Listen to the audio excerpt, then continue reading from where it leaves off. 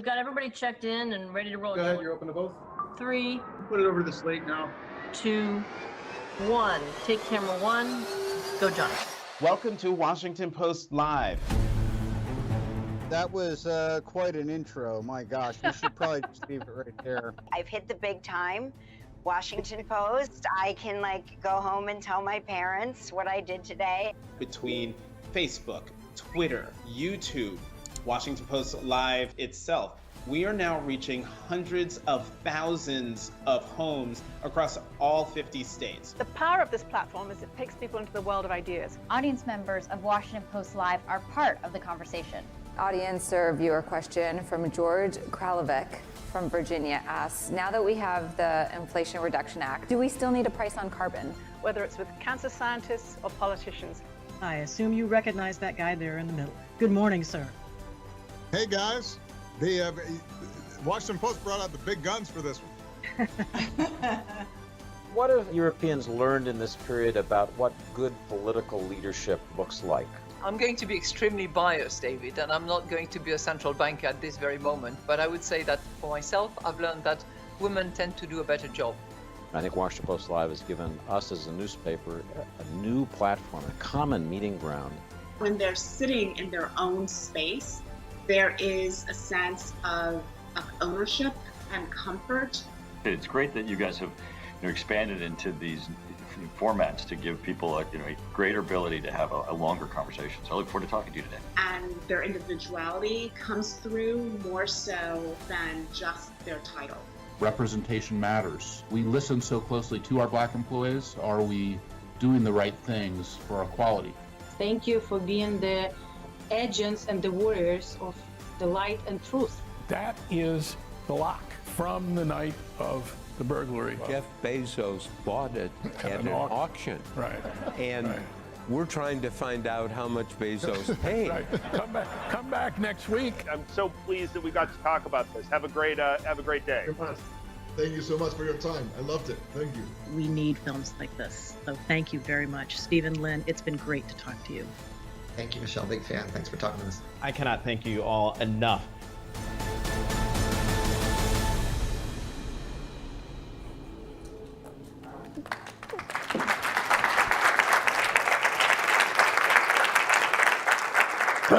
Good morning, everyone, and welcome to the Washington Post. I'm Sally Busby, the executive editor of the Post. This is a year that was marked by headlines that shaped the future for women in so many ways. The Russian invasion of Ukraine displaced millions of families, women and children, as we saw in all of those pictures, and left thousands of Ukrainians and others dead. Here in the United States, Roe versus Wade was overturned, causing a true wave of political response. We saw the transition of power in the United Kingdom, both in Parliament and in the royal family, stories that truly gripped the attention of the globe. And in the Middle East, the women of Iran took to the streets in extraordinary acts of protest, literally taking off their headscarves in a protest against authoritarian and also patriarchal rule. In just a few hours, the United Nations is going to tell us that the global population has hit 8 billion people. Women make up, of course, half of that number, at least, and today's program highlights one underlying truth to all of these stories, all of these headlines. Women are truly at the forefront of change across our globe. We are delighted, very delighted, that all of you could join us today for this first annual Global Women's Climate Summit. And we are honored to be joined on this stage by some of the most consequential people, powerful and consequential voices in today's world. It is our hope that we are all going to leave today, not just with a focus on climate, I didn't mean to say it was the Women's Climate Summit, but with a deeper understanding of the extraordinary role that women are playing all across the globe on so many of the issues that we face today, how they are actually creating the world that we're in today, and also helping us define the future. We're opening the summit today with a focus on Ukraine, that story that has gripped the attention of the world in so many ways. We will begin with a panel of extraordinary women journalists who are going to talk about their work there and how they have been covering the war. They'll be talking with author and editor Tina Brown, who is also our partner in this summit. Tina will get us started right after this short video. Thank you all so much for joining us today.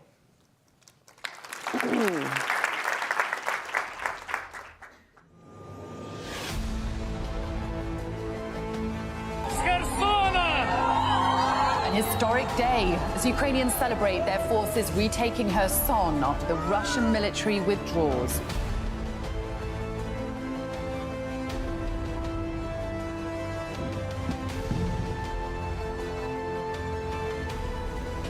It's a total nightmare for the people of Ukraine.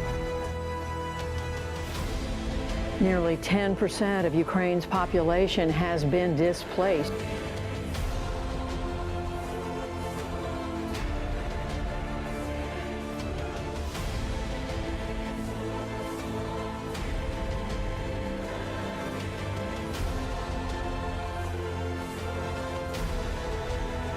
Ukraine is fighting for the right to exist.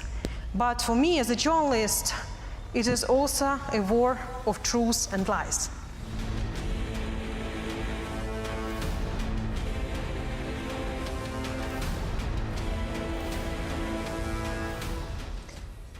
Hi everybody, I'm Tina Brown, and we have an amazing panel here with these three enormously courageous women who are determined, each in their own way, to keep the world's eyes on Putin's tyrannical onslaught in Ukraine. Sevgil Misayeva is the fearless young editor of Ukraine's independent online newspaper Ukrainska Pravda, which has been a critical source of wartime information for her fellow citizens. And on Thursday, this is really extraordinary, wonderful news, she will get the Committee to Protect Journalists Press Freedom Award. And we should all applaud her for that. Heidi Levine is an award-winning photojournalist who's covered war for 3 decades and who's been on the front lines in Ukraine since the day the war started. You may have seen some of her remarkable images in the Washington Post. And Janine De Giovanni, and my old friend, the lion-hearted former war reporter who's now in Ukraine as co-founder of the Reckoning Project, which is training a team of journalists there to collect evidence of war crimes that would be admissible in international courts. But before we go to them, just a couple of days ago, I had the privilege of talking with Ukrainian First Lady Olena Zelenska, who's remained in her war-torn country with her 2 children as the steadfast presence rallying help for her people. Let's just see the short video that we did together. Welcome, Mrs. Zelenska. It's an extraordinary honor to have you with us today as one of the most admired women in the world. It's a real achievement that the Ukrainian flag has been raised again in Kherson. But winter is coming. What kind of new challenges are the Ukrainian people facing in the months ahead? Well, thank you. Greetings. You're absolutely right that we're very happy to have all those new victories for the armed forces of Ukraine. And we're absolutely happy when more and more of our settlements are being deoccupied with flags raised on top. But of course, there's concerns in terms of what we see in these deoccupied territories of Ukraine, because unfortunately, we have this utter humanitarian catastrophe in those areas. And the winter is coming, the cold temperatures are coming, and in those regions where most of the buildings are destroyed with no electricity supplies, now for the people it will be a significant concern how to survive the winter. And unfortunately, in some of those regions, people still live and they're not willing to go away, to leave their houses. Either they were not persuaded. Still, we need to offer them with support and assistance. And I can tell you about my foundation. And my foundation, the one that I've established just recently, it is designed to primarily offer humanitarian support to people like this. We making sure that these people would be receiving some of the items that would be necessary for them to preserve the heat. We're talking about diesel generators, sleeping bags, different heaters, gas heaters. It's extraordinary the amount that you have to do and how excellent it is that the foundation has been launched. I also wanted to ask about how you and your family are doing. You have 2 children, aged 18 and 9. What do they get to see their father at all? And do they have any real kind of freedom to live normal lives in a time of such darkness? You're absolutely right. These are very difficult, harsh, dark times. And unfortunately, they don't have a chance to spend a lot of time with their father, just seldom, very seldom meetings. And we don't have a lot of time simply to have a dinner in a family circle. And this is very difficult for us. This is something that we're missing so much. And this is something that we would really like to do after the victory. And we would like to, stay together. But, all the Ukrainians, they live in this with the thinking of a victory. And this is the same with the children. And it doesn't matter whether it's the presidential family or an average citizen's family. Every child is waiting for the victory, just as adults. So, it's hard to say or to differentiate the emotional condition of our family from the others. We're all waiting. We're all holding on. And that's the main word, the main phrase you can hear from us. When anyone is asking, how are you? We're saying we're holding. We're holding on. You're holding on. The incredible thing is that you have become really the face of motherhood at a time of war. And, I was heartbroken when I watched a Christian Amanpour report the other night on CNN. It was in a shelter in which there were therapists there because children who'd been told to keep quiet because, for safety reasons during air raids, etc., now were left unable to speak. They were so traumatized. And I guess my question is, how are you going to help the kids who've had such mental traumas? There's already several projects under this program that are dedicated specifically for children. I can give you several examples. There's this project of a children psychological rehabilitation camp. We've had already one of this camp. There were children from the categories you've mentioned. These are the children that have suffered a lot mentally as the result of the war. These are the children who saw their parents being killed. There is a boy, in fact, he was burying his own mother at the yard behind the house.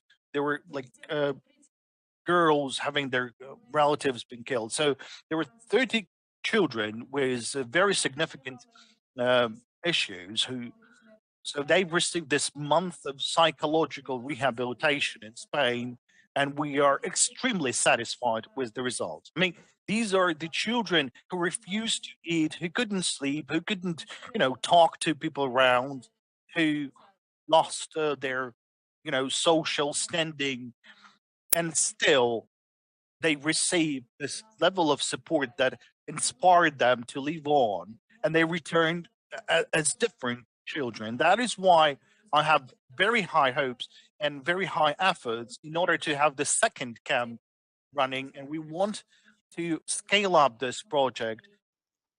So with your foundation now, what are your first goals now, the urgent goals?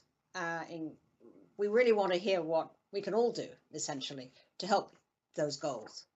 I have 3 major directions that I take care of. First of all is the humanitarian support and assistance. This is what I've mentioned in the very beginning of this interview, because there's a lot of people in need for support. They also need some of the emergent commodities for them to survive. Then I also took care of different orphanages and also special families with 10 or more children. and they need, furniture, clothing, some ordinary things that would help them to survive the winter. And that is why over the past month of this existence of the foundation, we have offered help to 12 houses like that in the Kiev Oblast. And the next week, the foundation, the personnel of the foundation, they will go to Odessa region. The second direction is the education. Unfortunately, over 300 school buildings were destroyed in Ukraine. Much more have been damaged. Restored to normal life, our children need schools, and recovery of the school buildings, rebuilding of these school buildings for the children to be able to go there physically. That's one of the directions for my work. I would really like to, well, at least partially cover this need, because currently only third of Ukrainian schools is working under a certain agenda, and 2/3 of the schools there are working in a mixed format or in the online format. And for the people to return normally to their houses, they also need hospitals. And we have regions where all the hospitals are being destroyed completely, where people are absolutely deprived of the possibility to get medical support. It's a difficult issue when several thousands of people don't have an access to medical support. So that's one of the directions for my work. So if you have one message to the people at our Washington Post live gathering today in this room, what would your message be to people gathered here? To the audience, to those people who are currently watching us, right? These days, I often hear the words Ukraine fatigue. And it's not right. It is really hard to say, but you can imagine what fatigue Ukrainians have. We are not only for us, we are fighting for you also. So I think we need not only respect, we need huge support. And we really appreciate all the support we achieve from all the countries. We see it and we feel it, and we are really thankful.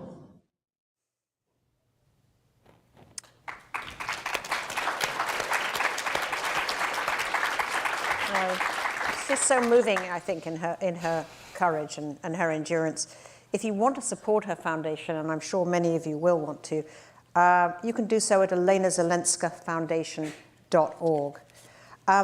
Sev Gil, so President Zelensky said yesterday that the capture of Kherson is the beginning of the end of the war. So you're the editor of Ukraine's most influential daily news site. From your reporters on the ground, from your information, how do you see that? Do you think he's right?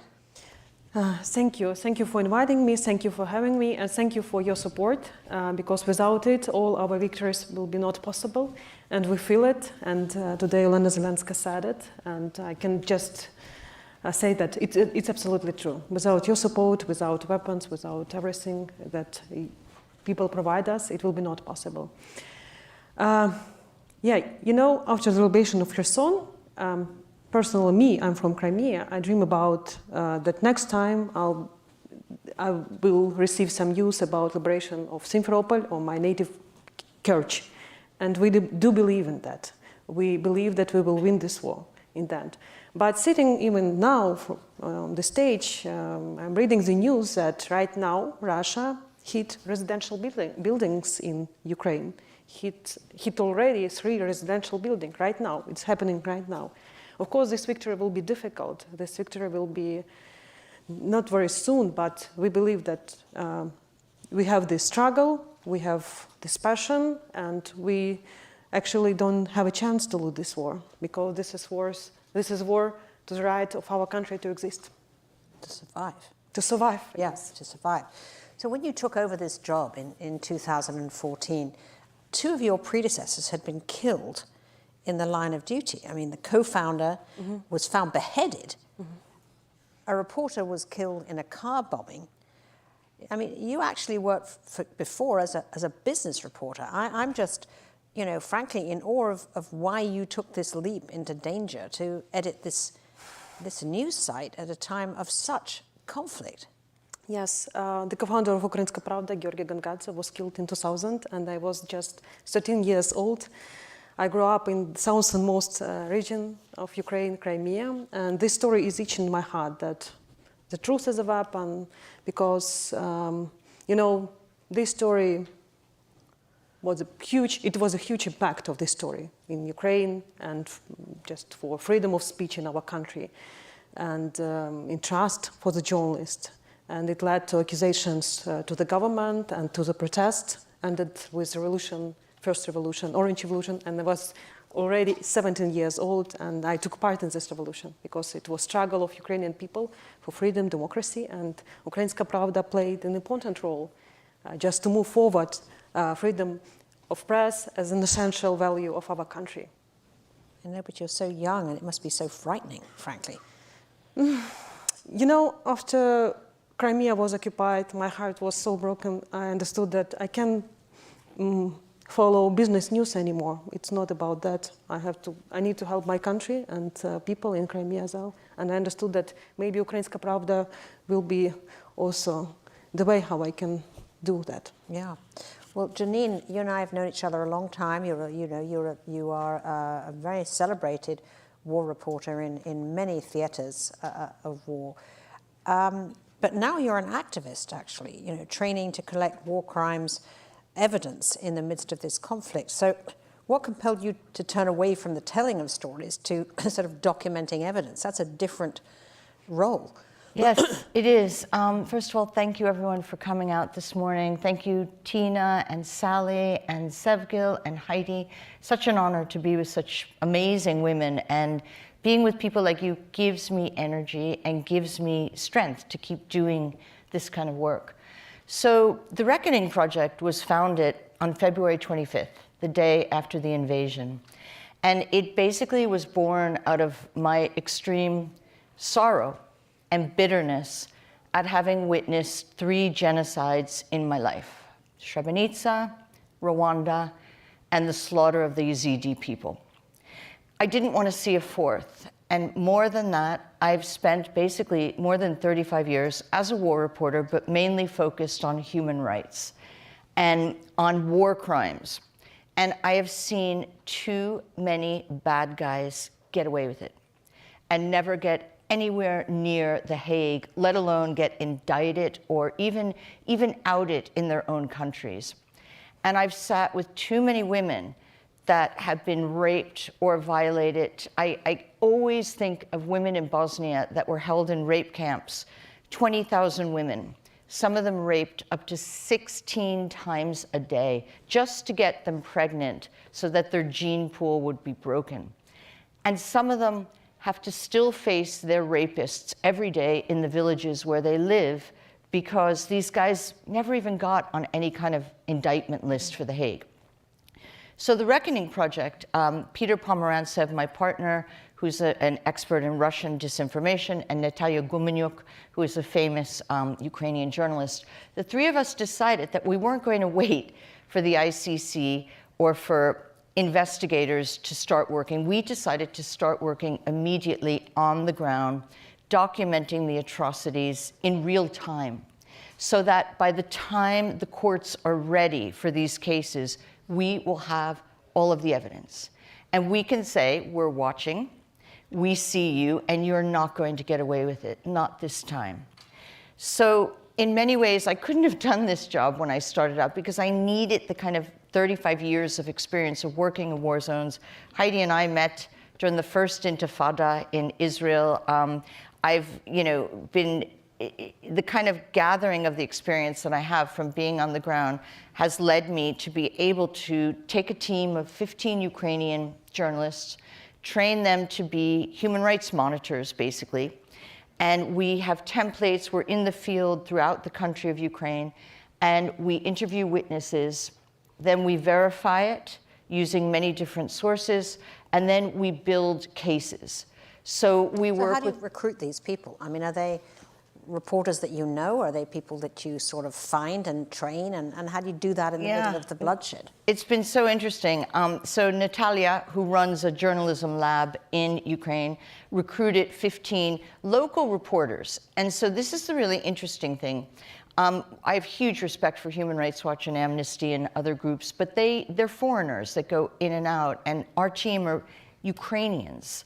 So it empowers them to be reporting on their own country or documenting the atrocities. They're local journalists, and so they know, they're from the village, everyone knows them, everyone trusts them, so they're able to basically record these atrocities, and people trust them.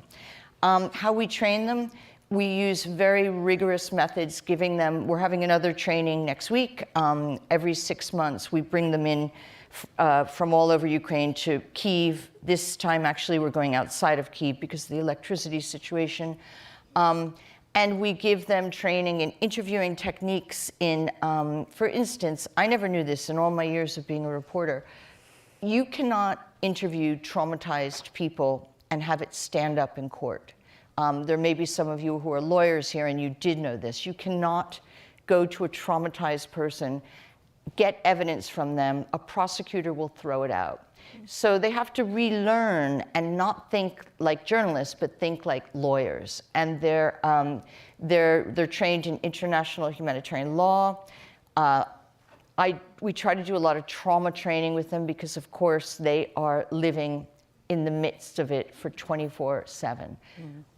So I'm really proud of my team, but I'm the director, and I'm guiding them, and I'm leading them, and they look to me kind of like a mother because I've been through so many wars. So I will tell them, we lived through the siege of Sarajevo. It was 3 years. There was no water. There was no electricity. And we survived. And you can too. You will get through this. But they're a remarkable group of people. And I just have one more thing to say. Most of them are women because we had men who were mobilized to the front. So we're a group of very strong Ukrainian women and 2 Syrians who also know very well what injustice means. Thank you. That's extraordinary work. I mean, so Heidi, obviously as a great photojournalist, your challenge is to get very close, to the action. I mean, it's very dangerous. And if you don't get that image, there's nothing, right? So you have to get as close as you can.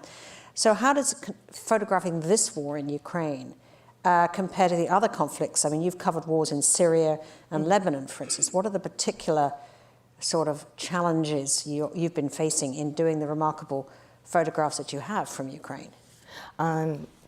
Well, thank you. First of all, I would like to thank everyone for having me, and all the people I have met since the beginning of the war that have let me into their lives to try to tell their story. I've had incredible support. Covering the war in Ukraine has been very challenging. It's very dangerous. There are lots of journalists who have been killed. Wearing a press badge does not make you safer, in fact. Many journalists are targeted. We stopped actually even putting media signs on our cars because we were targeted. In this war, I would say it is the first war that I have seen a whole society come together, to work together, to fight, to hopefully win this war. There's no doubt in anyone's mind in Ukraine that they will win this war. I have seen elderly women and young kids working together to cook food for the troops, to provide for the people that are staying in shelter. I've met volunteers who are risking their lives, coming under fire to take elderly people out of their homes to evacuate them. They're particularly very vulnerable.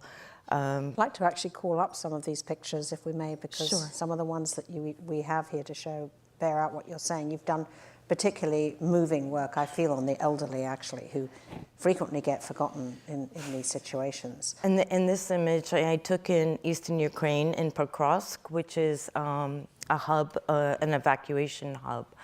And I was with the Washington Post team and Shivana Grady, and we met actually these women, these three women that were in the back of a van. There were also other patients. So basically, let me just go backwards. What happens every day, there's an evacuation train that leaves at 4:30 in the afternoon. But by 3 o'clock, the volunteers that have risked their lives to evacuate people gather at the train station.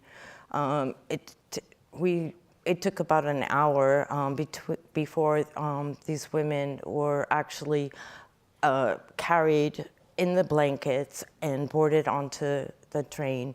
These three women are all wearing red bracelets. They had been, and most of the time were holding on to each other. One of the women actually, his leg was amputated from diabetes. Some of the women couldn't speak. One of the women actually had a note with her phone number. They did not know where they were going, and which is really heartbreaking. So it really, really is. Let's just run through these images in now. the next image. Can we go to the next image, yeah? This is taken in the beginning of March, just a few weeks into the war, and thousands of people were crossing the Irpin Bridge, which was just partly destroyed. Nobody could drive over it. This woman, an elderly woman, was covered in snow. It was freezing. She's being transported in a shopping cart. And within those 2 days, we interviewed over 20 people, conducted 20 interviews, and people told us that they were outside their homes. There were landmines. The Russians had controlled 20 to 30% of the city at the time. When I did get into Irpin and cross the bridge, I saw dead elderly people, other people who had been killed, laying on the street, laying in parks. We met people that were taking shelter in the basement. They didn't have any food or electricity.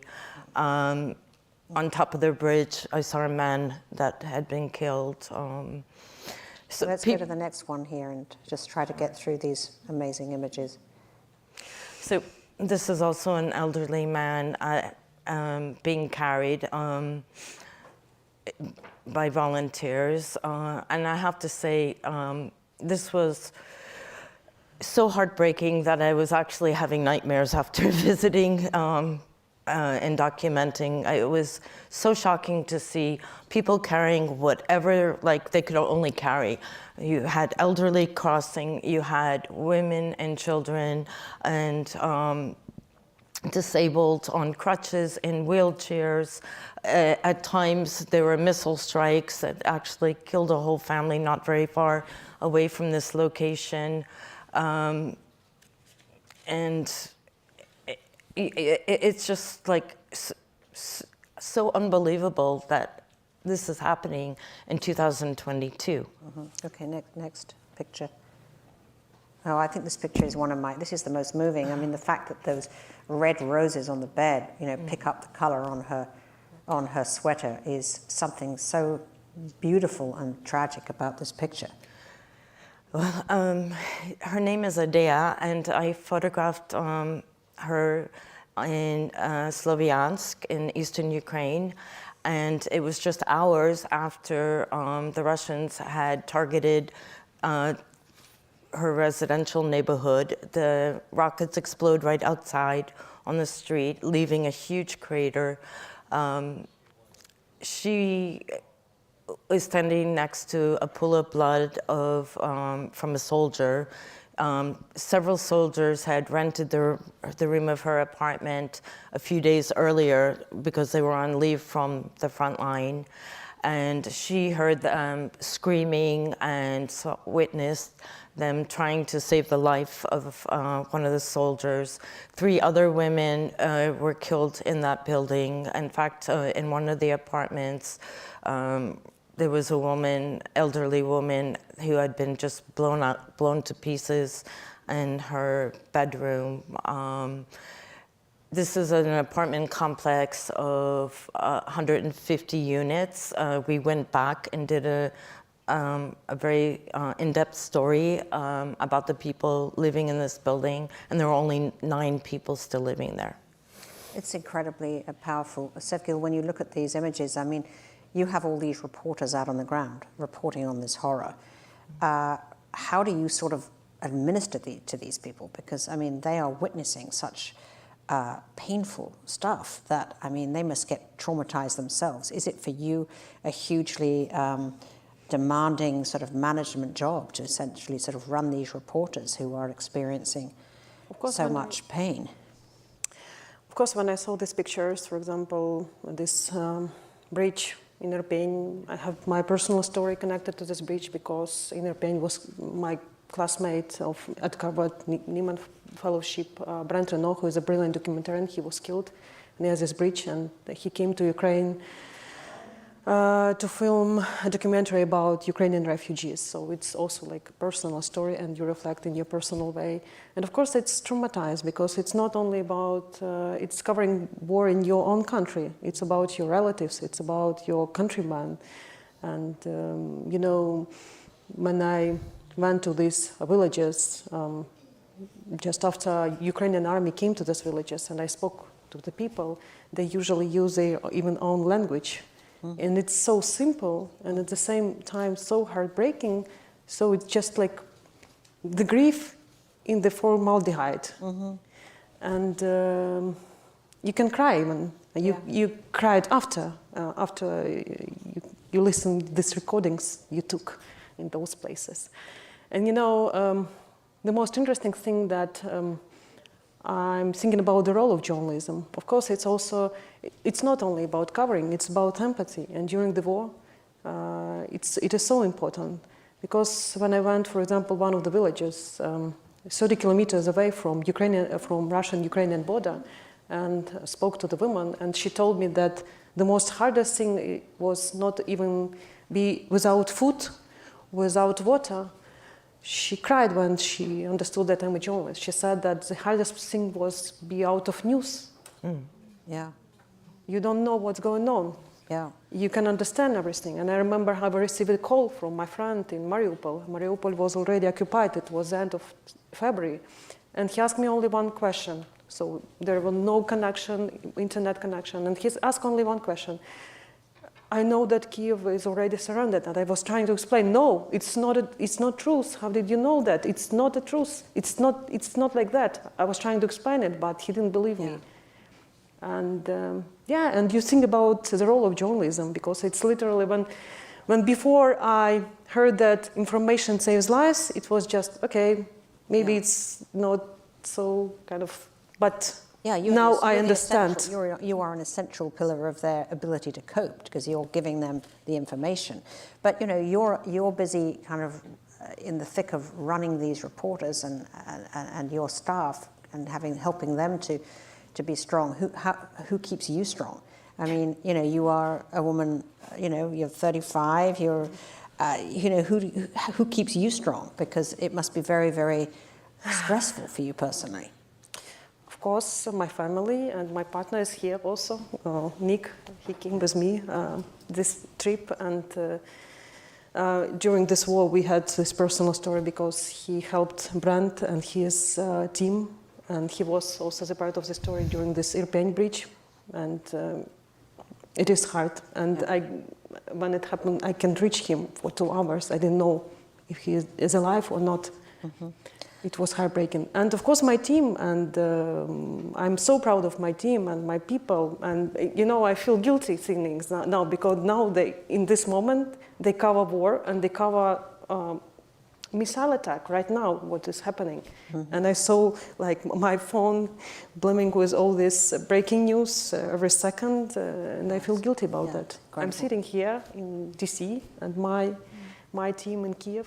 Janine, what is your hardest thing to deal with in this work? Because, I mean, you are having to also keep this team motivated while also experiencing hideous sights and sounds and stories.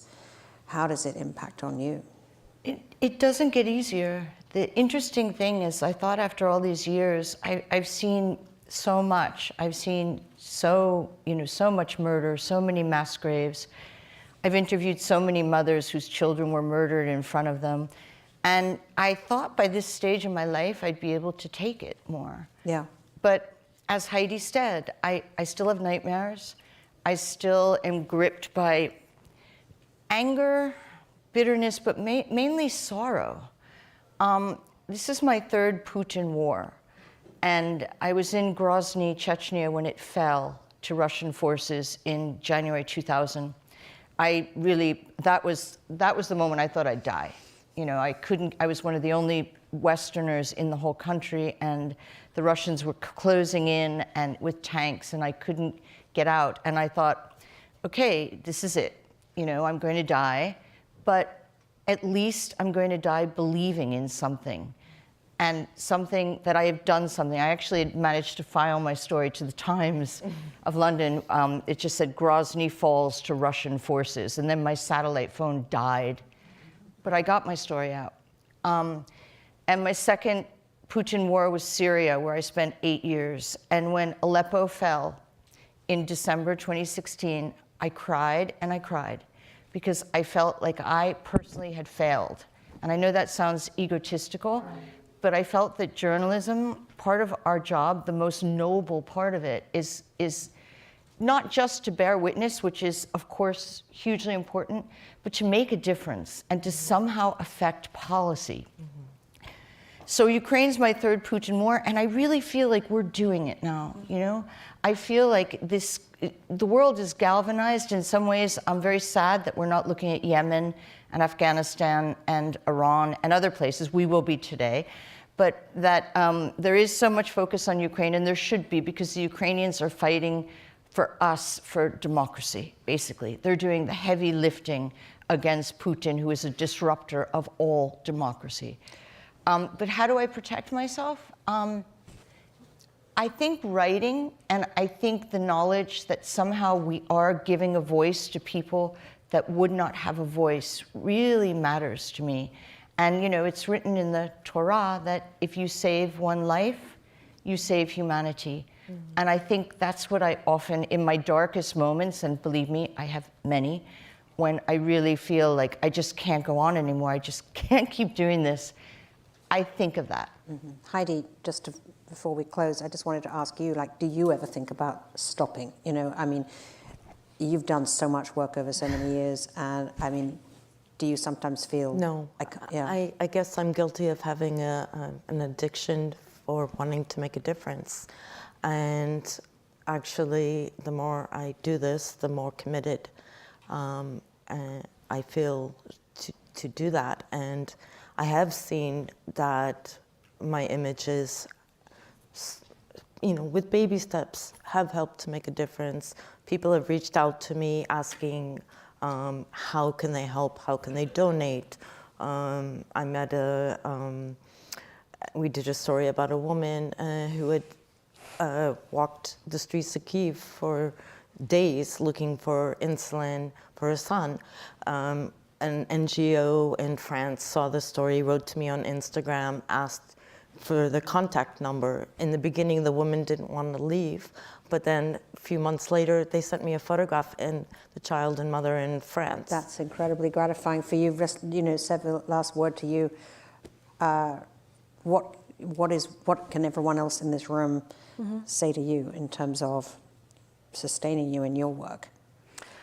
I was thinking about the role of democracy, and Janine mentioned it before. And in free societies, democracy, freedom, press, independent press is taken for granted, like bread, water, and it is normal, But I saw it like it was before March 2022, when I saw pictures from bomb out Mariupol, and then when I saw people who were trying to bake the bread in the ruins of their homes, and were trying to melt snow to have at least some drinking water.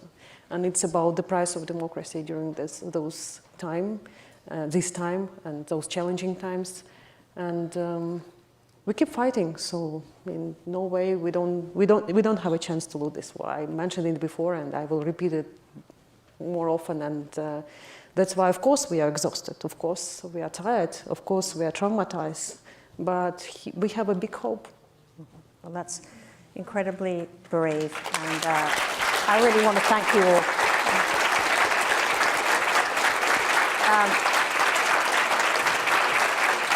For each of your work, each of these women is doing the most remarkable and indispensable work, and we thank you all so much for doing so. Thank you.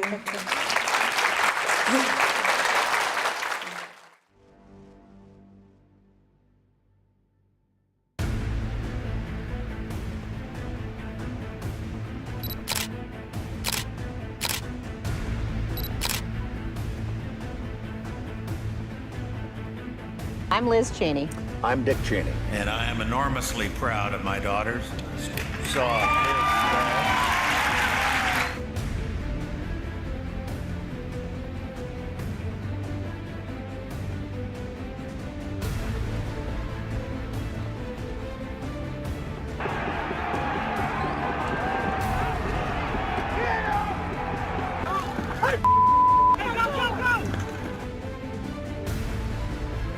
Breaking news, House Republican Conference Chair Liz Cheney says she will vote to impeach the president. Article 1 is adopted. No office in this land is more important than the principles that we are all sworn to protect. And I well understood the potential political consequences of abiding by my duty.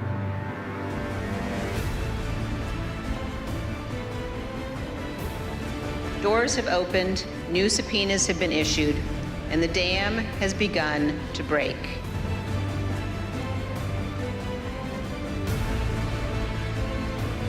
So this afternoon, I am offering this resolution that the committee direct the chairman to issue a subpoena for relevant documents and testimony under oath from Donald John Trump in connection with the January 6th attack on the United States Capitol. All right.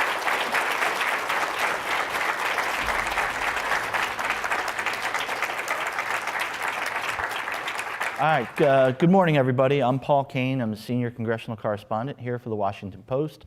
I think we know who our next guest is, Liz Cheney. Let's get right into it. Late last night, there was the final declaration of the Arizona governor's race. Kari Lake lost, and a couple weeks ago, when you had come out in support of her opponent, she put out a tweet saying, thank you very much, because she had spent so much time disparaging sort of the McCainites, the Cheney-Bush wing of the party. If some people may not have seen your tweet, so what did you clap back at her last night? You're welcome.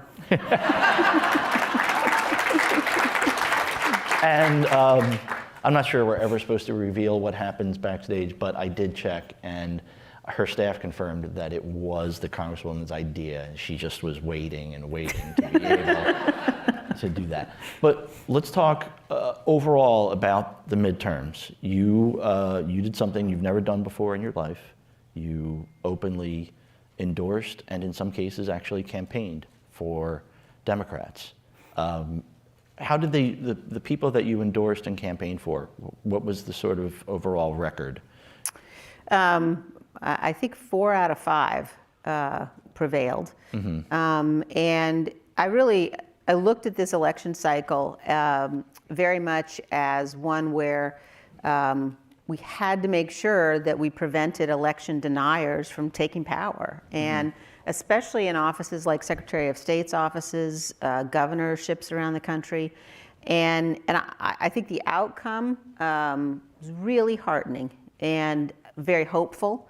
I think we're not at the end by any means of this long battle that we have underway, but if you think about the fact that we prevented people from taking office who had said that they wouldn't honor the outcome of elections, that's not just sort of a victory for this cycle, but what that really means is that in 2024, the American people actually will get to choose their president. And that's very important. Is it even more heartening that some of these folks who were defeated have conceded? People like a guy like Doug Mastriano in Pennsylvania, I still haven't read the statement in full, but people who covered his campaign felt like it was an out-of-body experience reading his concession because it was, full-hearted. Yeah, I think, look, I think what we saw fundamentally is that the American people, the American voters, are good and honorable and decent. They believe in democracy. They're tired of the crazy. And they aren't going to elect people who are only going to certify outcomes that they agree with. And all of that is really important and a really important foundation moving forward. I want to take you back to your first congressional campaign. It was August 2016. I flew out there and we spent a Friday evening on a street corner a couple blocks from your parents' high school in Casper, Wyoming. At that time, you told me that, quote, there's no question that Trump is the better choice. You accurately said he will probably shake things up.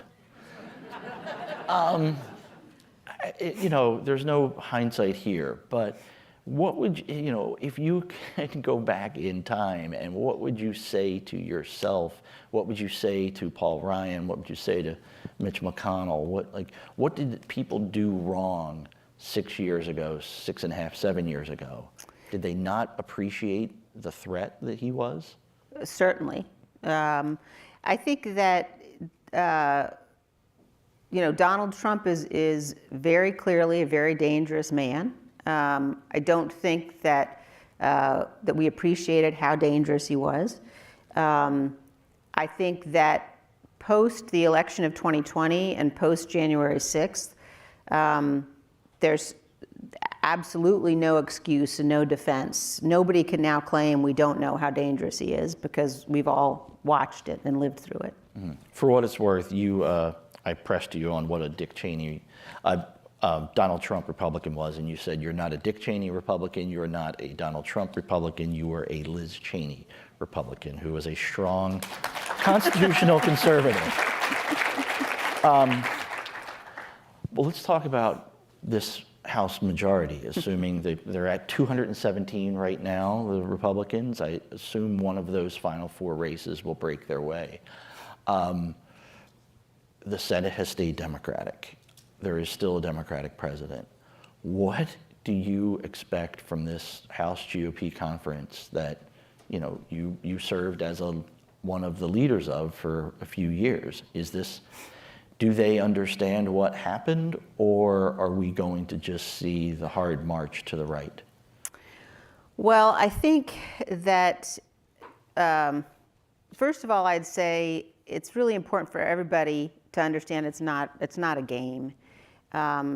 The forces of Marjorie Taylor Greene and Paul Gosar inside the House Republican Conference are strong. The majority of the House Republican Conference does not believe the election was stolen, recognizes reality, but they right now seem to be a silent majority. And those forces who think that we can whitewash what happened on January 6th, who think that we can embrace insurrection, they're following the lead of Kevin McCarthy. What is your breakdown? I get this question a lot when I talk to groups of students, college professors, those types. What is the breakdown of people inside the Republican conference who publicly don't support Trump, and then those that are sort of that quiet group? The vast majority is the quiet group. The vast majority of members of the House Republican Conference, are there because they believe in conservative principles and values, and because they want to do the best they can to represent their constituents. That's true of the majority of the Democrats, too. The majority of the members of the House of Representatives want to do the right thing, and they're there for the right reasons, and we ought to be able to recognize that even when we have policy disputes. Unfortunately, right now, those people who are very destructive and who have done things like espouse white supremacy and anti-Semitism have a stranglehold on Kevin McCarthy.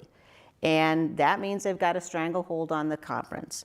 So, it's going to take, I think, a couple of cycles for us to break that stranglehold. Mm-hmm. But it's really dangerous and does not reflect the reality of who the vast majority of Republicans are or the vast majority of Republican elected officials. Do you want to tell the Orange Jesus story from January 6th? Do I have a choice?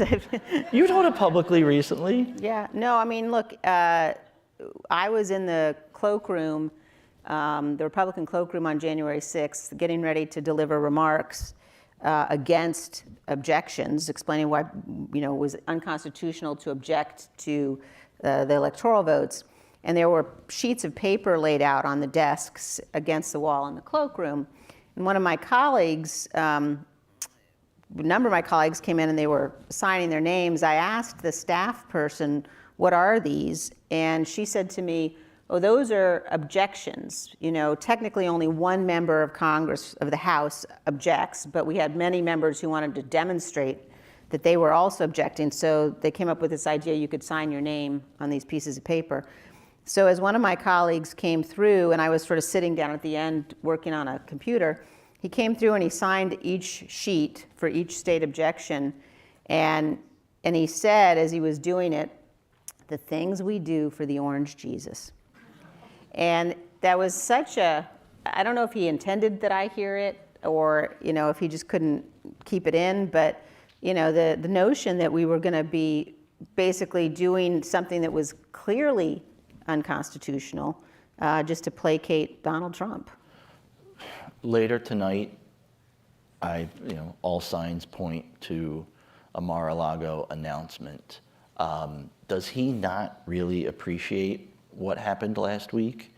And does he, it seems from our reading of all these different races, yes, that the Supreme Court abortion decision was big, but also there was a pretty clear rejection of the most MAGA candidates.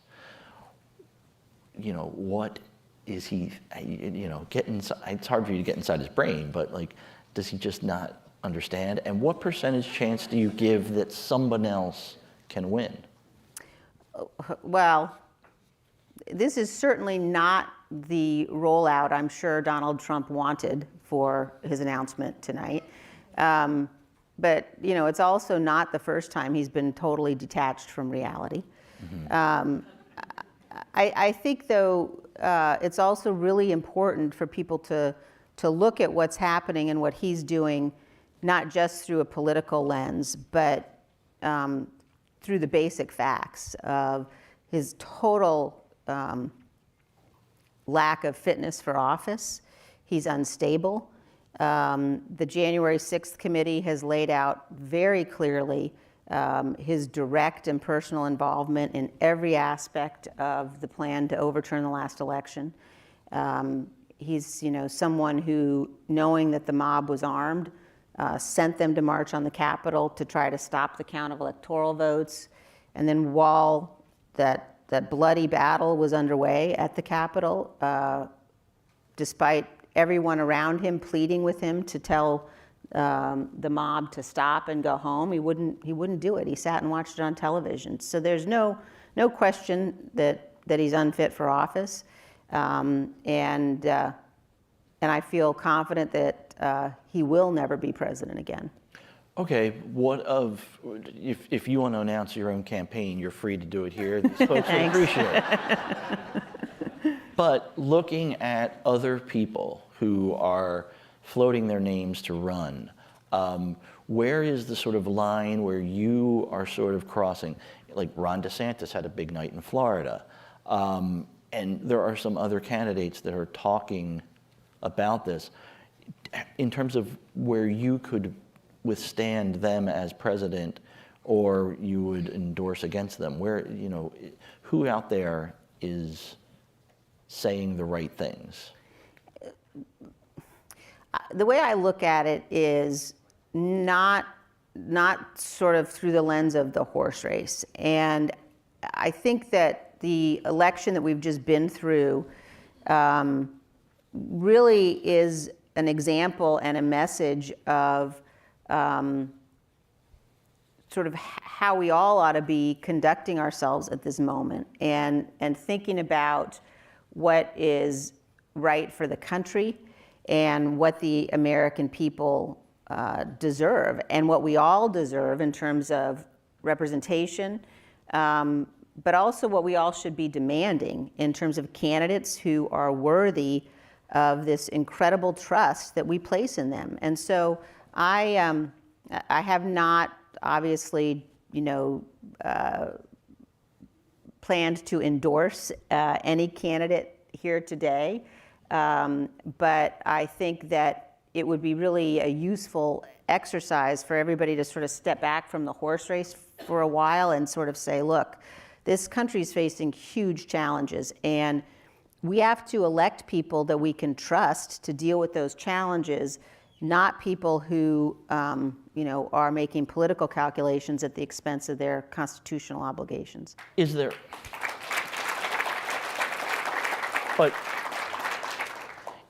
think you have said in the past that anybody who voted against certifying has disqualified themselves. So that's the congressional crew. What about some of the governors out there? Glenn Youngkin has sort of straddled the line between Trump world and not, and then he went and campaigned pretty vigorously for Vega against Abigail Spanberger, and you won that one. Is that a case where a guy like Youngkin is kind of disqualifying himself? Look, I don't want to go down the list here today. Okay. I will just say I think everybody really has to think carefully about whom we're entrusting power with. Okay, let's get to the committee. We're literally at that point where we've got days left in terms of the congressional calendar. What work is still being done by the January 6th committee? How extensive is this final report going to be?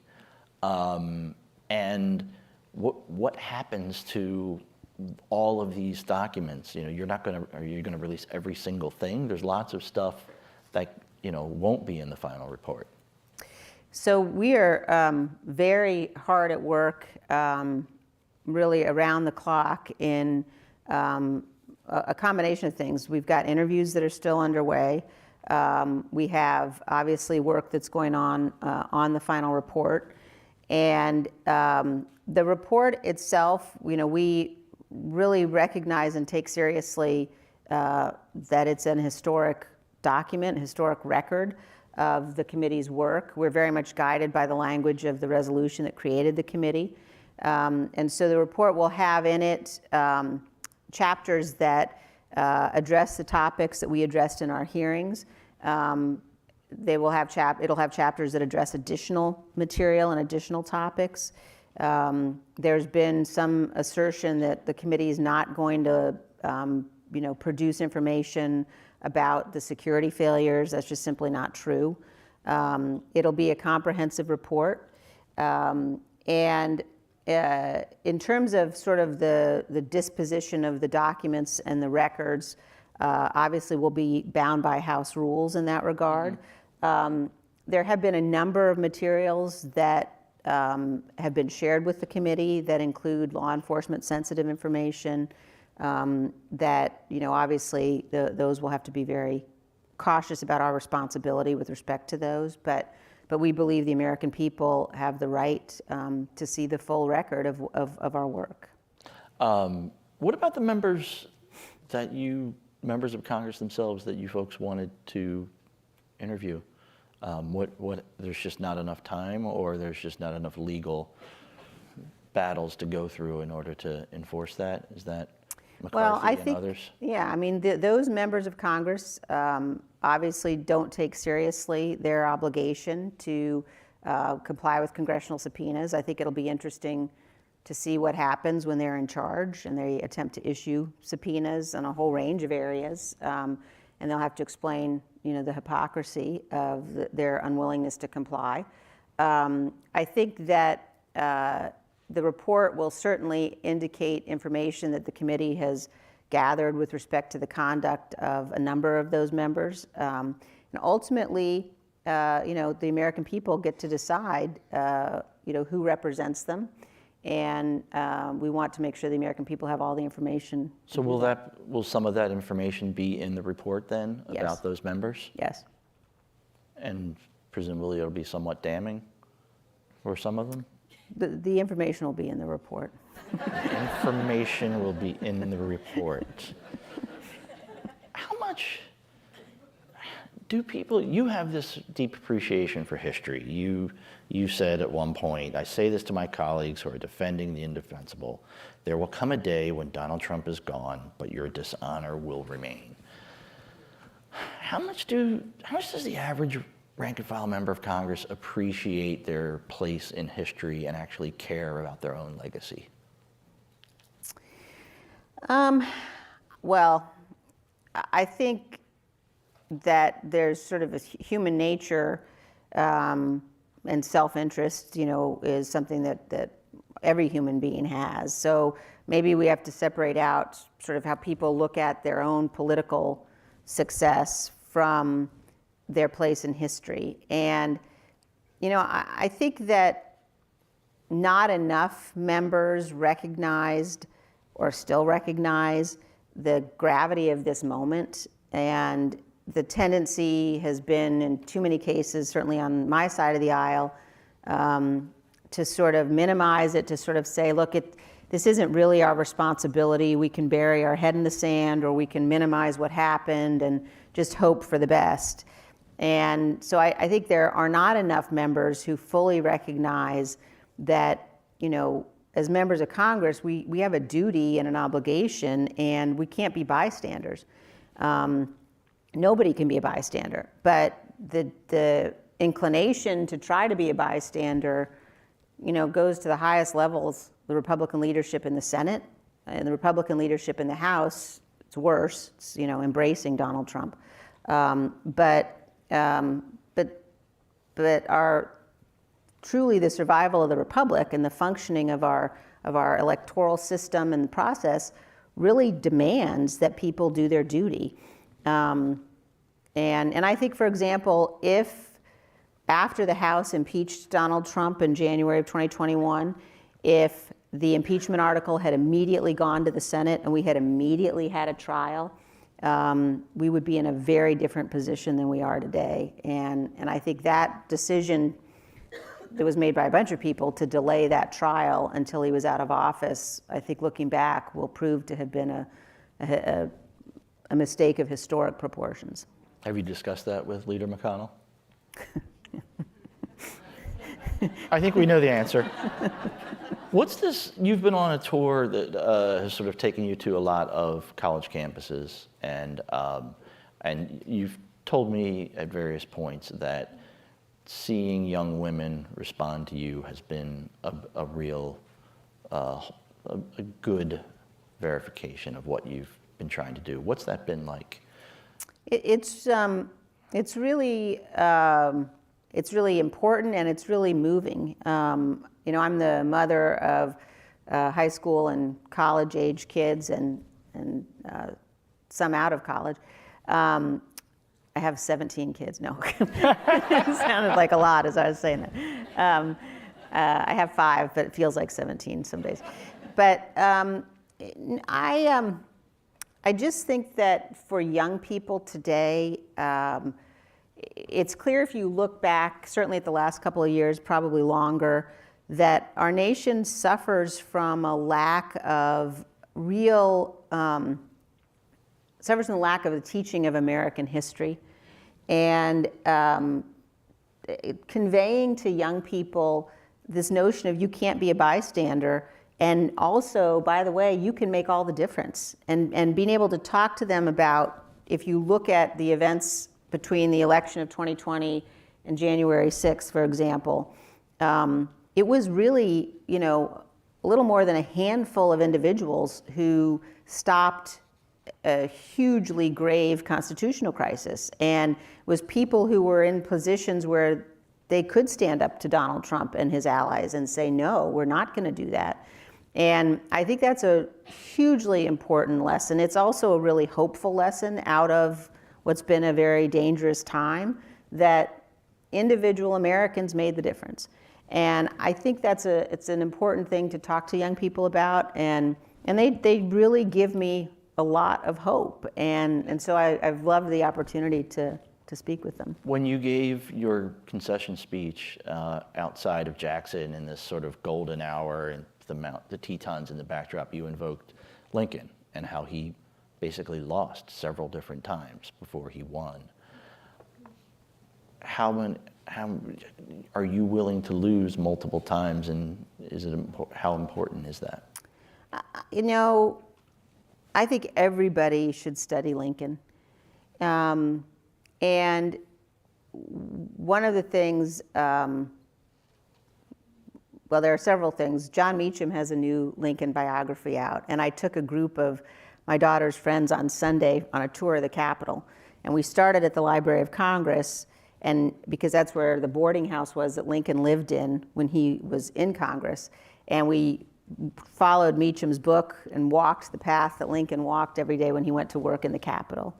And having the opportunity to study history that way is so important.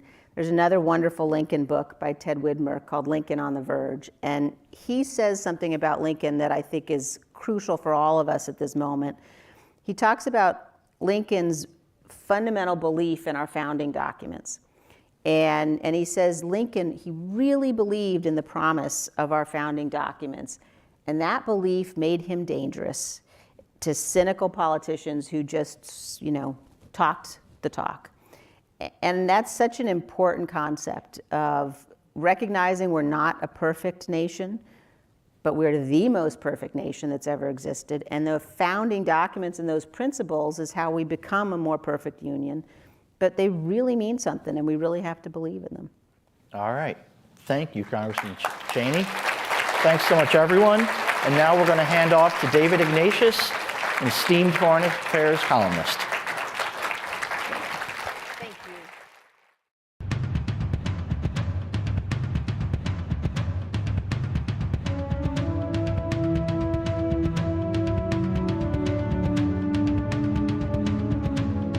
The Equality Act is a shield, not a sword. It is there to protect people of all characteristics, whether they're young or old, male or female, black or white, gay or straight.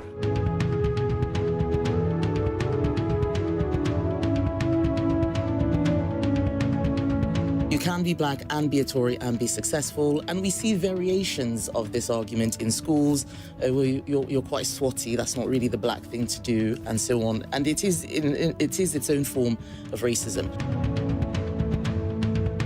Inflation here has hit a new 40-year high. The British pound has fallen to its lowest level ever against the US dollar. The still new Prime Minister announced just a short time ago that she will step down. Truss is now the UK's shortest-serving Prime Minister. A short time ago, it was announced that Rishi Sunak is set to become Britain's next Prime Minister.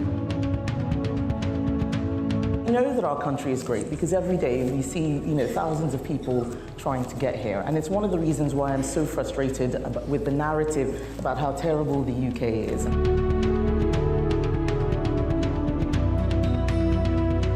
Hello, I'm David Ignatius. I'm a columnist at the Washington Post. It's a wonderful event. I'm really glad to be here, and I'm especially pleased to be joined by Britain's Secretary Kemi Badenoch, who has two roles in Prime Minister Rishi Sunak's cabinet. She is the Secretary of State for International Trade and also the Minister for Women and Equalities. Secretary Badenoch, welcome to the Washington Post. Thank you, David.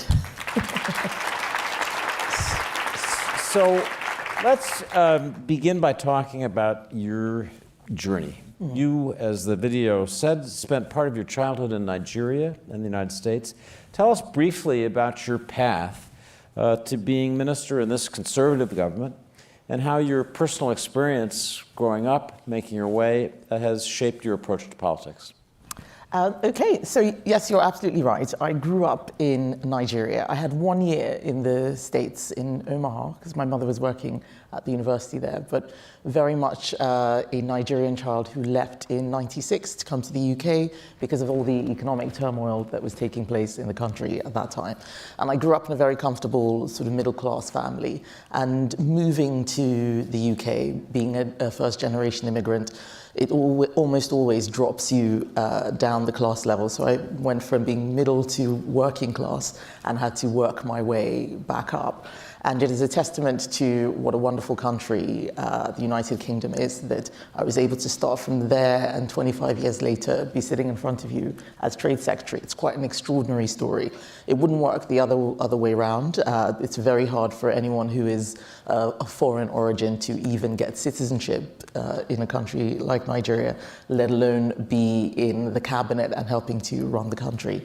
And politics was never something that I'd thought about. I grew up under military governments, so there was no democracy. It just wasn't something that happened. But living in a liberal, free democracy and seeing what stops a country from working made me very centre-right.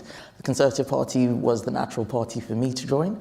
And simply having the experience of people wanting you to succeed based on merit, not because of quotas or any other such thing, has really informed my politics. And it's one of the things that I'm trying to reinforce now that I'm in government. So you and your Prime Minister, Rishi Sunak, give a very different, diverse face with your other cabinet members for the Tory party. And I just want to ask you about the Tory party.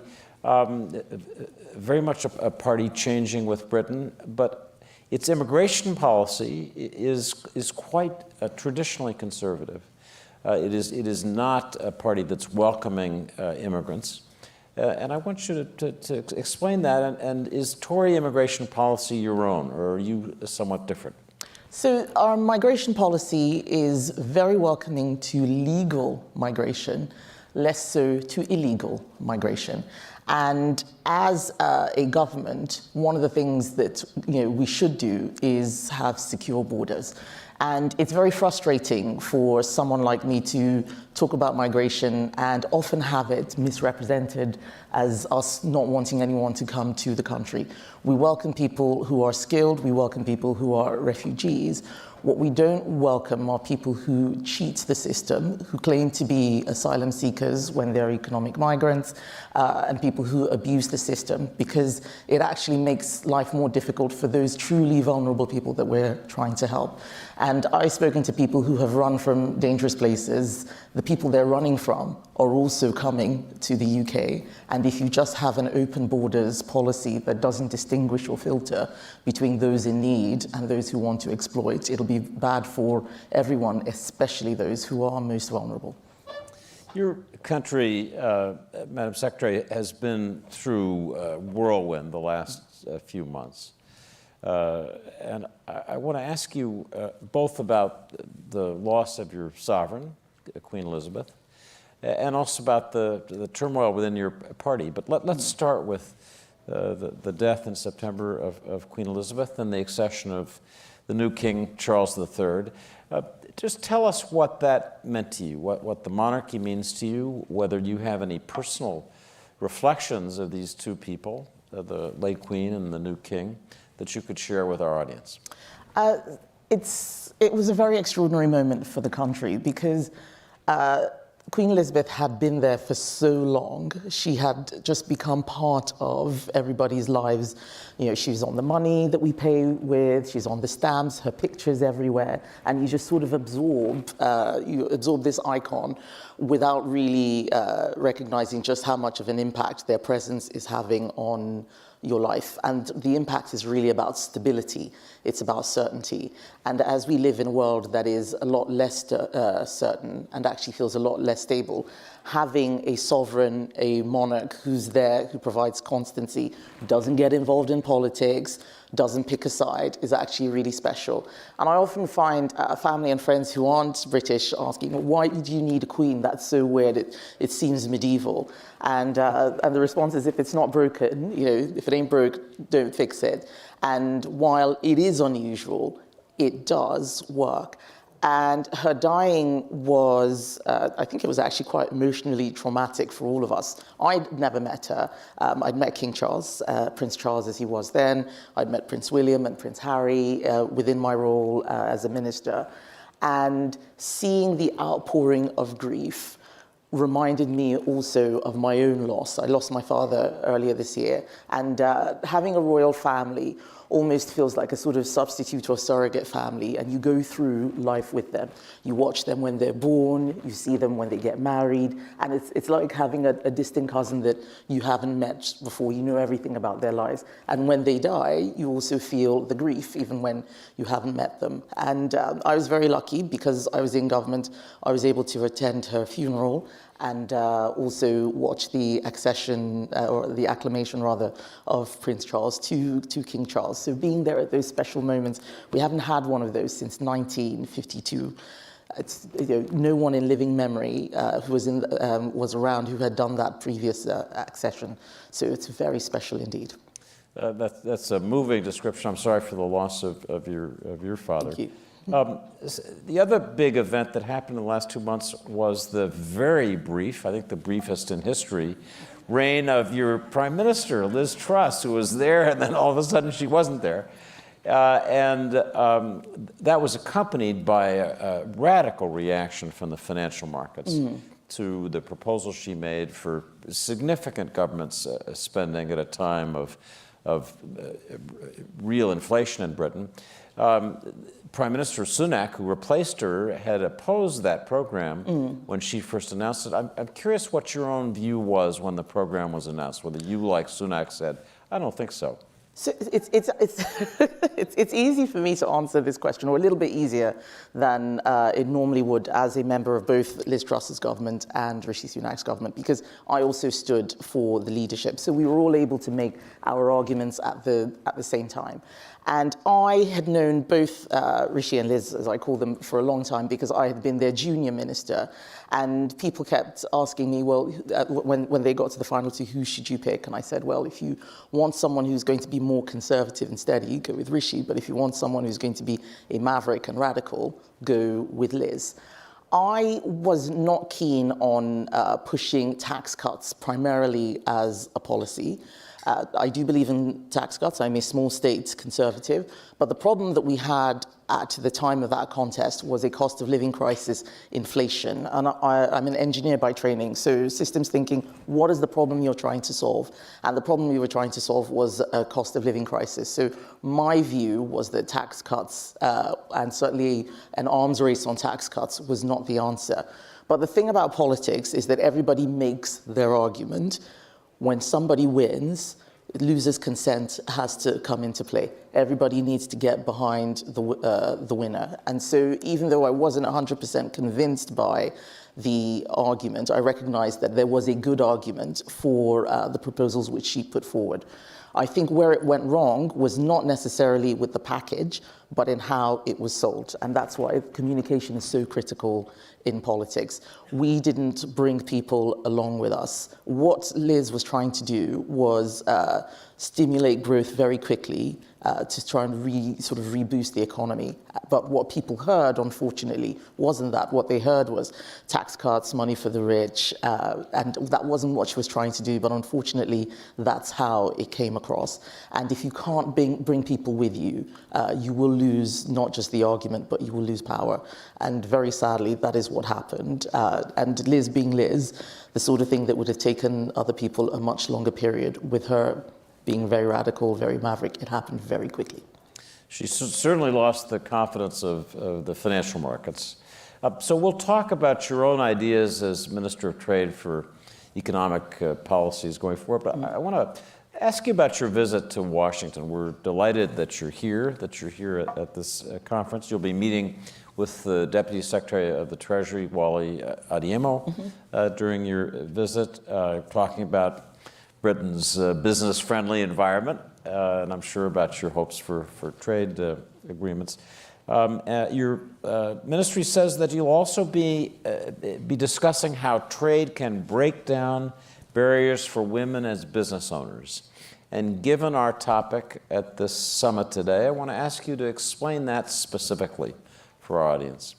So it just goes back to the fundamentals and principles of what trade is about. It's that free exchange, people being able to buy and sell as easily as possible, and removing the barriers, whether it's tariff barriers or non-tariff barriers, sort of the bureaucracy and the hoops that you have to jump through in order to sell a product. And one of the challenges that women have as entrepreneurs is that it's just tougher generally. Tougher because we spend more of our lives caring for others, so we tend not to be able to get going. It's harder to access capital, and therefore harder to travel for those reasons, and therefore makes it more difficult to trade, to sell your goods abroad. A lot of our research shows that it's harder to get investment, and these aren't things that correlate with the biology of being a woman. It's just the reality of being a woman in terms of the lifestyles that we tend to have. And anything that we can do to liberalize trading, making it easier, will have a disproportionate benefit for women in particular. And that's one of the reasons why it's important for me with my dual roles. Let me ask about the magnitude of your challenge. I don't simply mean in trade here, but broadly for this government in economic policy. Britain has really been struggling in recent years. Define struggle. Well, I will define struggle. I gathered some statistics with help from colleagues on present trends. They find the average Slovenian household will be better off than its British counterpart by 2024. And the average Polish family will move ahead by the end of the decade. In other words, the trend lines for Britain have been going in the wrong direction. You can see these in any compilation of statistical evidence. The Conservatives have been running Britain now for 12 years. So, you know, this country, its trajectory is your party's responsibility. Simple question is, how is the party that's been running the country as it's had these difficulties going to get Britain out of its malaise? What's the formula for that you would offer for this audience, but more broadly? Okay. So first of all, I would challenge some of those figures. I've seen those statistics before that show that the trend is bad for the UK and less so for other countries. We don't agree for various reasons. We're starting from a different place in terms of base, so it depends on which specific metric. But I won't go into the details of that. You're right, we have been running the country for 12 years. First of all, the first 5 years as part of a conservative liberal coalition, and then under successive prime ministers, not just David Cameron, Theresa May, Boris Johnson, Liz Truss, and now Rishi Sunak. And we have been almost regenerating while we've been governing. For those of you who watch Doctor Who, the series, it's almost like, you know, we get a new doctor, this is the new prime minister, and each of them has had a different vision. Each of them has had a different vision, which is actually tackling new problems that are coming into play. So one of the things that I try and emphasize is that the issues have been changing. When we came into power in 2010, this was before I became a member of parliament, we were in the middle of a big recession. The financial crisis had just happened. There were so many issues. And those first 5 years were all about fixing the economy, fixing finances. Then 2015, we have a world where everybody's angry about globalization. You would have seen it from the sort of the more Trumpian politics that was coming into play, everyone becoming more protectionist. That manifested in our country with leaving the European Union, which I, by the way, voted for. And that was us deciding, different people voting for different reasons, but us deciding that we wanted to be more global in our outlook and not locked into decision-making with 27 other countries. That used up so much political capital and political energy, just trying to do something that different. I can't explain how tough it is. It's like a state. It's like, you know, New York deciding that it doesn't want to be in the United States. Very, very tough, very difficult decision. People misrepresenting it as xenophobia or us being inward looking. But decisions like that, which are made for the long term, often have short-term consequences. So there's no denying that changing the way you do things will create some initial friction. And just as we were raring to go, about to, you know, press go on the rocket boosters, COVID happens. And we have a pandemic that really shakes the core of the country because of how our economy is structured. We look at the supply chains, for example. We look at the amount of money that we spent on furlough, paying people to stay at home, something that many other countries either didn't do or didn't do in quite the same way. All of those things have had an impact. But if we were not doing well, we would not have been able to survive the pandemic. We certainly would not have been able to come out of the EU and still be trading globally. A lot of our trade is increasing across the world. It's falling in certain places. So there's a lot of work to do. But you asked about the opportunities. And what we're hoping is that things calm down in terms of all of the things that are happening externally, and just allow us to really... That's a global hope. Absolutely. I think people want things to be more boring for some time to come, and then we can do more. Let me ask a pointed question. When we think about the British economy, frankly, the question remains: was Brexit a good idea? And there's some economic evidence that there's a real economic cost to it. And I'd be interested in your views. For example, you hear some discussion about moving closer to the European common commercial policy, common standards, which would make it easier to trade with Europe. Yeah. Is that a good idea? Yes, common standards are a good idea. So we didn't leave because we didn't want to have those common standards. Those were some of the good things about being in the European Union, and we still want to work closely with them. So if you were to ask me why I voted for Brexit, it was two things. The first was that the discussions that were being had at EU level were about more and more political integration. Wanting to have a single currency was something that just wouldn't go away. Wanting to have a shared army was a discussion that kept coming up. But the more close political integration, we didn't feel was working for us, because when we asked for what we thought were little things, we didn't get them. And if you think back to what happened that almost triggered the whole Brexit thing, it was us wanting to change a few things around social security, and our Prime Minister David Cameron going to the EU, Angela Merkel in particular, and saying, well, can we have some of these changes? And the answer was no. And for many people, there seemed to be this epiphany that we can't even influence decision-making within this bloc, and if they want to do more integration, maybe this is the time to get off the train. It didn't mean that we didn't like the group, but if we were thinking long-term, looking at where's the middle class going to be in 2050, what's the world going to look like, maybe getting off now and allowing them to do more of what they wanted to do would be the easier thing. And that was what motivated people like me. It wasn't an easy decision. It wasn't because once we left, everything would be great and perfect. But one of the most frustrating things, and for those of you who are political, you will understand this, is having people within your party or within your particular group, whichever one it is, who make arguments that are not coherent, that make it seem as if everything is easy, that it's just because of these bad people, and if only we got rid of these bad people, everything would be okay, or these people making these decisions.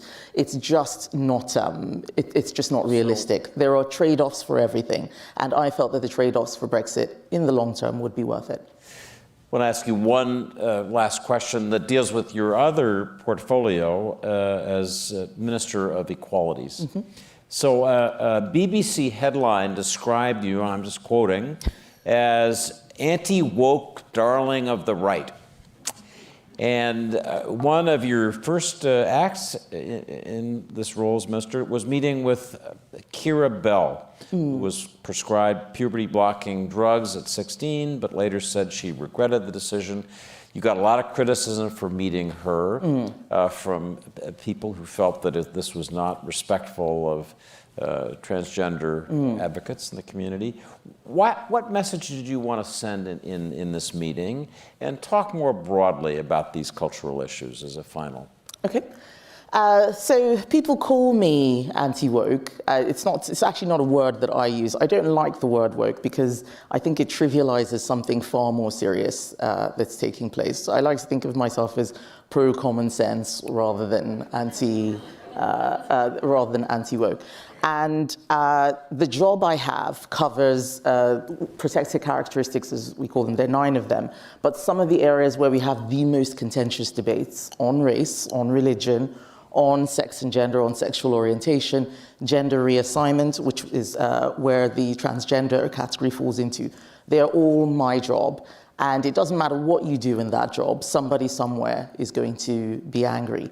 And I think that one of the challenges we've had is the word trans means different things to different people. We have a definition roughly in law, it's probably a bit outdated, but there are all sorts of people, Kira Bell being one of them, who are finding that they are being classified as trans when they aren't. She was a lesbian. She was a gay child who read some stuff online and felt she was a boy and didn't get the right clinical help she should have had.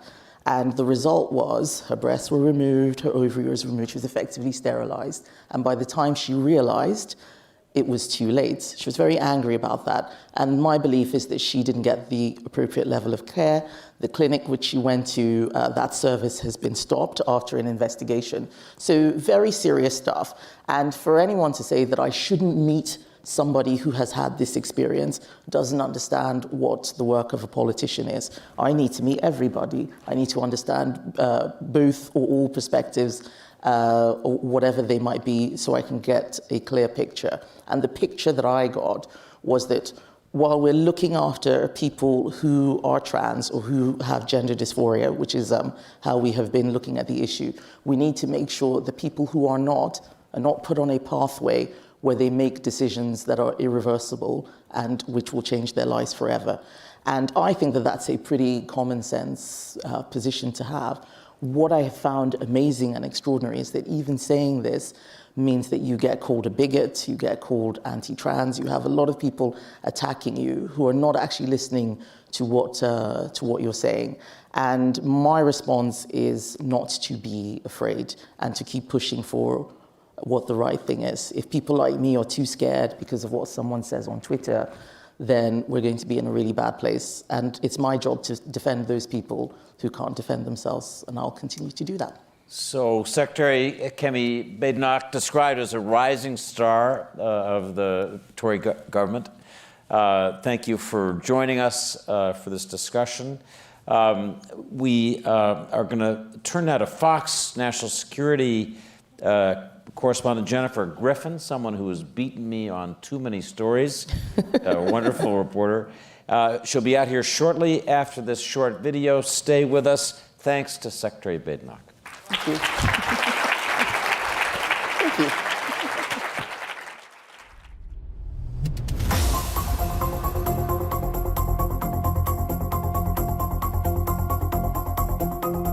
It has been a chaotic and tragic end to America's longest war. Coalition forces brought more than 123,000 civilians out of Afghanistan in recent weeks.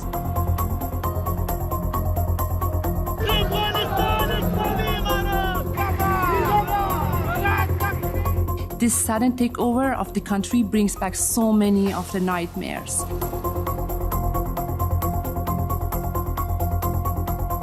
They've been told to wait at home until there's a nationwide policy.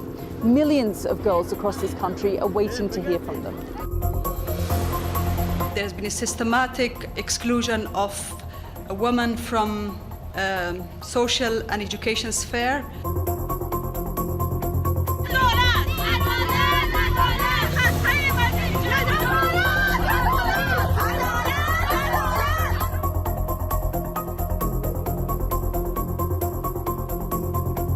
People of Afghanistan deserve to live in peace and liberty and freedom and dignity. We need your solidarity.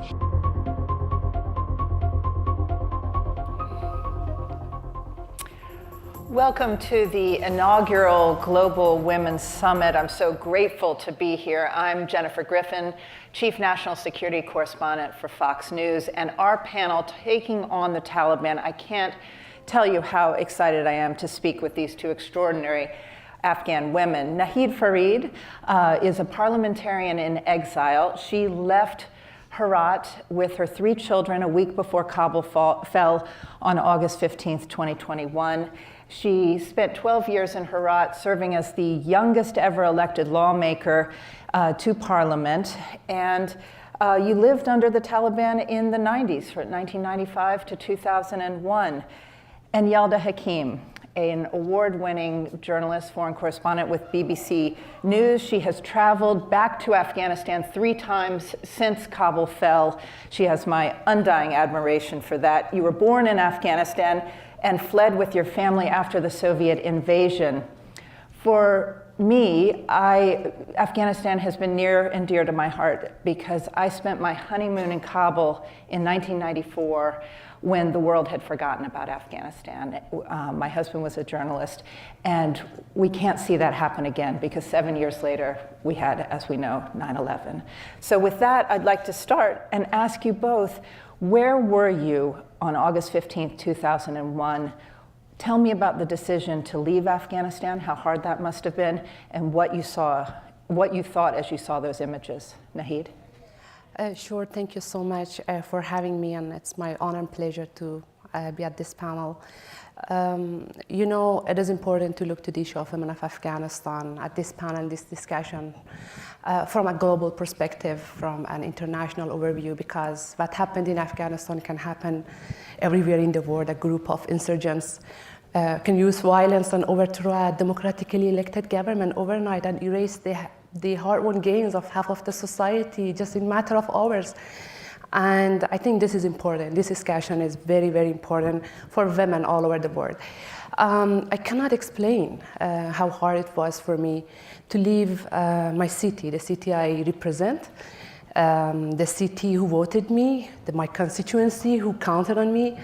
And I still feel so guilty about the abandons, but I had these 2 unwanted, unsolicited choices of staying in fear or leaving everything behind. And when I say leaving everything behind, I mean everything, personally and professionally. And it has, I think, this story has different dimensions. Not knowing ever I will return back. Or another dimension was that I experienced the same stories that my mom told me when she was also escaping the same city from the same path to the same destination of Iran when there was a Soviet occupation and she had to leave. And you know, she was holding me and I was holding the hand of my daughter. And we resisted this cycle of conflict on our own way. My mom raised me. I came back to Afghanistan. I continued to become the advocate and become the member of parliament. And I believe my daughter will definitely go back and fight for the freedom of that nation. But I think this story has to have a happy ending, not a cycle of conflict that victimizes women. And I think basically my daughter definitely should go back to a country that is prosper, is free, is full of dignity, coexistence, love, peace, liberty. And that's why we are here, to make that happen. And Yalda, you were that daughter. You were born in Afghanistan to parents and they decided to leave during the Soviet invasion. You know what it's like to leave your country, but yet you've committed yourself to going back and telling the stories of Afghanistan. What was it like on your last trip? What has it been like since Kabul fell to the Taliban, and how has it changed over those 3 trips? Well, Jennifer, I think when I went back in November of last year to mark 100 days of the Taliban's takeover of Afghanistan, it was clear that they were a group that hadn't organized themselves. They weren't North Korea, they weren't Iran. They were still trying to figure out what was going to happen next. And I continually heard from people in Afghanistan that just wait and watch. There is going to be a major crackdown on our basic human rights.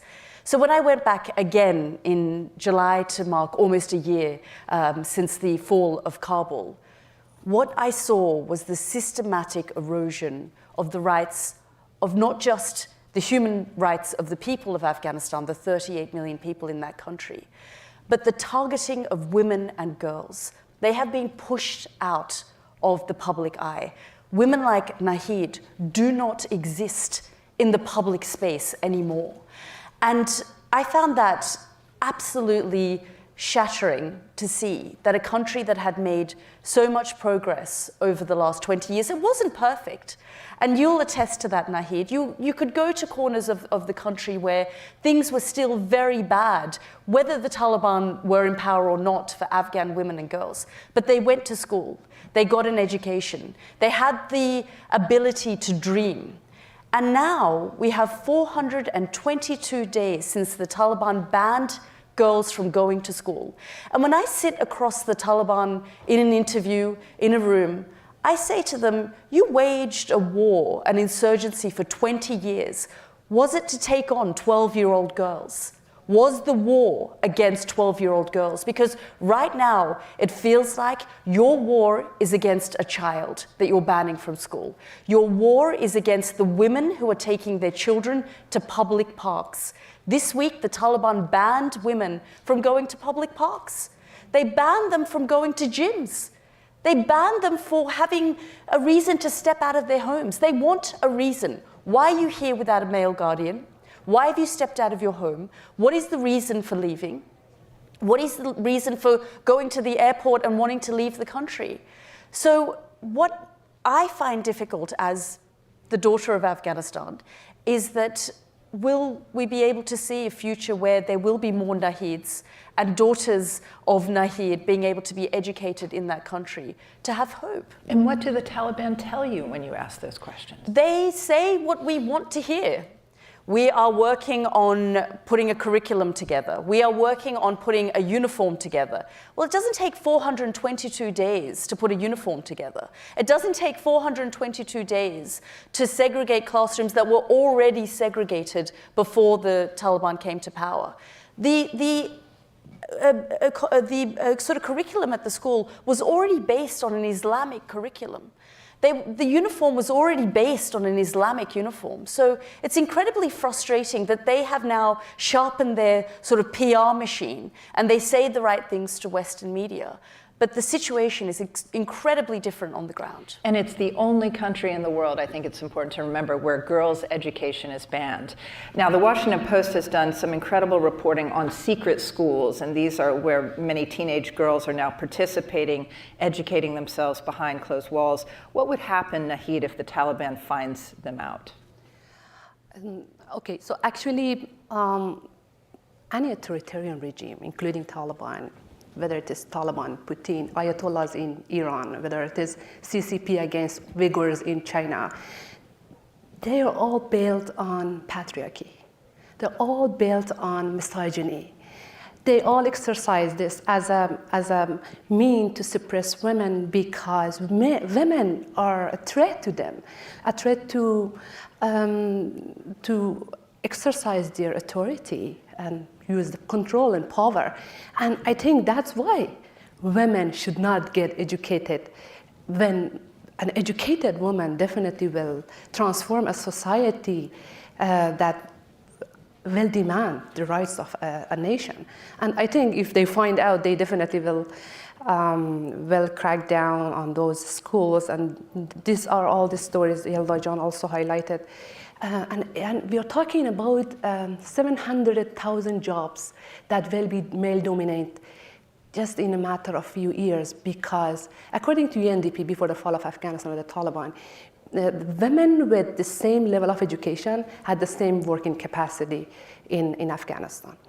And this was not easy to come into that level in a male-dominated society like Afghanistan. But just think about uneducated women who cannot compete in workforce. They will be kicked out of the workforce, and when we have no woman working and keeping themselves into the society economically, they will definitely have no right to continue their cause publicly. Yelda, what message did you hear from the young girls that you interviewed? What should the international community and the U.S. be doing right now based on your reporting?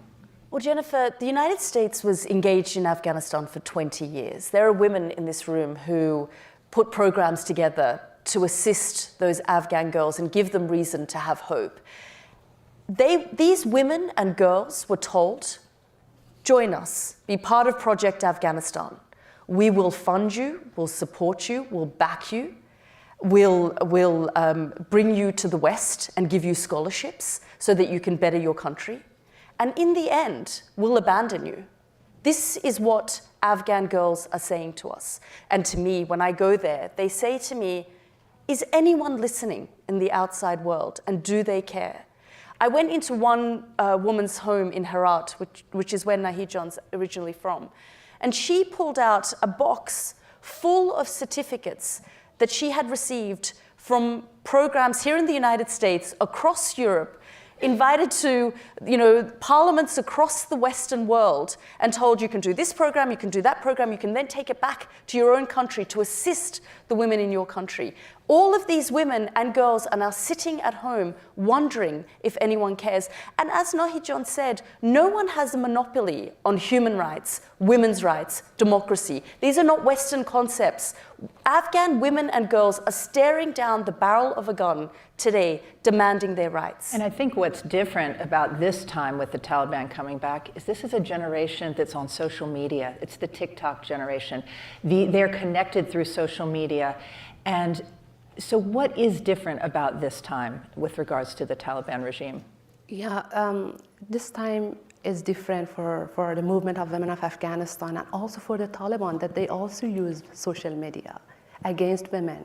And they're all manipulating the international community with their promises that they don't keep, that they will give amnesty to all, they will start inclusive government, they will start giving permission to women to continue work and education. But there are resistance from women. For women of Afghanistan have a very different resistance from women of Iran, although it is really admiring from my side as a women rights defender, the movement of women, life, freedom in Iran, and we continue to support that. We want a free Iran next to Afghanistan. At the same time, women of Afghanistan are fighting publicly in the streets, are fighting domestically at homes, because they are also facing a male-dominant society and family that really don't care about the right of women. They're also fighting economically. We have literally women who sell their kidneys so their children don't go hungry.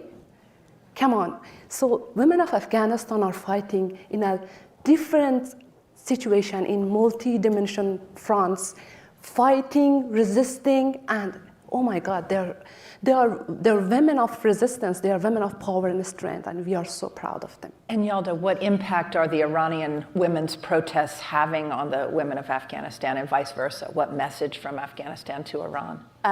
Jennifer, I recently on my show had an Iranian protester in Tehran speak directly to an Afghan female protester in Kabul, and they spoke to each other. And it was so moving to listen to their fight, their struggle, the fact that they inspire one another, the fact that, as you say, this is the TikTok generation. I call the young Afghan girls and women in Afghanistan, the quintessential 9/11 generation that were full of a brighter future for themselves. So they're going to continue to fight for their cause in both of these countries. It's whether we're listening and prepared to talk about it, to discuss it, to hear them. And to help them. The Washington Post, Nahid, has also done some great reporting on how the Taliban is training women in a segregated manner. So they're training lawyers and doctors, but they're not going to let them be integrated in any way. Is this going to work? Is this advisable as opposed to not educating women? What do you think? What do you make of this? I think if you look to this from just a glance, it might look positive, but gender segregation in the long run will definitely impact women. Why not training women who want to become politicians, who want to become engineers, who want to become computer science?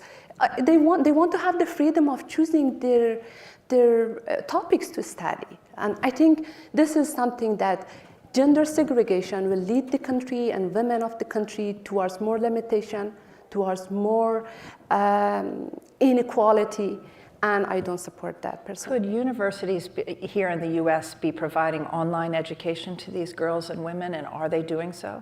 They are doing, Yalda John and myself, we are involved in different universities, USC, Princeton, Penn State Global Campus. They all are working on how to provide this online education for girls who cannot travel, but they have the hope to continue this education. And when I talk to those women back in Afghanistan, they say we don't look to this screen as just a screen. This is a window of hope. And we look and we are waiting for the time of the class to get us started. Is it time to set up a government in exile? Are the women parliamentarians I know are a virtual government in exile, but should there be a formal government in exile that's recognized by the West? I think it's time to let the Taliban know that they are not representing the diversity, the civilization, the democracy, the talents of the people of Afghanistan. And I think anytime that anyone says, what is the alternative to the Taliban? I would say, people. Give the people the freedom of choice and they won't choose Taliban.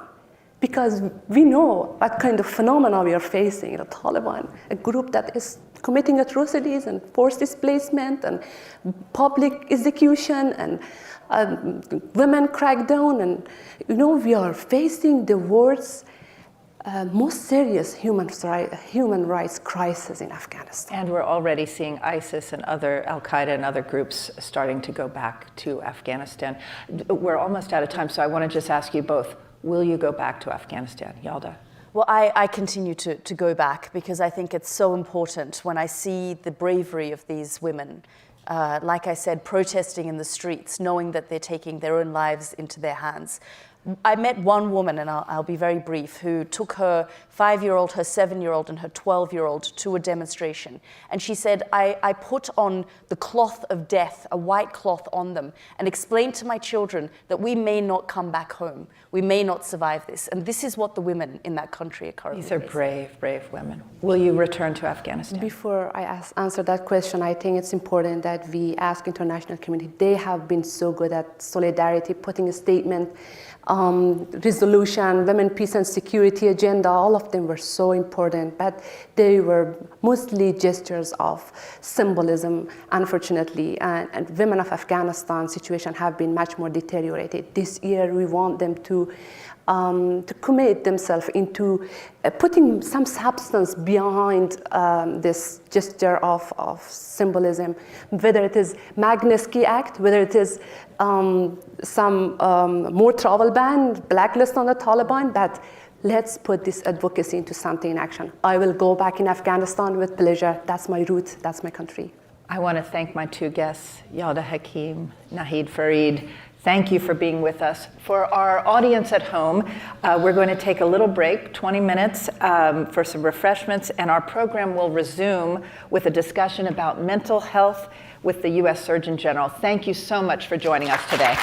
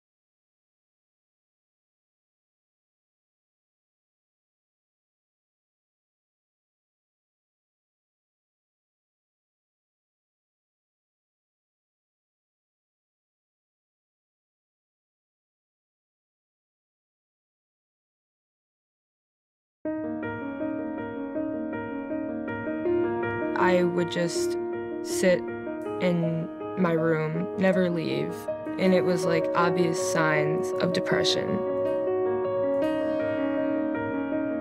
Since 2019, the number of teenage girls who have been suicidal has increased 50%.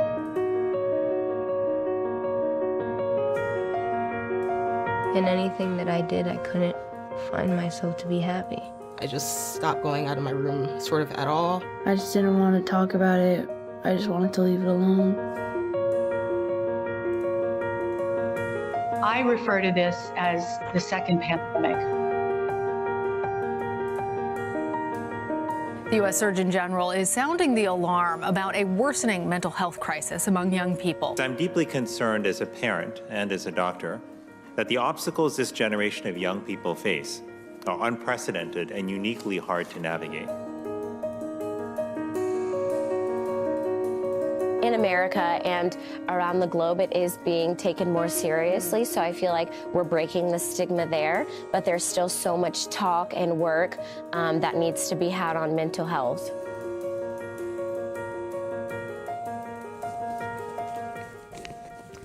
Hello, everyone. Thank you for being with us. I'm Michelle Norris, and I'm delighted to have our Surgeon General, Vivek Murthy, with us, and Elise Fox and Cynthia Germanata.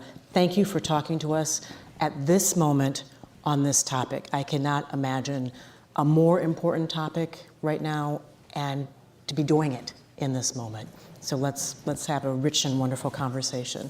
And I think we're all going to learn a lot. Doctor, I want to begin with you. First, I want to thank you on behalf of the audience, on behalf of the nation, for elevating this issue. You've taken it, you've put in it. If I hear people wanting to clap, it's okay to give him his flowers.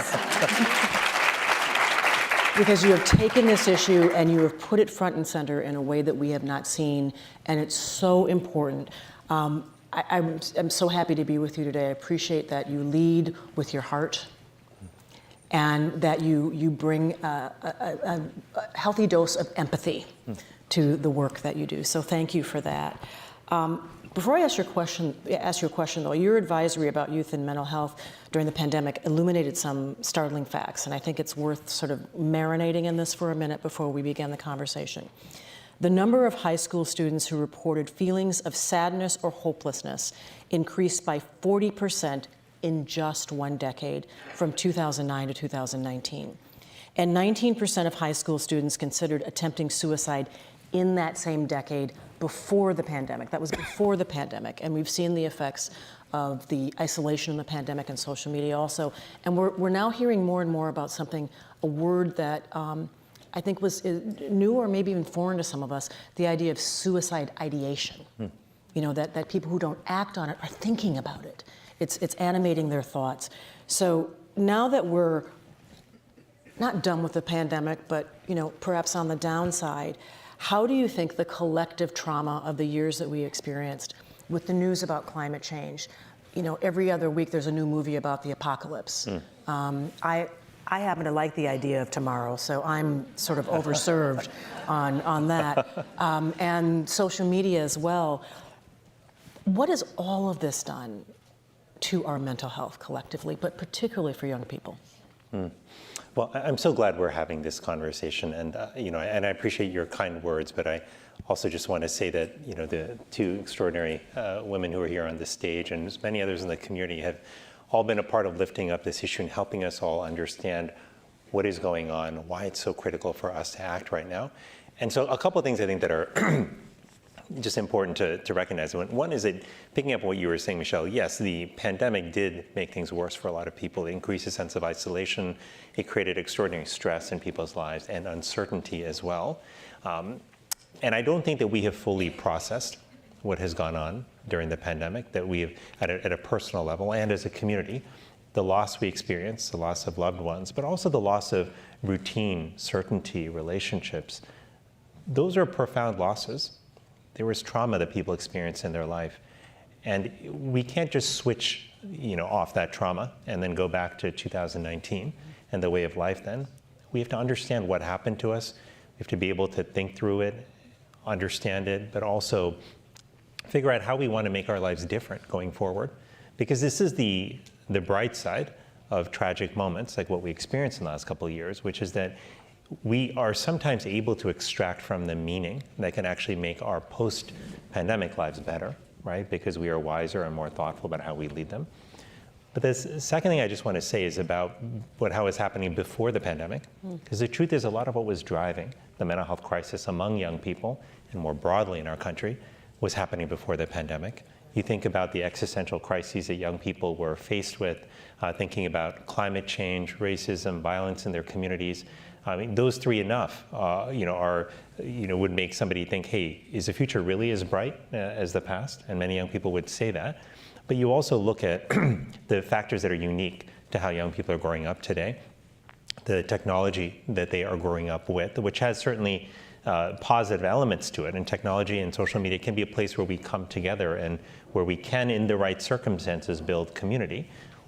But it also can be used in ways that tear us apart, that make us feel worse about ourselves, that ultimately hamper and harm our relationships with one another. And that has happened to too many people. One of the most common things young people say to me about social media when I talk to them in roundtables around the country is they say three things. One, it makes me feel worse about myself. Two, it makes me feel worse about my friendships. And three, I can't get off of it. Right? Those three things are what they say. And so that's a unique the technology environment they're growing up in that is different from what many of us grew up with. That leads to also the increased exposure to cyberbullying and other traumas. But the last thing I would just keep in mind is this. The pace of change has just dramatically increased, around the world. Like everything from how we think about jobs and the skills that you need for the future, to the basic bargain that many people assumed we had, which was that if you work hard and you follow the rules and you're a good person, that life will work out for you. How we think about everything from gender to sexuality to race, like so much of this has shifted and changed for people in the last few years. And change, even good change, is hard, right? Like I know, I'm a dad of a 4 and a 6-year-old, and I'm just cherishing this time I have with them. But I know someday, hopefully if we do our job right, they will finish school and they'll leave home. And even though that's a good outcome, that they are healthy, they're happy, they're leaving the nest, I know that I'm going to be just like on the floor in tears you when are. that happens. Yes, You absolutely are. Absolutely. All that to say that even good change can be hard. And we are asking young people and people across society to engage and endure and navigate a degree of change that truly is unprecedented. So you put all this together, and you can understand why the stresses and strains on this generation are truly unique. And we have to understand that. And that means not only making sure that treatment is available to them, but thinking about these forces and how we mitigate them. That means that addressing climate change and violence and racism isn't just something we do because it's the right thing to do. We also do it because it's affecting mental health. Shaping technology so that it actually supports our relationships and supports our mental health is vital. Just putting it out there as a grand social experiment to be visited upon the entire country and the world is not always the most responsible thing to do. So we have a lot of work to do, but I'll lastly say this is why I feel encouraged, because we're already starting on the path of doing it. Conversations like this are incredibly powerful. These two incredible leaders who are next to me are part of a community of leaders who are helping to push these issues to the forefront. And in the administration, we've also worked hard to invest unprecedented amounts in training more mental health providers, applying technology to improve access to care, and ensuring that we're investing unprecedented amounts in the prevention programs that are so desperately needed, as well as setting up 988, which is a crisis line that we need for help. So anyway, a lot of reasons to be hopeful, but still a good lot of work that we've got to do together. Elise and Cynthia, I'm going to bring you into this, but since you mentioned the administration, one quick question on that. Some time ago, the military made a change in their footing around mental health. There was a time where if you came back and you suffered from PTSD or you were feeling unshaky or unsure of yourself after experiencing 1 or 2 or 3 theaters of war, you got help if you raised your hand. And sometime after the Gulf War, they changed their footing and decided that there was an assumption that anyone who had experienced war was in need of some kind of help. It was just a spectrum. How much help did they need? Is that something that applies to all of us on the other side of what we have just been through? And I'm wondering if the administration would ever consider or commit to creating something like I don't necessarily like the word czar, but a mental health czar, someone who, almost like we do in the cases of Ebola or the case of economic tumult, one person who's working across agencies to actually address these issues? Yeah, it's a really good question, and I like the example you shared about the military. You move from an opt-in to an opt-out to an opt-in, right? Where you provide people with a basic level of inquiry and support, and you ratchet it up for people who need more support, but you don't assume that just because somebody's not raising their hand that they don't need help. Think about college campuses. That's a place where I think we should be taking a similar approach. Should make care and support available proactively to everyone. And if they don't need much, then that's great. Then they don't need to utilize as much. But we'll find that many people have silent needs that go unaddressed. I think this gets to a critical point here, which is around how we define strength. And this is why your example of the military is actually very poignant. Because, and I say this as a doctor who was trained in programs where strength was defined in a very particular way, right? As in medicine, in the military, and society, historically, we've said, well, strength is not depending on anyone else. Strength is not showing other people if you're struggling. Strength is being stoic, right? Strength is never being vulnerable, right? I will tell you, none of those definitions of strength feel like they really define strength. I look at the young people who are stepping up today and bravely, courageously sharing their own struggles and experiences and giving hope to other people. And I say, you know what, vulnerability is strength. I look at the people who are courageously speaking out for people who are struggling, even if they themselves are doing okay. They're advocating for those who are in need. And I'm saying that courage is strength. And I'm looking at people who are also empathetic and kind and loving in this moment. Think about the nurses and doctors and respiratory therapists who ran to the front lines to help during the pandemic. That love, that kindness, that empathy is strength. So we need to redefine strength in our culture.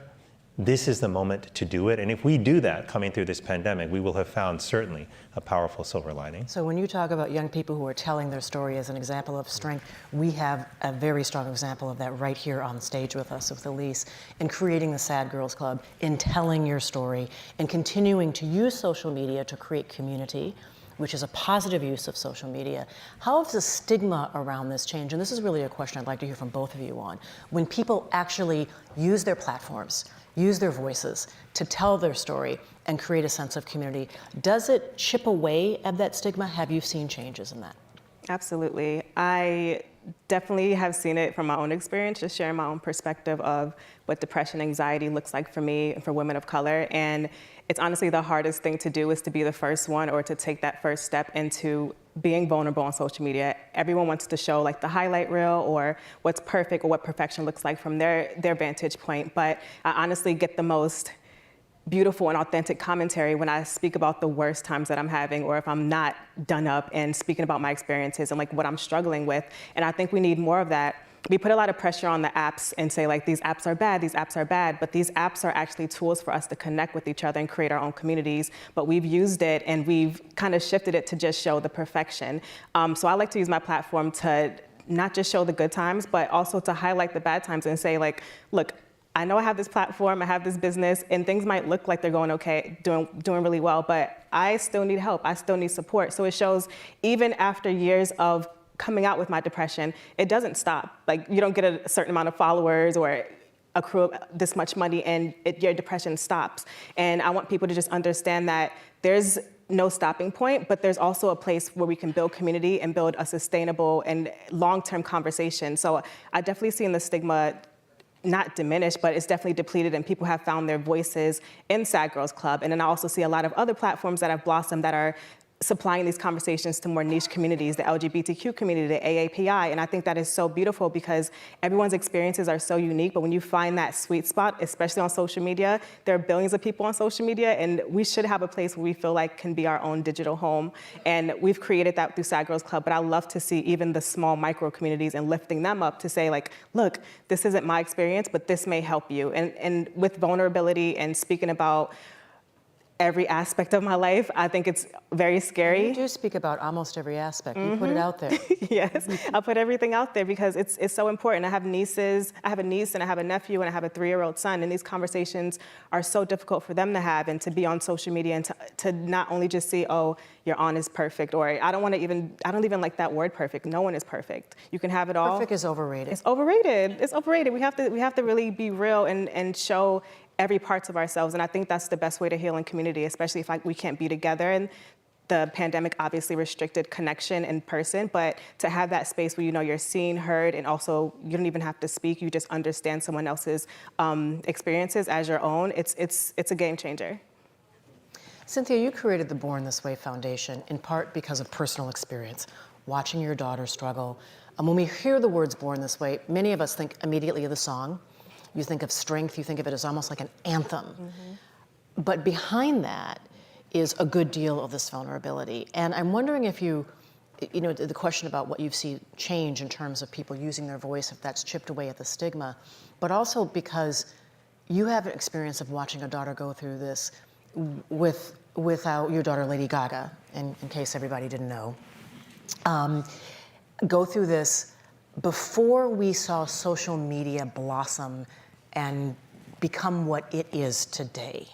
So could you talk about a little bit about both those things, the stigma, but also what you've seen in terms of how people can cope, good and bad, with the forces that we have now?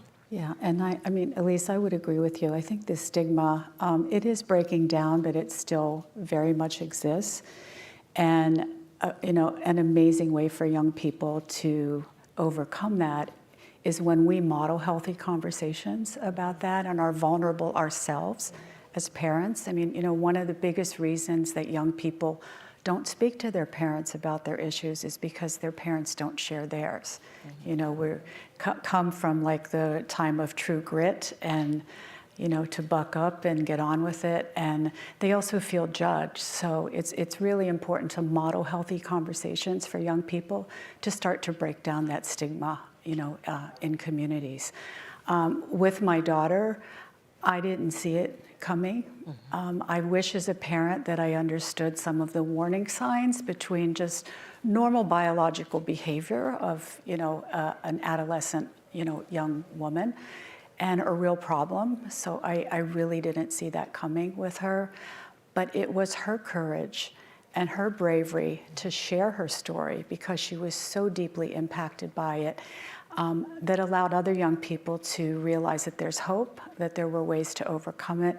And most interestingly to me is despite the many issues and the layers, Dr. Murthy, that you outlined, the layers of social issues that young people are dealing with, they're very aspirational. There's a great sense of altruism. They want to help themselves, they want to help one another. And so we're working very hard to try to equip them with the proper tools to do that in forms of like peer-based education so that they can support one another and talk about mental health, because we know from our research that when they're in a crisis, they would prefer to talk to a peer. Mm-hmm. So we really believe that mental health training should be in all schools, both what is mental health and how to talk to a peer. As well as embedding kindness in communities. I think these are the things that will help build supportive communities, that will help tear down the stigma by embedding kindness. And that can happen in many ways and shapes and forms. But we do know that there's this inextricable link between kindness and mental health, because we know that young people that report being in kind communities are mentally healthier. They generally have higher mental health indicator scores.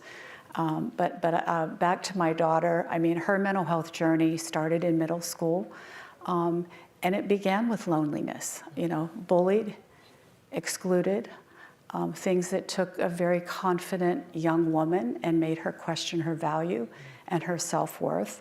And yes, this was pre-social media, but when she reached college, I mean, it followed her from middle school to college. And when she reached college, there were some young people that started a Facebook page about her that was very, very negative. It's still out there and, you know, extremely hurtful. It lives in perpetuity, right? And it follows you. So. Let's make America kind again. Let's make America kind again.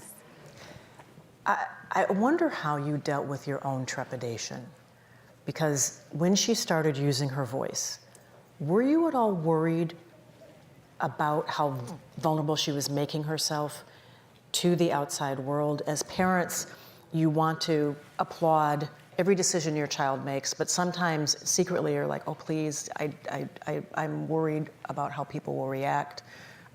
Sometimes it's, because they're wearing something or they get a tattoo, or many of us have dealt with that.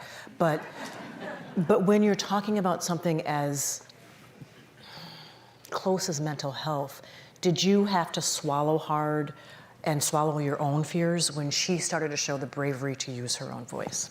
I absolutely did. And this is where I like to talk about intergenerational differences. We didn't talk about these issues in my home. I mean, we're all parents and we probably have different experiences from our parents, but we didn't talk about those issues. So when she gained her voice, so to speak, and began talking publicly, I didn't quite understand it. I kept saying to her, why are you being so private in public? But I came to see how this was resonating with young people. They were healing, she was healing. They were gaining courage. They were leaving feeling empowered, that there was hope for them. And we saw the enormity of this issue as we traveled, the world.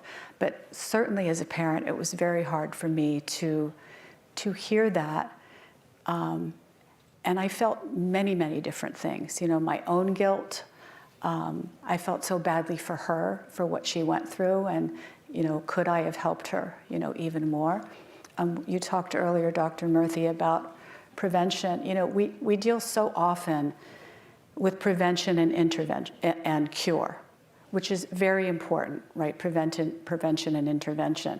But there's this in-between stage. I spoke to a young woman from Morocco the other day, Fatima, and she talks about the missing middle. That there are so many young people and people in general, we don't know what spectrum they're on of mental health. They're in there somewhere, but they kind of get lost. And it's not uncommon to go years, sometimes 10 years without being diagnosed for mental health. That happened to my daughter. So just the importance of that, I started to realize how important it was for her to share her conversation. And one thing I'm encouraged about also as a parent, many, many parents now are seeing that their children are exhibiting signs of mental health. They're becoming more educated. And very recently, a panel of experts in the U.S. Prevention Council is asking for mental health screenings from all primary doctors the ages of 8 through 18. I think this is something that could help us with that missing middle. To capture young people that are struggling and their parents aren't seeing it. They may be feeling it, but they're not understanding what they're going through. I'm interested for all three of you, and I'm going to work backwards on this because we just have a few minutes left, on your thoughts about regulating the things that we can regulate. So climate change, there are things that we can do, and actually individual action will add up to something quite large, and the decisions we make about how we travel, the cars we drive, the way that we get rid of our waste and recycling. But there's other forces that are hard to deal with because someone else is at the lever. And that's certainly true for social media.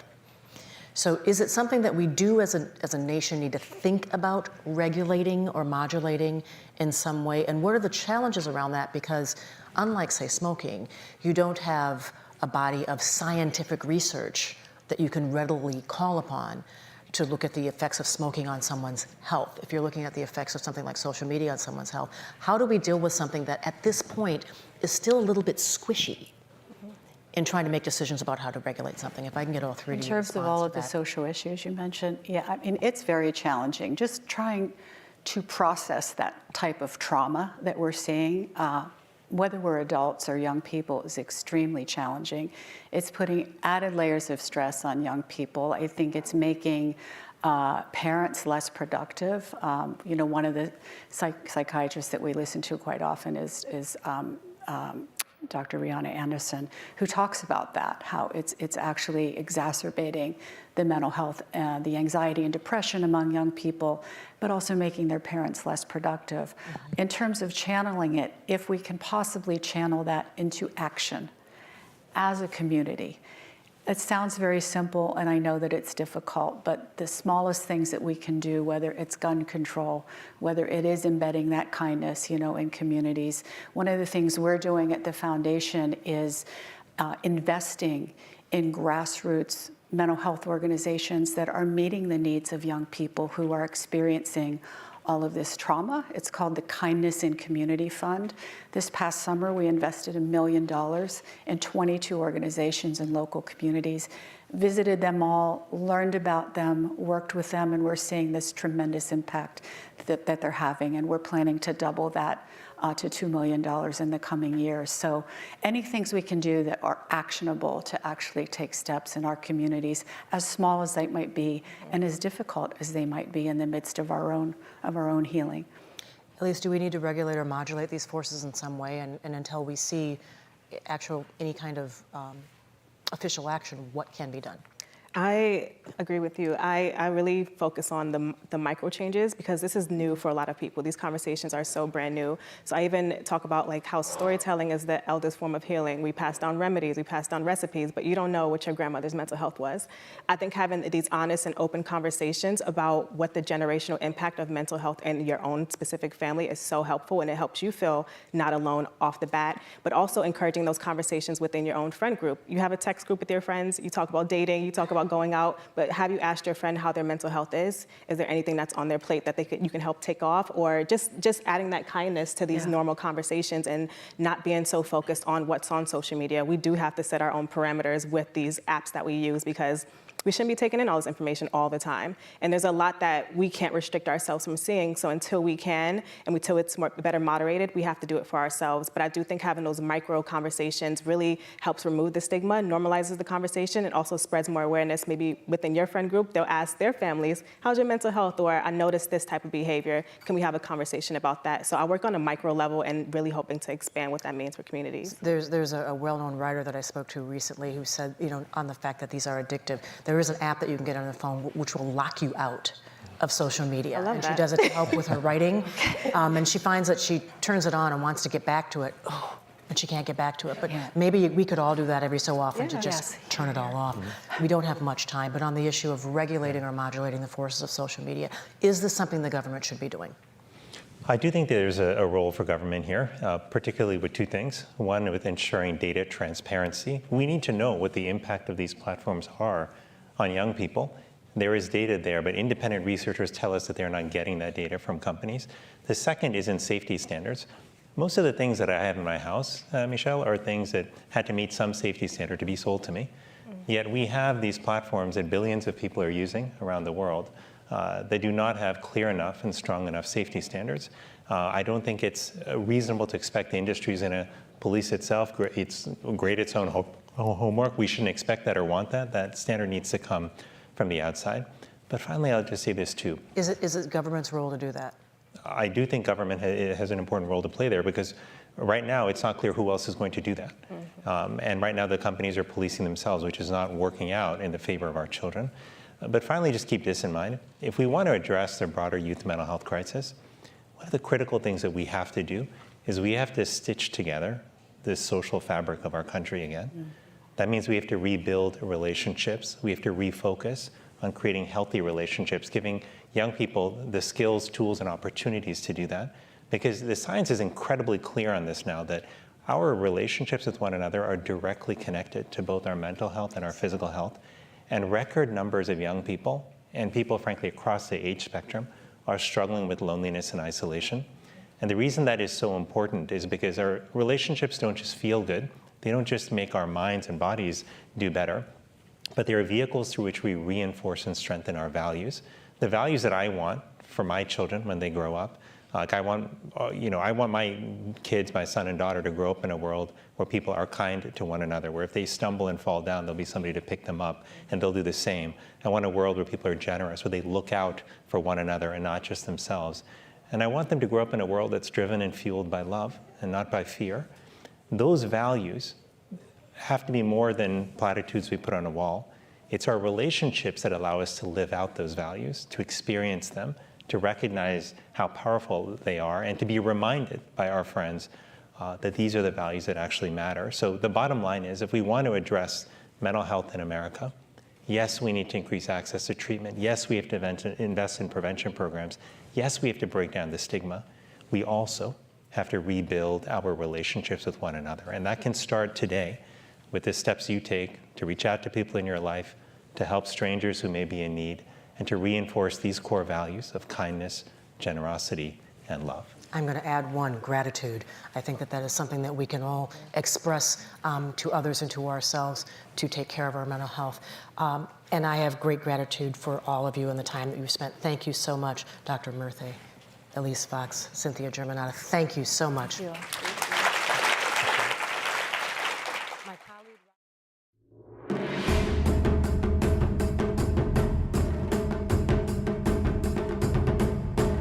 The number of women behind bars in this country has grown by 800% in the past 3 decades. Nearly 30% of all incarcerated women worldwide are in the United States. Women and girls of color are the fastest growing population within U.S. prisons.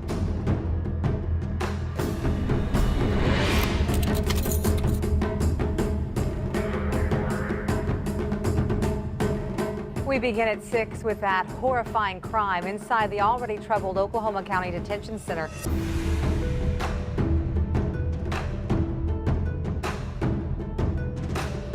According to the lawsuits, women alleged hours of attacks, rapes, and threats. They claim male inmates paid a former corrections officer in exchange for keys to the female side of the jail. The day of my redemption, I knew that it was my mission and purpose from God to create and build platforms for women, incarcerated and formerly incarcerated, to use their voice and create change. Which for me means safer prisons, fewer victims, healthier corrections professionals, and better corrections outcomes for those in our care and custody.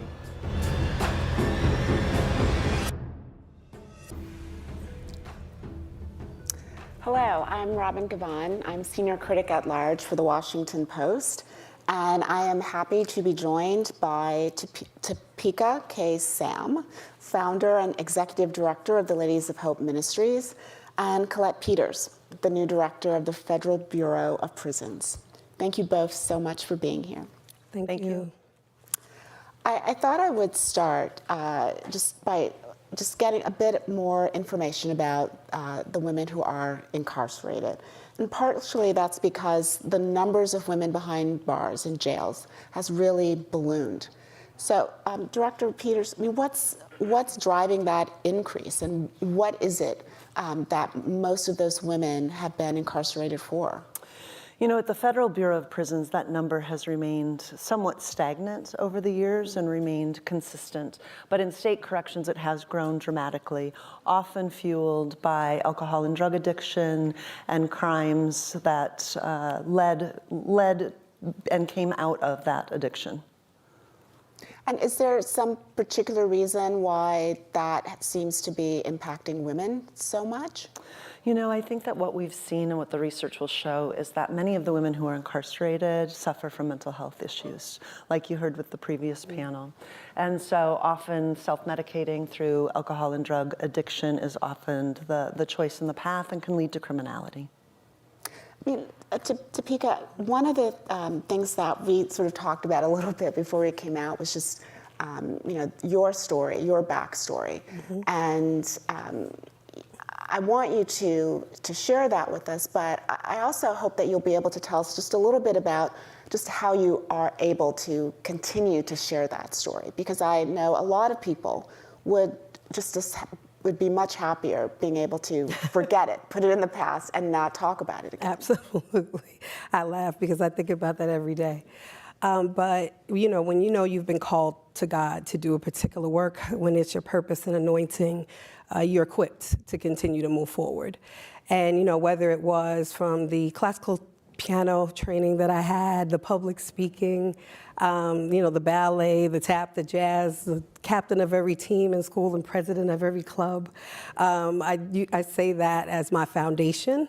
That allows me to get in front of people, to bring awareness, to be a leader in order to continue to do the work, in order to help save us sisters, because like Director Peters said, there is about 95% of all women who are incarcerated are there because of mental health issues. But also 90% of those of us who've been incarcerated have suffered from some type of early childhood trauma or sexual trauma or violence. And so because of that, that also then you self-medicate then happens with the drugs and alcohol, then which leads to prison or jail. And what made you decide that you wanted to continue to speak out, to, in some ways, to continue to discuss that trauma? Mm-hmm. Well, it was because of during my own incarceration, when I was in federal prison for 3 years, I saw and met so many sisters that had those stories. I was grateful that, I was raised in a very stable home, 2 parents, franchise business owners. They were married over 58 years. I had all the foundational things. What drove me to incarceration was really more of a self-identity crisis, being the only Black child raised in a white community, going to college in Baltimore, Maryland, trying to fit in, and then beginning to get involved in things that, for me at the time, felt that that's what I needed to do in order to be accepted by even my community. And so this went on for years, but even after that, once I was arrested, and I had this idea that people use drugs because they wanted to, because there was no one in my family that struggled with any type of substance misuse. And when I asked the sister why she was incarcerated and why did she use drugs, she said that her father had been raping her, and he gave her heroin for the first time and told her to take the heroin and the pain would go away. And another sister said the only time she was able to spend time with her mother was when they smoked crack together. And because of my upbringing and the things that I was afforded and the privilege that I had even while I was incarcerated, and the stories, it was these stories and testimonies over and over again that led these sisters to incarceration. I knew innately that when I came home, I could do anything that I wanted to do, but it was my purpose in order to create platforms for other women to be able to use their voice to share their story, because I felt that if people saw the faces and heard the voices of women who were in prison, that we would not be there. I feel like prisons do not heal. I feel that you can hold people accountable while also healing them. And we've seen it in other countries. It can be done. There are alternatives to incarceration and other programs. And I knew, based on my own lived experience, along with my professional and education, that I could do anything. And this was the thing that I needed to do. I mean, the points that you raise, I think, are directly linked to a question that I had for you, which, Director Peters, which is, who do you see as the constituent that you are accountable to as the director of prisons? Is it the public at large, that many of whom want to see prison as purely as punishment, or do you see the people who are actually incarcerated as your constituents? I think it's both, because I think the people who are incarcerated are our communities. They are our people. They are coming back to our communities. We have engaged in mass incarceration to the degree that it is our sisters, it is our brothers, it is our aunties, it is our uncles. And I think that traditionally we've spent a lot of time in corrections creating good inmates. And I think that we need to spend a lot of time in corrections creating good neighbors and really being accountable to those people who are in our care, ensuring that our institutions are safe and secure, both for those employees who work there and those in our care and custody. But every day we should be focused on helping provide the resources they need to change and come back to our communities as productive citizens. When you talk about resources, I mean, one of the primary issues is healthcare, actually. I mean, how does that, how do you deal with that when you're addressing the prison population and the prison system? Yeah, we heard some great statistics earlier around those individuals who come to us who have severe mental health issues, severe alcohol and drug issues. We also have a population that comes to us without much preventative care. And so in corrections, folks that are incarcerated are often 10 years older biologically than their chronological age.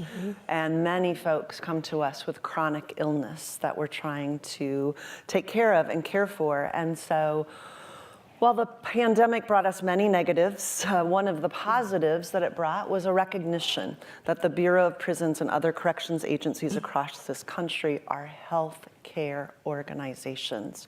And so I really want to spend some time at the Bureau figuring out how do we pivot out of the pandemic but not lose that lens and forever look through the lens of corrections as a public health care organization. I mean, how has, there was the bipartisan First Step Act that was signed about 5 years ago. I mean, how has that changed or impacted the prison population? You know, it's in product. It's something that absolutely, first of all, brought a lot of attention to corrections in a way that needed to happen. Traditionally, people would drive past prisons and jails and not care or pay attention to what was happening behind them. So I think the First Step Act and Congress's commitment to creating more humane environments inside our institutions is a great first step, if you will. I think it's allowed us to get people in the community where they can be better served, both from a humanity perspective and a health perspective, but also from a public safety perspective. It is true. I believe in incarceration, or I wouldn't be in this role. But there's a point in time where we hold people in prison too long and we lose that return on investment. We actually can do damage. So to be able to, through the First Step Act, allow individuals to receive earned time credits and get back to their families and back into their communities sooner rather than later, I think really is a game changer. Yeah, I would agree. As we worked on the First Step Act also, making sure that also the dignity provisions were put in when you think about health care so that women are no longer shackled during child labor, which actually still happens in over 20 states in this country today. And we were able to get that in, and also help to make sure that previously incarcerated people like myself can go back in to the federal prison in order to provide programming and things that we have created, because obviously those of us who've had a successful reentry know what it means to stay out and to keep people out. And so it's been a great, honor working with Director Peters in this new Federal Bureau of Prisons, because even after we had been invited to a listening session, the first ever, that was done in the Federal Bureau of Prisons that had formerly incarcerated people and advocates at the table, there were things that I raised, and because of those things, they've already been handled. And we've already been able to get some of our programs even approved as earned time credit for people to come in, which we were having a terrible time over the last 2 years trying to happen. So I see hope, not only in the First Step as a first step, but also in helping to implement it. Can I just unpack a little bit of what you said just there? One, what are the unique experiences of women who are incarcerated that makes, that differentiates their experience from that of men? And then what are the unique challenges that they face when they're going back into their community? Right, so I would say 85% of all women who are incarcerated are mothers of dependent children. And so that is, I would say, the major difference between that of men. And then health care, women, we have menstrual cycles and, uterine fibroids and, different things that men don't have, which is why we actually had to pass legislation to make sure that pads and tampons were free to people who were incarcerated, which, you can laugh about, but we actually had to do that. And so, those are some of the things that are different specifically. Now, when women are coming home, there's a good friend of mine, James Montanaro, who was also incarcerated in prison, and he says when a man is arrested, he asks, where is his attorney? But when the woman is arrested, she asks, where are her children? And it's the same thing, when a woman comes home, she's coming home, one, she has to get herself together. Two, she has to either find her children if the system took them from her while she was away, or get them back. And in different states, New York, from where I'm from, if you have 2 children of different genders that are under a particular age, you have to have separate bedrooms for them. Now, if I'm just coming from prison, I have 2 minor children, 2 different genders, how am I going to afford a 2 to 3 bedroom apartment in New York City? It's impossible. And so you think about those barriers. You know, you think about the conviction, trying to find employment. The barriers that come with that is over 40,000 barriers to people who are coming back from prison and jail each year. And so when we talk about having, you know, experiences and resources and education and opportunity, it has to start while you're in. So when you come out to a better chance, a fair chance, because you already have so many things that you're faced against. And when you think about all of those challenges, I mean, do those things add up to then sometimes a return to prison? Absolutely, because, you know, there was a sister who actually was released on clemency a few years ago, and she ended up getting rearrested for violated for stealing laundry detergent. And so she was facing a life sentence, was released after 20-something years. She was working two jobs, but she could not afford laundry detergent. And so it's like, this is a crime of survival. So why then would she be rearrested? Where was probation and parole there to help her, to direct her to resources? Why wasn't there a community-based organization there to support her? Why did she have to feel the need to steal laundry detergent? And so when you think about these things, and again, having the hardships of dealing with elderly parents who may be sickly, dealing with dependent children, then having to think about just dealing with your own mental health issues and the PTSD that comes from being in prison, because no matter how well I'm put together, each and every day I have to deal with and unpack the things that I experienced while I was in 5 different prisons in 3 years. And that's a lot, you know? So people, you know, I do this because I want people to hear that. Because if you saw me walking in the street, you would never think I was in prison, more or less for 3 years. And I don't come from the atypical background of the individual that goes to incarceration.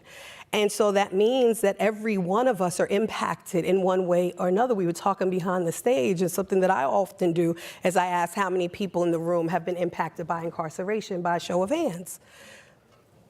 Show your hands.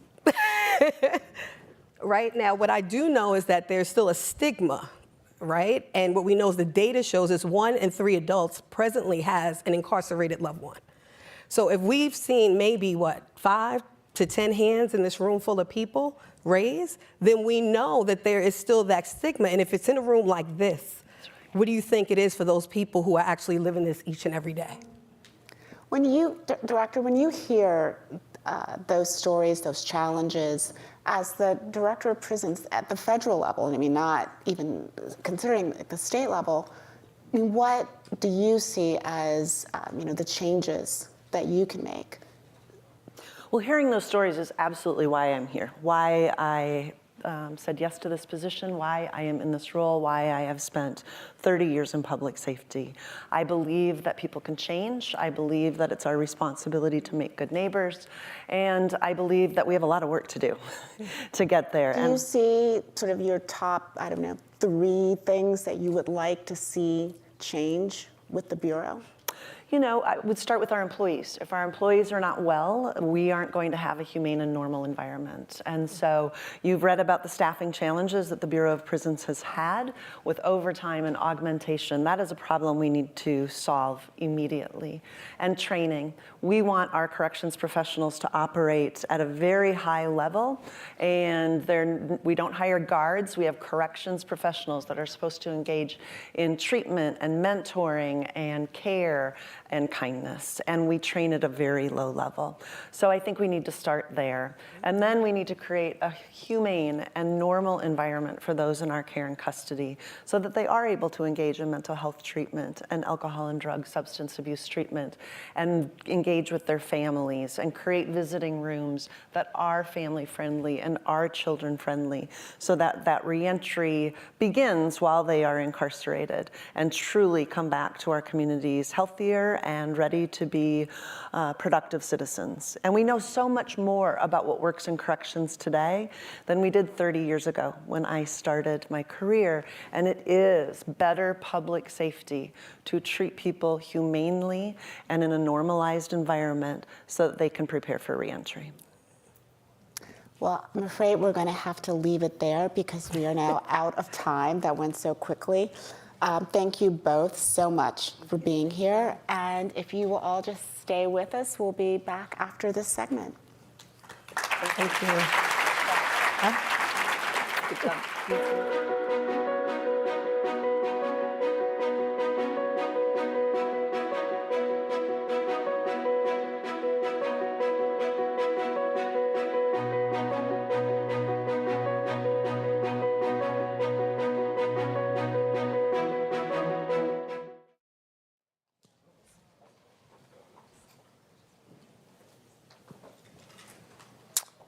Nice to be here. Lovely city of Washington. I'm a Swede, I live in New York, and today I'm going to introduce the panelists that is going to represent the auto industry. Volvo Cars, we have gone through a major transformation, 100% growth the last 5 years, and now we're aiming for another 100%. At the same time, we have 3 priorities in the company. 2025, 50% of our total sale is going to be fully electric, and 2030, 100%. At the same time, 2030, 50% of our leaders, they're going to be strong women, females. And that's really the reason why we're here. We have a great panelist. We start to mirror the organization. So we start with the inside, and that is our Chief of Interior Design. And after that, we have some external help to educate our dealers so they fulfill our story and what we try to achieve. And at last, we have our technicians, the ones that repair our cars, and they need to mirror our vision. So we aim for a by far higher number there too. So thank you very much and enjoy the panel.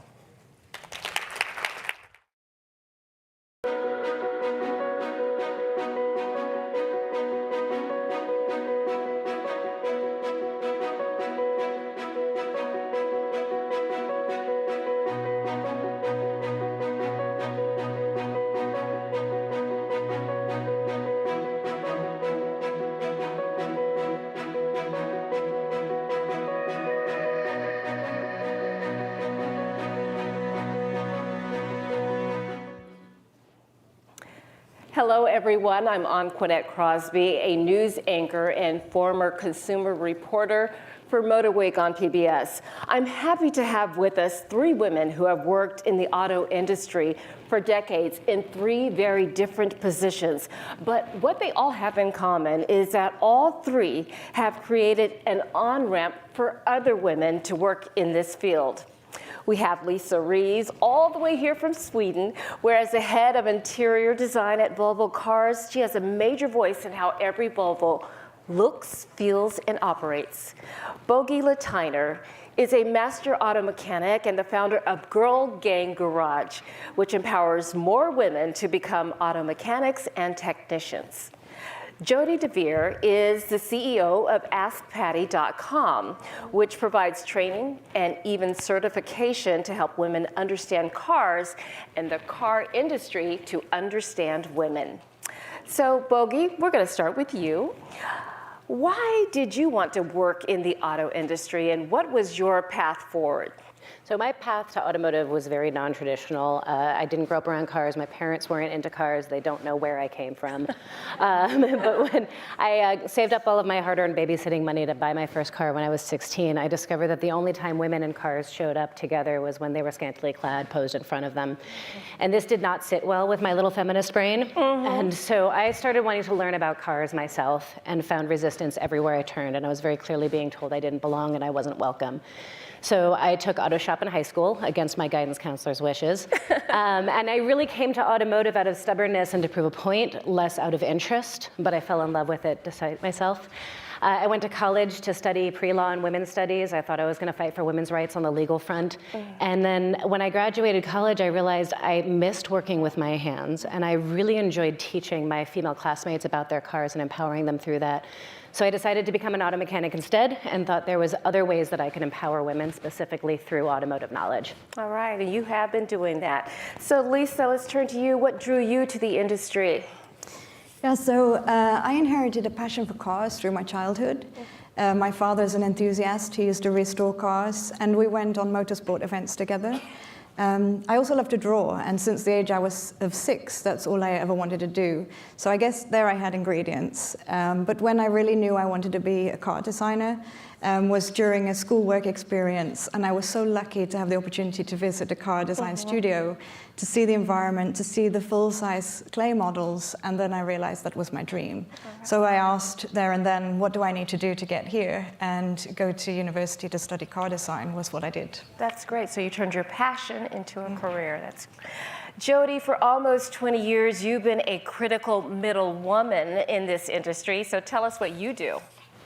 Well, before I tell you what you do, I want to say a little about me. And that is that I grew up in the San Fernando Valley during the 50s and 60s. It was a huge car culture. Like, we got to put the boulevard on Wednesday, Friday, and Saturday night, and all those cool classic cars. And I did all the normal things. I got married and all those things. And then my husband died. And I had 3 kids in tow. And I'm sure there are many women listening today that are single moms. And I think this is the journey that began for me, that one, I had to become somewhat fearless to go out and provide for my children. And this became a pattern of life. I was on a mission, and I'm very mission driven. And that led to becoming a young entrepreneur. I've owned many businesses, first in high tech. And then I came into automotive just before my 50th birthday, and took a look around for a couple of years and said, wow, there's really a disparity of women working and the experience for women. I think I could start a company and help our industry solve this problem. So I launched AskPatty.com, and we provide automotive advice for women to help them make more informed decisions about car buying and maintenance and repair. And we also train and certify automotive retailers like car dealers, independent service centers, tire dealers, to communicate more effectively with women and to provide a better experience. We also offer certifications in culture, workforce, and leadership as well. Then in 2015, I launched yet another company because I could. And this revolved around women working in the auto industry. It's called Women in Automotive. And that business was about accelerating women's careers, helping the industry learn how to attract, hire, retain, and develop more women leaders across all segments. All right. So you're an entrepreneur and a very successful one as well. Sounds good. So Bogie, you are determined to make the women who fix cars more visible. How are you doing that? So I believe visibility is everything. You know, when I was coming up as a technician, I never saw another technician that looked like me. It's incredibly isolating, and it often makes you want to give up. So I really believe that if she can see it, she can be it. And so I've created, my new shop is called Girl Gang Garage, and there we do workshops and classes to introduce women to the trades. But I organize these large-scale all-female builds where women come from all over the country, all over Canada as well, to come and participate in a build. We just finished our most recent one, which was a partnership with Volvo. We took a 1961 Volvo PV544, body swapped it with a 2019 Volvo S60 hybrid. An incredibly ambitious build and very technically challenging. The point of it was to bring women in the trades together so that we can have our confidence built, feel validated and reinforced, and hopefully stay in the industry, but also invite more women to come and explore the trades, the love of building things with your hands, but most importantly, to increase conversation and visibility around women in the trades, not just within the automotive industry, to say, hey, we're here, give us opportunity, we're willing, we're capable, but also to the rest of the world to show like there are viable career paths for women in the automotive industry. We unveiled at SEMA last week. SEMA is the Super Bowl of car shows, if you're not familiar. It is absolutely ridiculous. And to be an entirely female-built build there is substantial. It was 165 women from the US and Canada that came together to build this vehicle. And it's just absolutely incredible. And you had women from, like you're saying, all over, but the age ranges too. From 12 to 75. Yeah, incredible. So Lisa, women are 71% more likely to be injured in a car crash. What can be done from a design standpoint to make driving safer for women? Yeah, that is correct, but I'm so proud to say that is not the case in a Volvo. And that is, we can now say we have equality and safety, that men are similar risk as men, women are similar risk than men. And how we've achieved that is we've collected real life data from accidents since the 1970s. And we've used this, we've analyzed it and learned a lot over time. And this input then goes into the design of the cars. And we design for the more vulnerable. So we have very high standards in safety over and above the industry standards. We were actually the first company to make a virtual female pregnant crash dummy, and we learned a lot from that. And now we share the analysis of this data to the wider industry in the hope for equality for all, just as we did with the seatbelt back in 1959. But over safety as well, we work with ergonomics. We make physical one-to-one models through the development. We test for reach, for comfort, for body sizes, even if we can control switches with longer fingernails. It's so important. And then we also look at features, flexible storage, versatility, a place to put the handbag, which I'm very proud. Exactly. In our new EX90, we have a really good handbag storage. What we ultimately want is for everybody who sits on our cars to feel belonging and to really enjoy the time in the cars. Absolutely. That's great to hear. So Jody, can you talk about the role of mentoring, of women opening the door for other women? Yes, I was so fortunate. Early on, I had an amazing mentor named Lorraine Schultz. She actually founded the very first women's organization back in the 80s, when she was 60 years old, by the way. She really took me under her wing. She introduced me to the right people. She was based in Detroit, so she knew the right people. She championed me to the industry and my budding business model, AskPatty.com. Much later, at Women in Automotive, I launched a formal mentoring program because I know how powerful that can be for women. Women in Automotive also has developed training and conferences and cocktails and networking for men and women to learn how to bring more women and develop more women leaders across all segments. So is it getting better? Is it getting better? Yes, I was asked that question earlier. I think it is a slow moving target. I think it is very similar to all other women across all industries and all roles that, you know, we have to fight for our seat at the table. Right. And we have to be fearless about that. Fearless, I like it.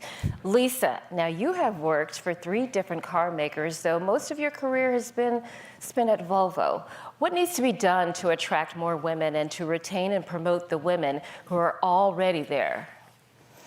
Yeah, so as I said, I studied car design at university. I was really a minority on that course, and I think it's fair to say that it's similar today. So we really need to get out there to schools to inspire females at a younger age to get into the industry, and we need to look further afield, like maybe product design or so. But the industry is transforming at such a fast pace right now, and we are looking for competencies outside of traditional automotive industry. For example, software design development and sustainability. And I hope with that comes more gender balance too. We have global design studios, so we have one in Gothenburg, Sweden, we have one in California here, and one in Shanghai. And that diversity really helps us to understand the global needs. It's really important to us. I think in terms of keeping people and promoting people, in my experience, culture's been a big part of that. And when I moved to Volvo in Sweden, it's a speak-up culture. I think it's really important to support any minority, whatever that is, to be able to feel they can speak up, to be encouraged, to feel that their opinion is valued and feel confident in doing that. And then I think as a mum of 2, equal parental responsibility from the beginning in my world, I think that really supports a female to have a work-family balance. Absolutely. Yeah. So, Bogie, what needs to change? How long do we have? About 2 more minutes. So I think first and foremost, we need to stop looking at careers as being gendered. But bigger than that is we need to change our societal perception on four-color careers, four-year schools versus two-year schools, white-collar versus blue-collar. The issues that are affecting the automotive industry are bigger than the automotive industry. By 2026, we'll need 1 million automotive, diesel, collision, and aircraft technicians. The supply chain issues that we're having as a society today, I think, are just a teaser for what is to come down the line when we run out of technicians to fix the things that make our society work. And in reality, the way that we can fix that technician shortage is by looking at the other 50% of the population. We need to start seeing that the automotive industry has a number of incredible career opportunities for young women. This is a viable career path for your daughters. This is a viable career path for your sisters. And we as consumers need to realize that we are in the driver's seat. We are the majority owners, we are the majority buyers of cars, and we can vote with our dollars and choose companies that do the right thing and support women. Okay, great. Now, Jody, last question. What do you think needs to be done to make this industry a more appealing career path for women? Well, there's a little gap in communication. As we heard today, women are storytellers, and men prefer to speak in bullet points. So this creates a communication problem down the line. I think more inclusive, female-friendly training for the automotive retailers to learn more about respect, relationship building, listening skills, and to speak in a common language. This alone would really help not only the women car buyer, but women thinking about a career in automotive. I think that's a great idea, a win-win. All right. Well, we're going to have to leave it there. But Jody, Lisa, and Bogey, thank you so much for this wonderful conversation and hopefully inspiring to other women to follow in all of your footsteps. Thank you so much. Now I'm going to turn things back over to the Washington Post.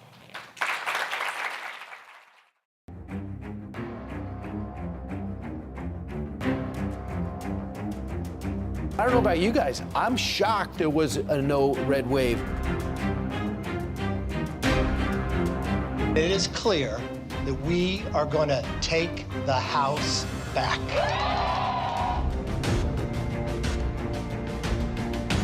So far, we are not seeing that GOP surge that many Republicans had forecasted. While the press and the pundits are predicting a giant red wave, it didn't happen. I just want to step back again and just look at this map, right? That's not a red wave. With the victories in Arizona and Nevada, Democrats will remain the majority party in the Senate, and I will remain majority leader. This is a great night. It's a great night for Democrats, it's a great night for our candidates who won, and it's a great night for America.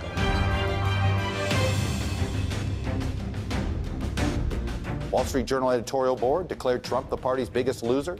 The New York Post has been boosting Florida Governor Ron DeSantis, anointing him the future and proclaiming Trumpty Dumpty. What I think people said was, look, we can work on these policies later, but as Americans, we got to fix extremism right now. And I think that's exactly what you saw. Wow. Hi, everybody. Okay, I'm Kara Swisher. I'll take off my glasses to try to get intimate with you all. I have a lot of questions here, but I'm going to ignore them, and I'm going to start with essentially what the fuck. But let me introduce, just keep that in mind, ladies. So I'm going to start with who you are. Ashley Parker covered Donald Trump's White House for 4 years. You look very well rested now. And now analyzes the bigger picture for the Post. Jackie Almany is on investigative end and has recently been tracking many of the investigations, of which you must keep you busy. And Leanne Caldwell covers The Hill and knows every player, every nook and cranny of the halls of Congress, apparently. Good for you. And also is anchor of Washington Post Live. Thank you for talking here. So let's get into it. I think what the fuck is a good first question. So why don't we start with you?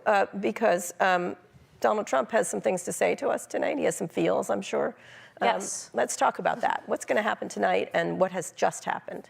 So all the usual Trump caveats apply, right? Which is that until it exits his mouth, we don't know what he's doing. But basically, he's announced his 2024 presidential bid. And the two kind of fascinating things I've been tracking are, on the one hand, it feels like one of these moments, and we've been here before, where there's a tipping point where Republicans are starting to try to move away from him. The donor class, you're seeing electeds publicly criticize him, which doesn't really happen. It happened after Access Hollywood. It happened after January 6th. It happened after when he launched his campaign. Charlottesville. Charlottesville. They're all the greatest hits. Yeah, when he said McCain was not a real war hero. So it feels like one of these moments, but every other time Republicans have kind of lost their courage. And the other thing that's interesting is even if all of these people are now willing to criticize him and willing to move away, it's sort of unclear what that fundamentally means, because he announces he has sort of a concrete floor of 30 to 40% of the MAGA base who truly will support him if and when he shoots people on Fifth Avenue. He doesn't lose them no matter what.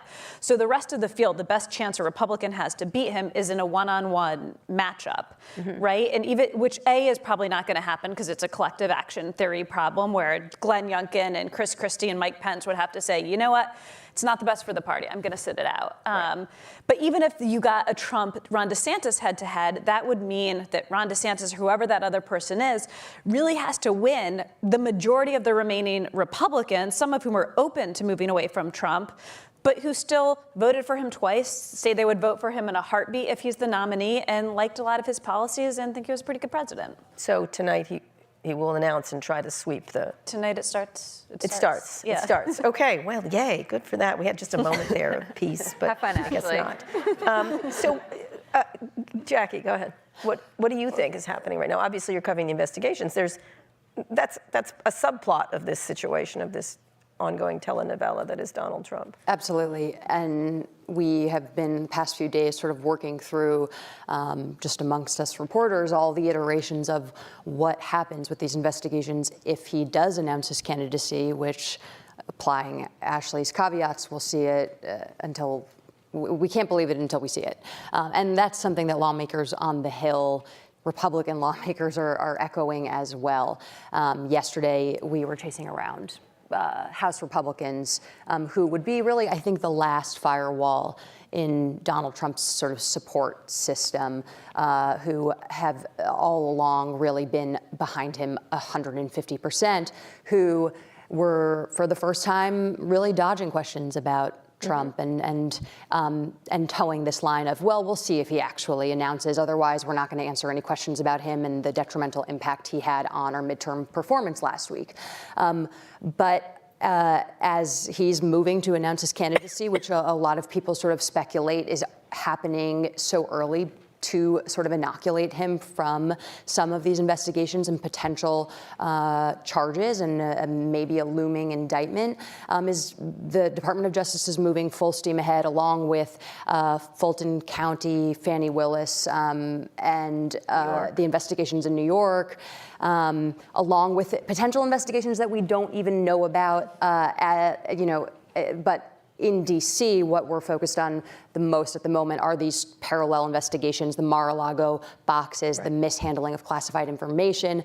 I am sure you're all quite aware, the FBI and the DOJ seized tons of classified information from Mar-a-Lago. Yeah, we read about August.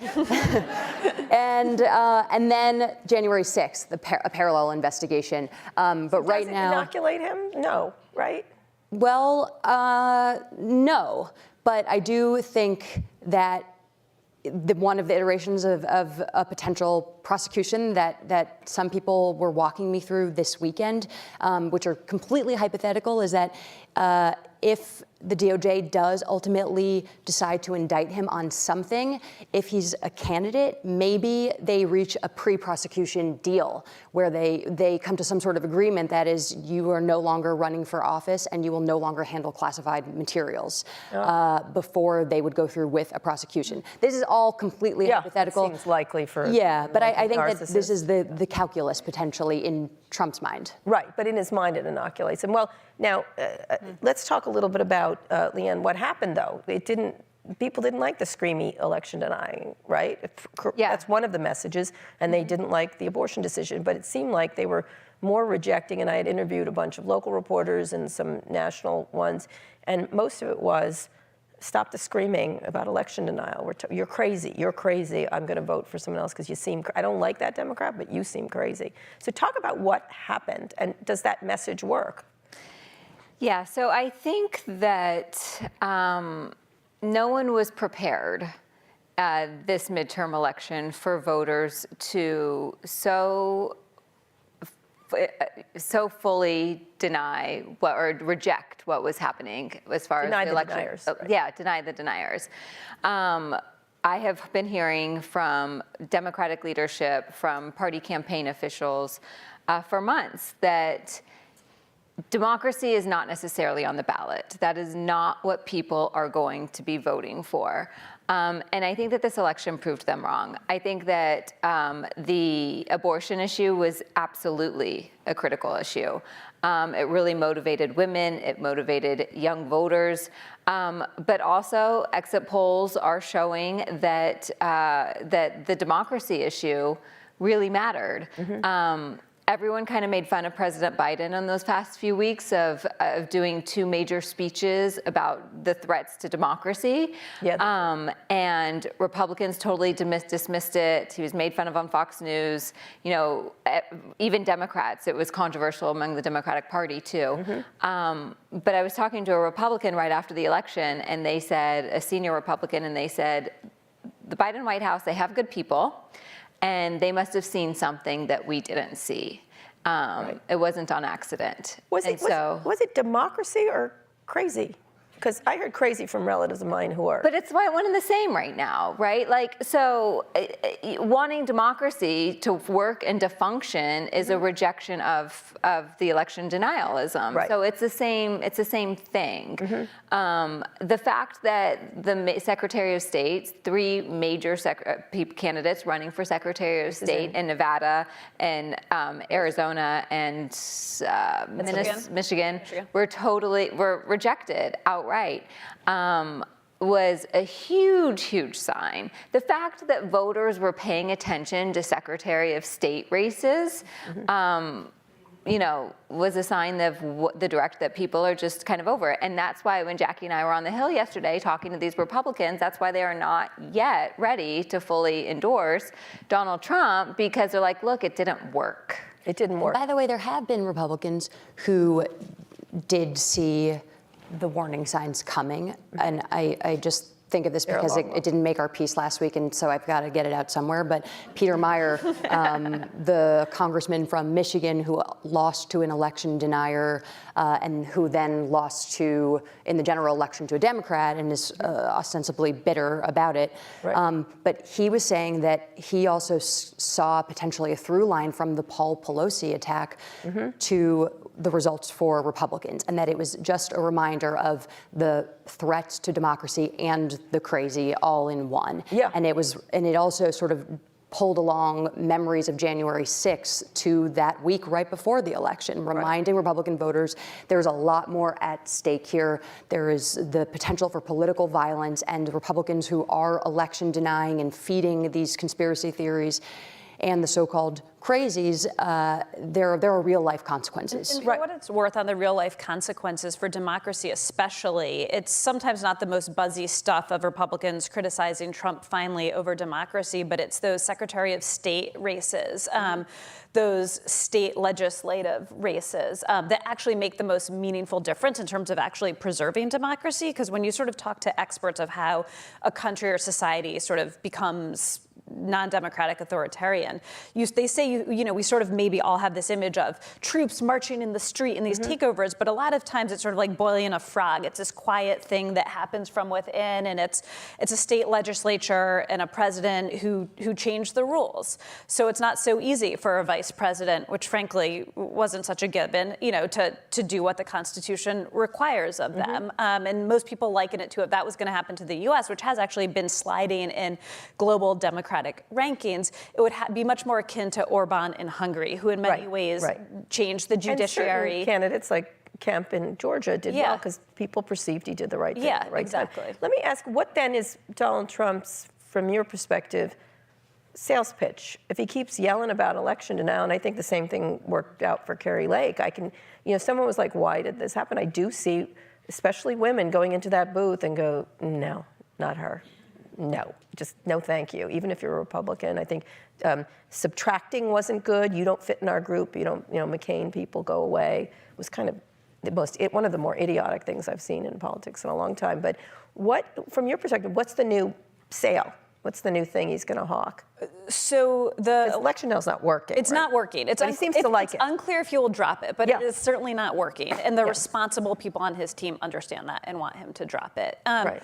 The new thing that we have reporting on, and this is a little less of a pitch, but is that he wants this campaign to much more closely resemble 2016, the sort of fly by the seat of your pants. I mean, Trump truly believes, and in some cases this was borne out in 2016, that a campaign is him, a plane, and a huge rally with thousands of supporters. And he wants to return to that a little bit. And I would also, what Jackie was saying is, when she was saying, if there is an indictment or if there are these lawsuits, they're problematic in many ways, but they also, in certain political ways, put him back where he is most comfortable, which is as a victim and talking to his supporters. They're going after me because I defend you. They hate us. They're the elite. We're being prosecuted. But it doesn't work in the general election. Well, I want to that point. So if people on Trump's team, which Ashley, full well, want to move away from the 2020 thing, but Trump is someone who appeals to the base. He's not a president. He's not someone who appeals to independent voters, and the election denialism still works for the base. That's why these people won their primaries. That's why Peter Mayer didn't win. And it just doesn't work in a general election. So there's so it's essentially a political Fox News, essentially a political version as you play to what they want to do. But what is the motto? What would be the motto beyond I'm a victim? Because that ultimately becomes tiresome. As did his, Again, I'm not arguing that it's necessarily a clear-cut winning message in a general, but but so this will be victim. They're out to get me. He likes to be a victim. He's fighting for you. Even Republicans who don't like the chaos and the controversy of Trump, they like the fighting. They like the burn it down Washington establishment. I mean, I did, at a different publication, I did a road trip across the country in 2014, just talking to hundreds of voters. And I sort of didn't have the language for it, which turned out to be Donald Trump. But in hearing what they said, there was this sense that was quite understandable that after the financial crisis, they were just sort of like, screw you all. Like, we're here and we're playing by the rules and we're doing everything right, and we bought a house we were told we could afford, and I took a job and I've been saving, and now this system has imploded. I'm suffering, and the people in Washington and the people in New York are getting rich. Right. And they wanted to burn it all down. And Trump understood that on a sort of visceral level. And but people aren't in that mood. I mean, because from a legal point of view, it doesn't really work. It doesn't, like the yelling and whining and but I think in the court of public opinion, he has found that muddying the waters in any way does work to his advantage. Actually, I feel like I went way too into the 3D chess scenario instead of the primary thinking of the former president, which is politicize this as much as possible to make the basics. Yeah, the basics. Greatest hit. But I think that your question to Ashley is actually getting at something else that has really crystallized for me these past 2 weeks, which is that I don't know if there is that much of a pitch from the Republican Party right now. There isn't that much of a pitch, generally speaking, from the Republican Party right now. Like when we've been asking House Republicans, how are you going to govern? What are you going to get passed if you have this razor-thin majority in the House? There are people who have said to me privately, anonymously, their job is to not do anything. The job is just to have the majority, to block the Biden agenda, to investigate, and to do nothing. So Fauci. Yeah. All day long. And Hunter. And Hunter, right, yeah. So there is not I'm not sure that Trump needs to have a cogent thesis. But on the ground, Leanne, they have to have what they're going to do, right? I mean, don't voters sort of like, what are you going to do? And how do Democrats respond to that? Because they didn't think they were going to win at all. I mean, their belly aching before the election was rather severe. And that was part of the problem on the ground is, it's funny talking to voters. If you talk to Republican voters, they literally told me that they didn't like Biden because there's kitty litter boxes in schools. You talk to Democratic voters and they cared about abortion. They did not want Republicans anywhere near the office. So it's these moderate voters who we thought it was the economy. The Republican pitch was, we're going to do nothing. We're going to stop the government spending, and government spending causes inflation, and so that's what we're going to do, is not spend money.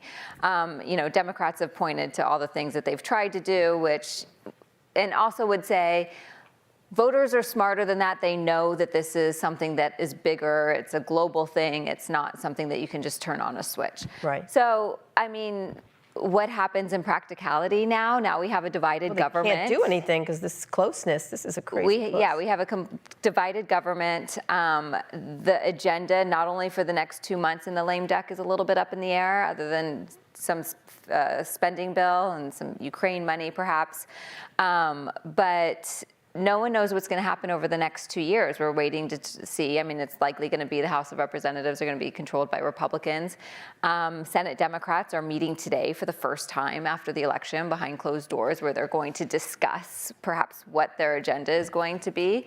They probably won't get that far. They're probably just celebrating today. But I don't know what the next 2 years is going to look like, other than a lot of gridlock. A lot of gridlock. Do each of you agree with this? And just more noise, which I think will irritate these voters who have spoken rather clearly that we're tired of the noise. To me, that's what got through the most, was stop yelling, stop being crazy, stop fighting, kind of thing.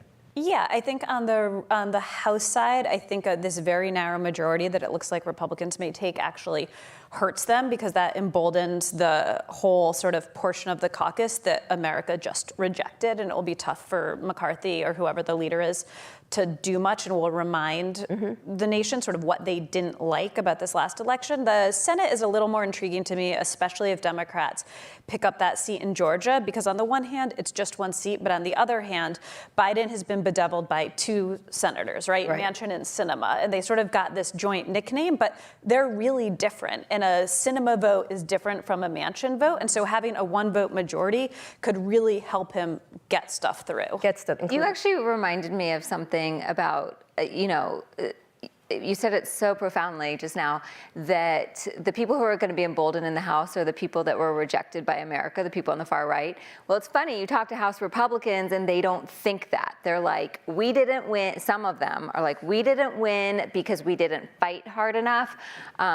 Look at Florida. We won in Florida with DeSantis, who is a strong leader. But no one points out that Democrats have stopped spending money in Florida. They didn't even contest Florida. And so it was an uneven playing field. So where is the Joe Biden presidency right now? He seems to be winning, right? Even though there's all these, the backlash with the Democrats before that, is he's not effective, he shouldn't run, he's too old. He seems to be winning. It feels like winning, at least. I don't know, maybe I'm wrong. How do you each of you look at that? They, actually, we did this big story a couple weeks ago, right before the midterms, kind of taking stock of the first 21 months of Biden's presidency. And when you really lay it out, there were a lot of missteps based on a number of things, including faulty assumptions. And sort of the shorthand was sort of planning for the best and hoping for the best. But the truth is, legislatively, they actually got a ton done with a tissue-thin majority. And that is a real success. I think the other thing, and this is more political, is you just sort of have this inertia where you have someone who's about to turn 80, who is going to be more likely to run if Donald Trump runs. And it just sort of together, they're locked in this octogenarian death match that pushes the nation to a rematch of 2020. Let's be clear, they're very lively 80-year-olds, right? They're close to you. Yeah. That's very vigorous, but yeah.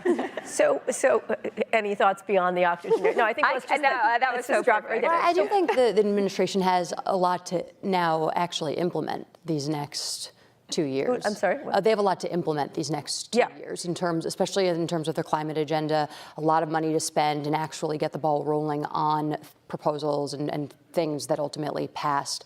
But I do think that what happened was a result of voters simply hated Donald Trump more than they hated Joe Biden, and the voters that dislike Joe Biden still voted for Democrats. And if you look at the exit polls, the voters that disliked Donald Trump were less likely to vote for Republicans. And at the end of the day, the margins are so thin and races are so tight that yes, Democrats did take some losses that they weren't necessarily expecting, but Republicans, despite having history at their backs, didn't perform as well.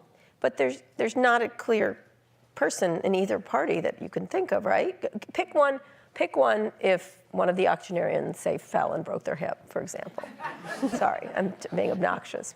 But I think both parties are at inflection points, although I think if you canvass Democrats and Republicans right now, Democrats would feel like they're much less in disarray than Republicans. Democrats are always in disarray. Do you understand that from the headlines? They're resting. Our nation's newspapers. But who? Give me one. I don't know. What if you do Ron DeSantis versus Gretchen Whitmer? Each of you do one. That's good. You can't have that one. For Pete Buttigieg, and I feel like that was an inherent bias. So. Versus DeSantis? Versus Gretchen Whitmer. I was going to say Buttigieg in the versus primary. Yeah. All right, but do a matchup like she just did. I think you got the good one. Okay. Kamala Harris versus Mike Pence.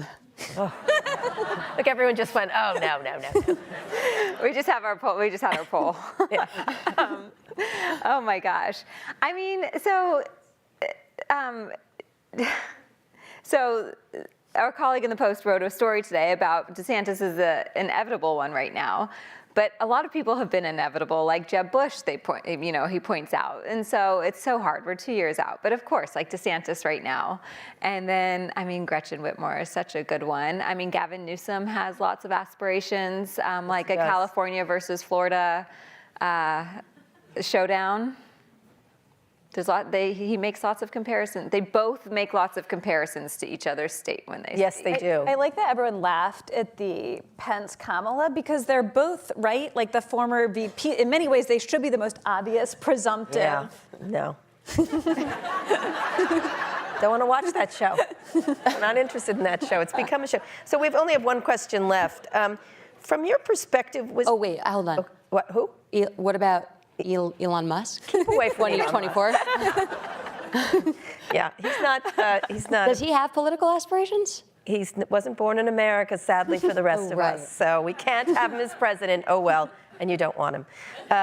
So he cannot run. Him and Schwarzenegger can't run, I think. Correct, if I'm correct. Last question. How do you look at the state of democracy? And if voters really cared, voters really surprised people and came through in a very calm way when everyone else in Washington, New York, everywhere else is screaming, like crazy screaming. How do you look at what happened? Each of you, last question. I think not specifically on this, but in the past, having covered Trump since 2015, I have realized how tenuous all of these institutions are and how much a lot of these institutions are sort of like a polite agreement among society and these institutions that we treat the Supreme Court this way or that way. And I don't know, I guess what I've realized is it requires voters and individual actors and lawmakers like showing up for democracy in a way I didn't realize. I thought democracy just kind of worked. And I guess we saw voters show up on Tuesday. I feel like I look back at last week as a sort of microcosm of this idea that at the end of the day, when there are wild swings both ways, voters pull America back to moderation. Yeah, I think it was on the verge of being like going off a cliff, like being bad. And then I think that the cliff is still there, but it's still a cliff, not a crash at the bottom of the valley. Yeah, nature is healing. Anyway, thank you so much. These are amazing reporters. We're excited to hear what you have to say and what's going to happen. And tune in tonight, right? We'll all be writing tonight. Exciting. Washington Post Live. Don't watch it on Fox. We get to write about McCarthy and his speakership. Yeah. So we didn't even address another that. winner. Okay, great. Thank you. Thank you.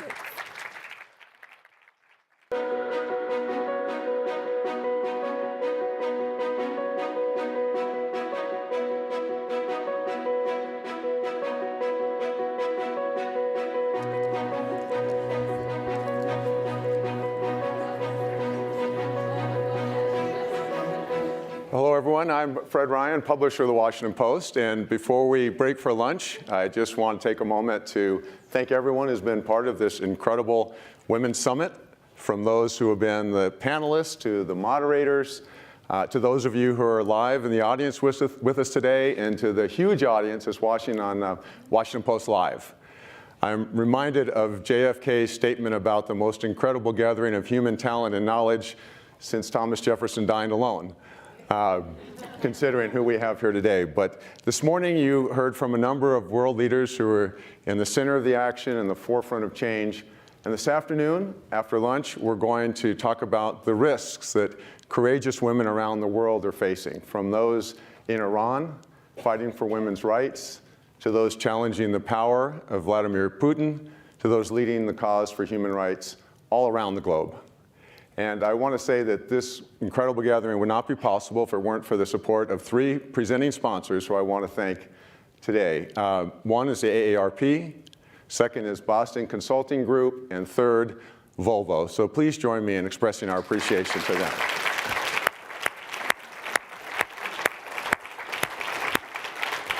Now we're going to take a brief break and resume with the afternoon program at 1:30. So thank you for joining us.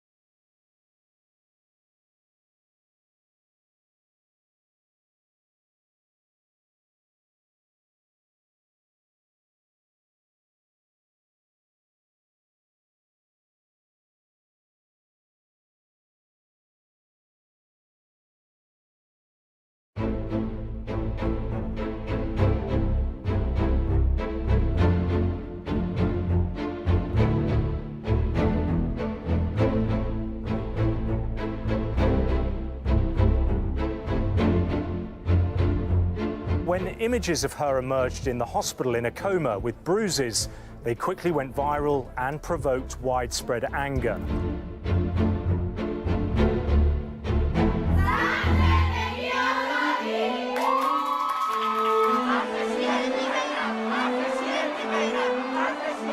Women in Iran are chopping their hair and protesting on the streets after the death of Mahsa Amini.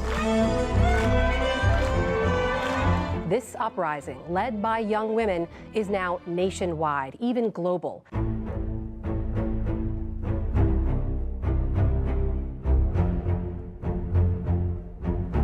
It's about empowering them. It's about giving them the power to speak out.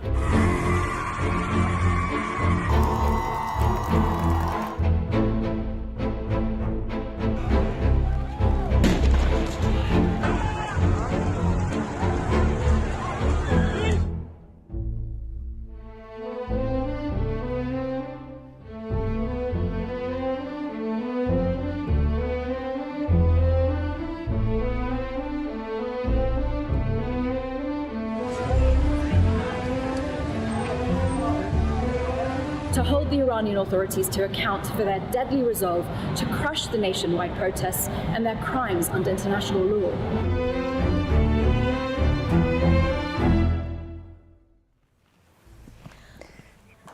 Hello, everybody.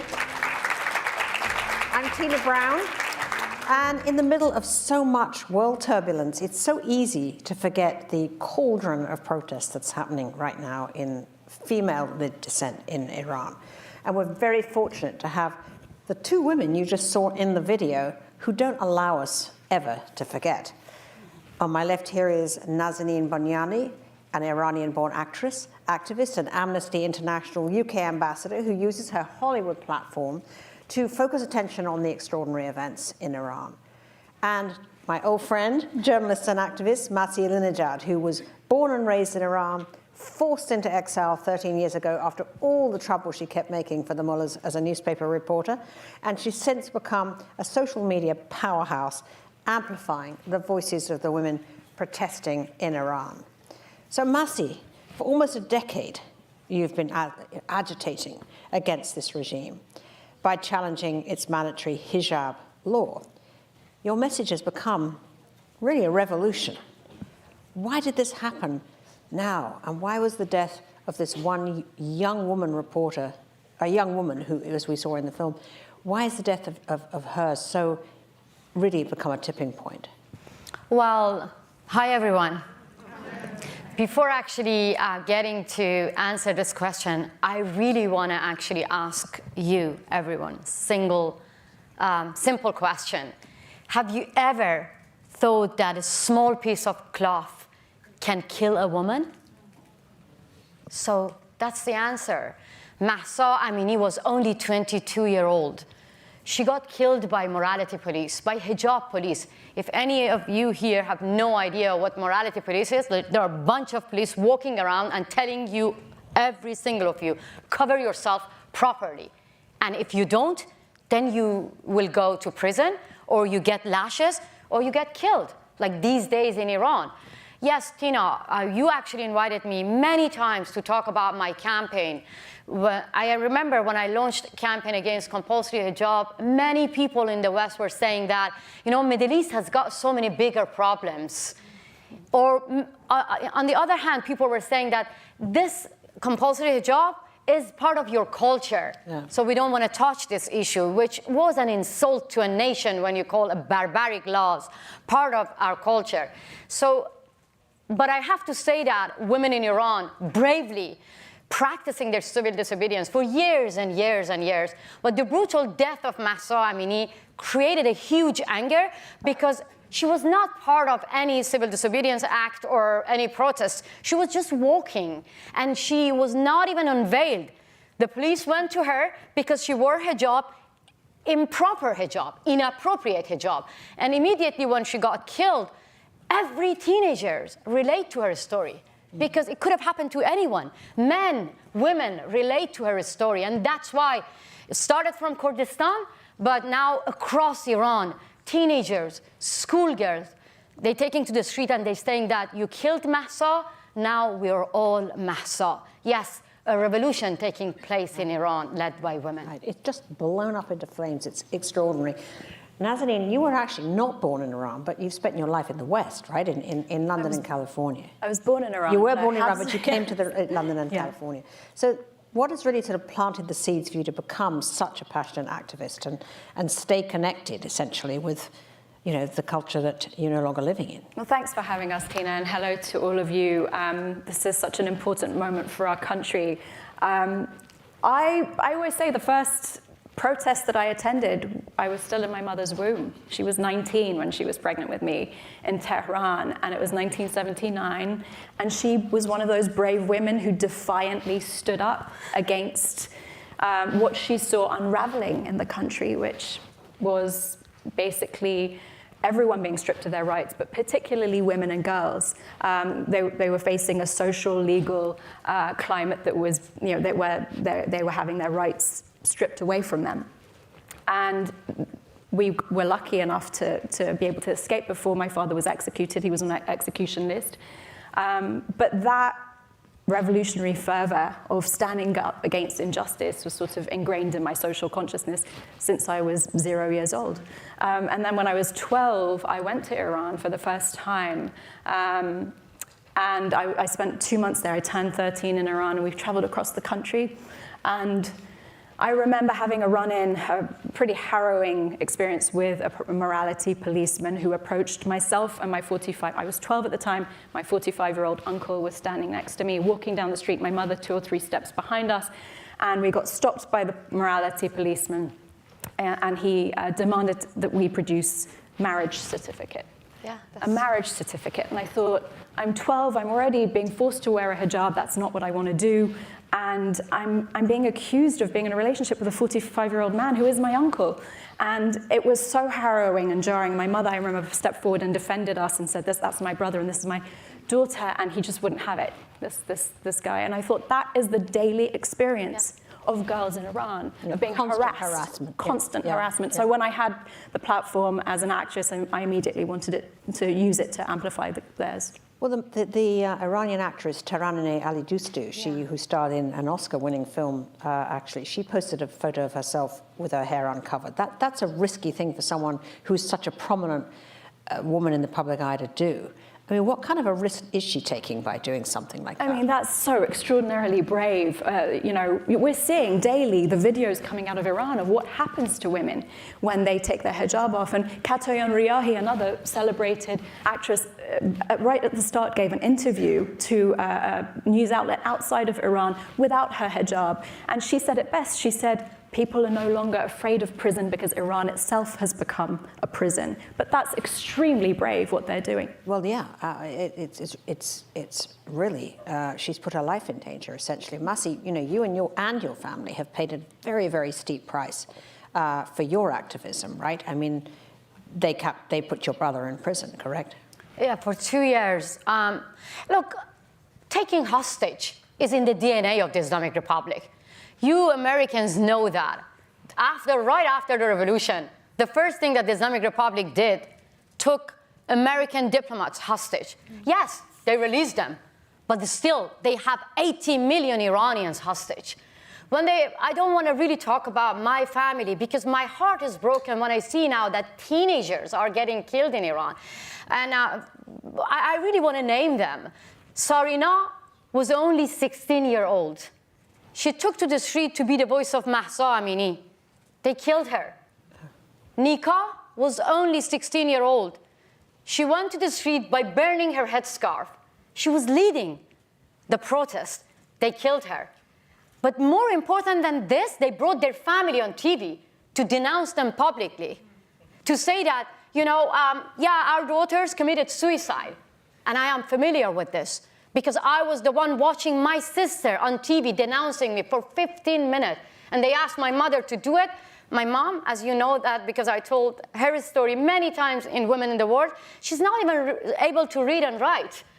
But she's the true feminist. She said that in tiny village, if you come back to my house again and ask me to go on TV to denounce my daughter, I will set fire on myself and I kill myself. This is the true feminism in Iran. Every single woman as Nazanin and I, both following their stories, reading them, hearing them, every day we cry with them, but at the same time, we feel more powerful that they are leading the movement. They're not scared of anything. They're like unbelievably powerful, Tina. It's like, wow, these are like the icons that we read about them in the books, in the history, but this historical revolution is happening in Iran right now, and I want you to be with them, to be with us, and to be their voices. Well, I think we all are. There's no doubt about that. But what more can we all do? I mean, last week you met with President Macron. And, you know, these diplomatic visits, you always tend to think, well, what is really that going to achieve except, you know, for a sort of powerful photo opportunity? Is this, that's me.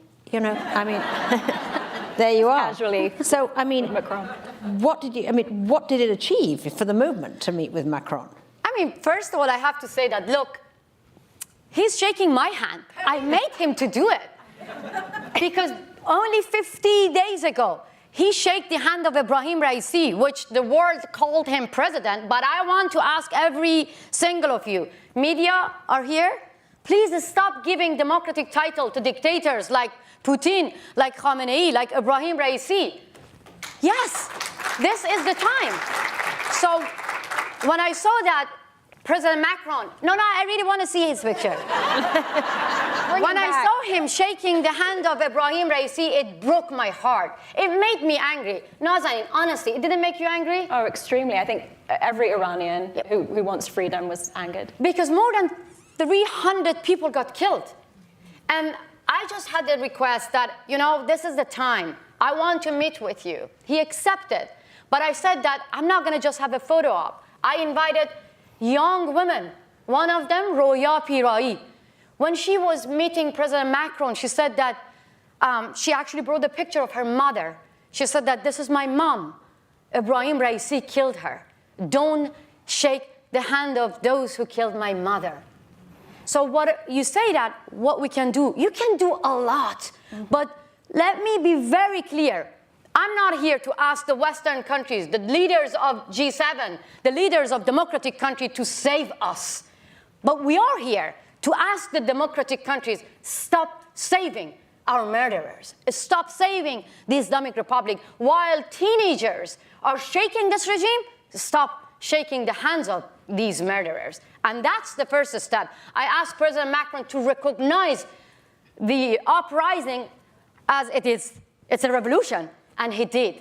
He asked the press, and he actually made a statement and said he is the first one so far. He said that this is a revolution, but I have to say he had explanation, long explanation, saying that France is all about diplomacy. That's why as a head of the state, I shake the hand of the president of Iran. I said, first, he is not the president, he's the butcher. Second, France is all about revolution. France has respect. Very sly. Yes, and actually he loved that. That's why he recognized the Iranian revolution. So, listen, what concerns me though now is, I mean, we're all in awe of this extraordinary courage. You know, we're rooting for you, but you know, some 14,000 protesters have now been arrested. And yesterday an Iranian court handed out the first death sentence to a protester. But, you know, Iranians are not backing down, but are we just going to see this thing forcibly fizzle out with, you know, arrests, disappearances and death, people mouldering in prisons and executed silently? I mean, what do you see here? I'm seeing the first female-led revolution of our time. And here's where it's powerful, and it's different from the past. Because what we're seeing is men and women standing shoulder to shoulder for a feminist cause, for freedom for women. And it's because Iranian society at large has recognized the intersectionality of gender equality and every other basic human right, which has been deprived from the Iranian people for 43 years. The right to free expression, fair trials, due process, assembly, freedom of assembly, you know, not having torture, not having forced confessions, things that people are rising up against, minority rights, LGBTQ rights. all are connected to this movement. And women have managed to galvanize people and have Iranian society at large understand that intersection of their rights. So I think that's why it's powerful. I think it resonates with people outside of Iran in a major way because of movements like the civil rights movement in America and Black Lives Matter and bodily autonomy, things that we all care about, and we understand the fragility of our freedoms. And that, I think, is resonating in a similar way that apartheid South Africa, when we all rised up to end apartheid in South Africa, that's what I see for Iran. I really think this is a moment for us. Well, I mean, the new development really is that the men are now really joining the women, correct? I mean, how long did that take, Masi? Because when you first began to post videos of women taking off their hijabs, the men were not always supportive of women doing this at all. I mean, that's a very, very powerful now when I see men are in the streets. There is a very powerful video of men walking toward security forces with open arm. Women are behind and saying that we're ready to sacrifice our life for the freedom of our sisters. I still get goosebumps. And one of the young men put a story of a man standing in front and telling the woman with her hair down, just stay behind, I will sacrifice my life for your freedom. And that young man got killed. And his mother was grieving, but proudly saying that, yes, you actually did what you promised. You know, I remember for years and years, yes, the Iranian regime used men against women, saying that you own your sister, you own your daughters, you own your mothers. Women are not allowed to go to stadium. And this is how Iranian regime oppressed women by using men. Now this revolution led by women, supporting by men, actually showing the rest of the world that these are the true face of Iran. It's unbelievable, unbelievable that women in Iran are not allowed to ride a bicycle. Women in Iran are not allowed to go to a stadium. Women are not allowed to get a passport without getting permission from their husband. Women are not allowed to dance. Women are not allowed to sing. Can you believe that? I have a good voice. I can sing for you. Yeah. What would you sing if you were there now, Masi? I mean, it breaks my heart that women cannot sing. What can I sing?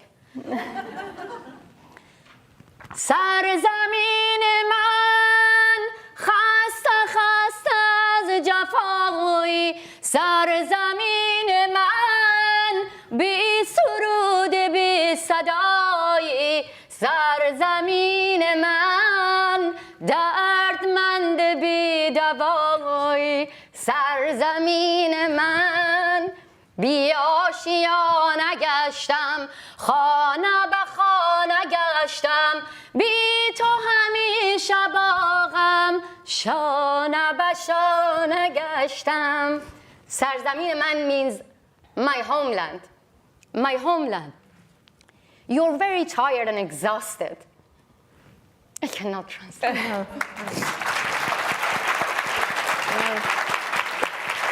You two women, so seriously, we're so honored to have had you with us today.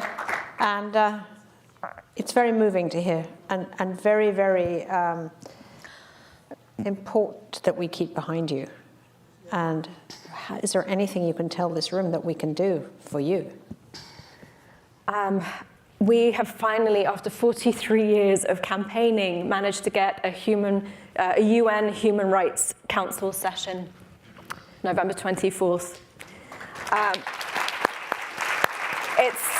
It's only taken 4 decades, but we're there.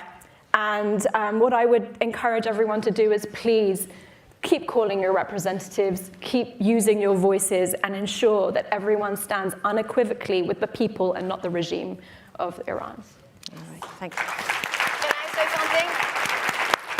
Can I add one thing before You going? may. There was a women's march in New York, everywhere, Washington, D.C. I was part of Women's March because the slogan was, my body, my choice. Many Western female politicians, when it comes to Islamic Republic and Afghanistan, they never say my body, my choice. They say to Islamic Republic and Taliban, where, my body is your choice. Stop doing that. You can call for an international women's march for women of Iran and Afghanistan. We can take to the streets when women's march in Iran and Afghanistan is bloody. Let's do it here in New York, in America. Let's take to the street and show our solidarity and sisterhood to the women of Iran and women of Afghanistan. Together, we are stronger, and we will win this battle just together. Thank you so much.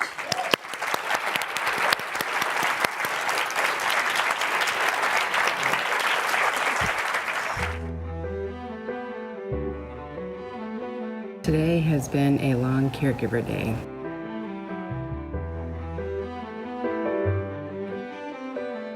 Not only has the number of caregivers increased, but also the challenges they face day to day.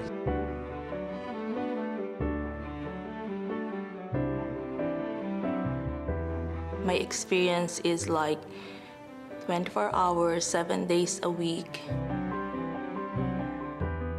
You're my everything.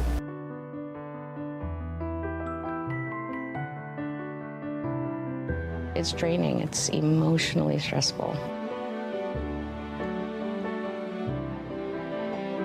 People find themselves trying to balance work, trying to balance caregiving, and it's financially debilitating, emotionally, physically, and spiritually.